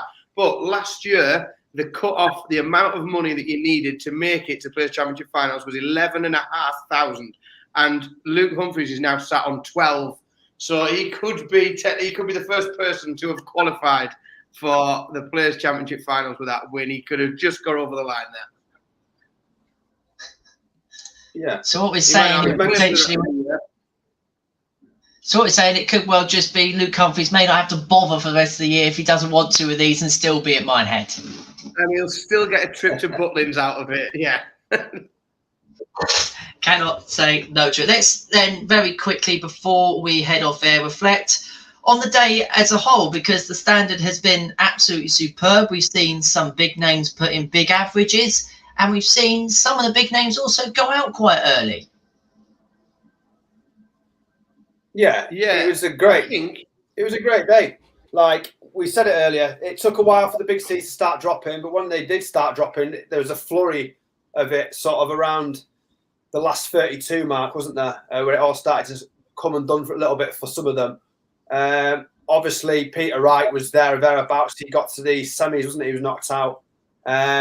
We said, to be fair, Ryan Searle, we had a feeling about from the off. I said we thought we could do it. I fancied him in the final, but to be fair to Luke Humphreys, he went under the radar a lot today. He was someone that we didn't really start picking up on until the quarterfinals, and Dan mentioned it. We hadn't really spoken about him. We said it'd be a big year for him, but in terms of his performances throughout the day, he wasn't someone that had stood out for us. So he just went about his business. He just went up there, beat what was in front of him, very much the same as what he did in the final just there, just beat what's in front of you.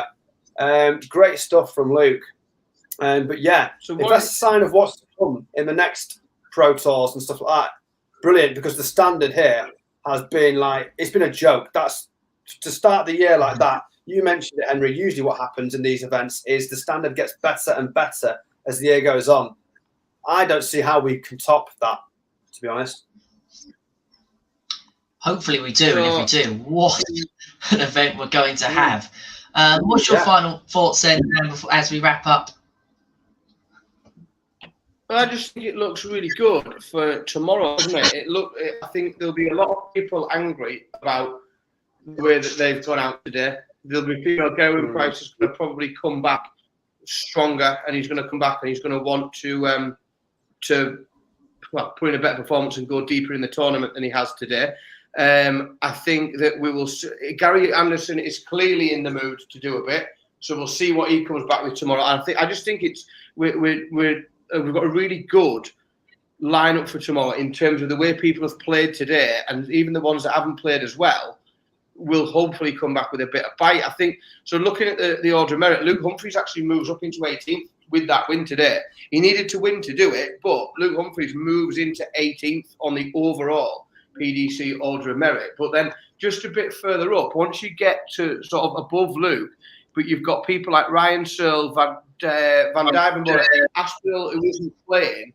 It's really, really tight in there, and it's tight enough where events like these are going to start to make differences in that part of the order of merit. Now, once we're looking towards getting later into the year and we're looking at seedings for tournaments, like some of these Pro Tours and the money that people are picking up, it's going to make considerable differences to people's seedings. Now, that could be the difference. So I know we talk about money, but it could be the difference between playing Peter Wright in your first game or not, or playing Peter Wright 2 matches, 3 matches into a major. So I think some of them are really, really interesting at the minute. And me and you get to do it all again tomorrow, don't we? We do. We're going to be here all day tomorrow. Well, I'm here till about 4:30-ish tomorrow. I think we're doing well for time today. I tell you what's been really good is they've gone quicker this year in this. However they've structured it, they've gone a lot quicker than we did for a lot of last year. So I might get all the way to the semis maybe tomorrow. I think it looks like. Fingers crossed, gives me an earlier drive home as well. Tiz, thank you very much as well for joining us today and obviously helping us out through the technical difficulties, and enjoy your meal tonight. Thanks very much, lads. Nice one. Cheers for that, boys. It was a pleasure. See you guys. Take care. Bye-bye. So then Dan will be with me tomorrow. Tiz is heading off for his evening meal, and that is it for us on Pro Tour Live. What a fantastic opening day of Pro Tour action it has been, and of course the content doesn't stop here on Online Darts. Fantastic night tonight in the World Seniors Darts Championship. The quarterfinals takes place on BT Sport and the BBC iPlayer. We have all the reaction on the Online Darts YouTube channel to that, plus live darts on 10 o'clock. It is finals night of week 1, phase 1 of the Online Darts Live League. Chris Mason will be providing you commentary on the Online Darts TV channel from 10 p.m. this evening. But my thanks go to the gents and to you, of course, at home or wherever you're tuning into us from. Don't forget to drop us a little subscribe as well, so you make sure you get your notifications ready for tomorrow's live coverage, where I will be back with the boys for more Pro Tour action. But until next time, thank you very much for watching. Take care. Bye-bye for now.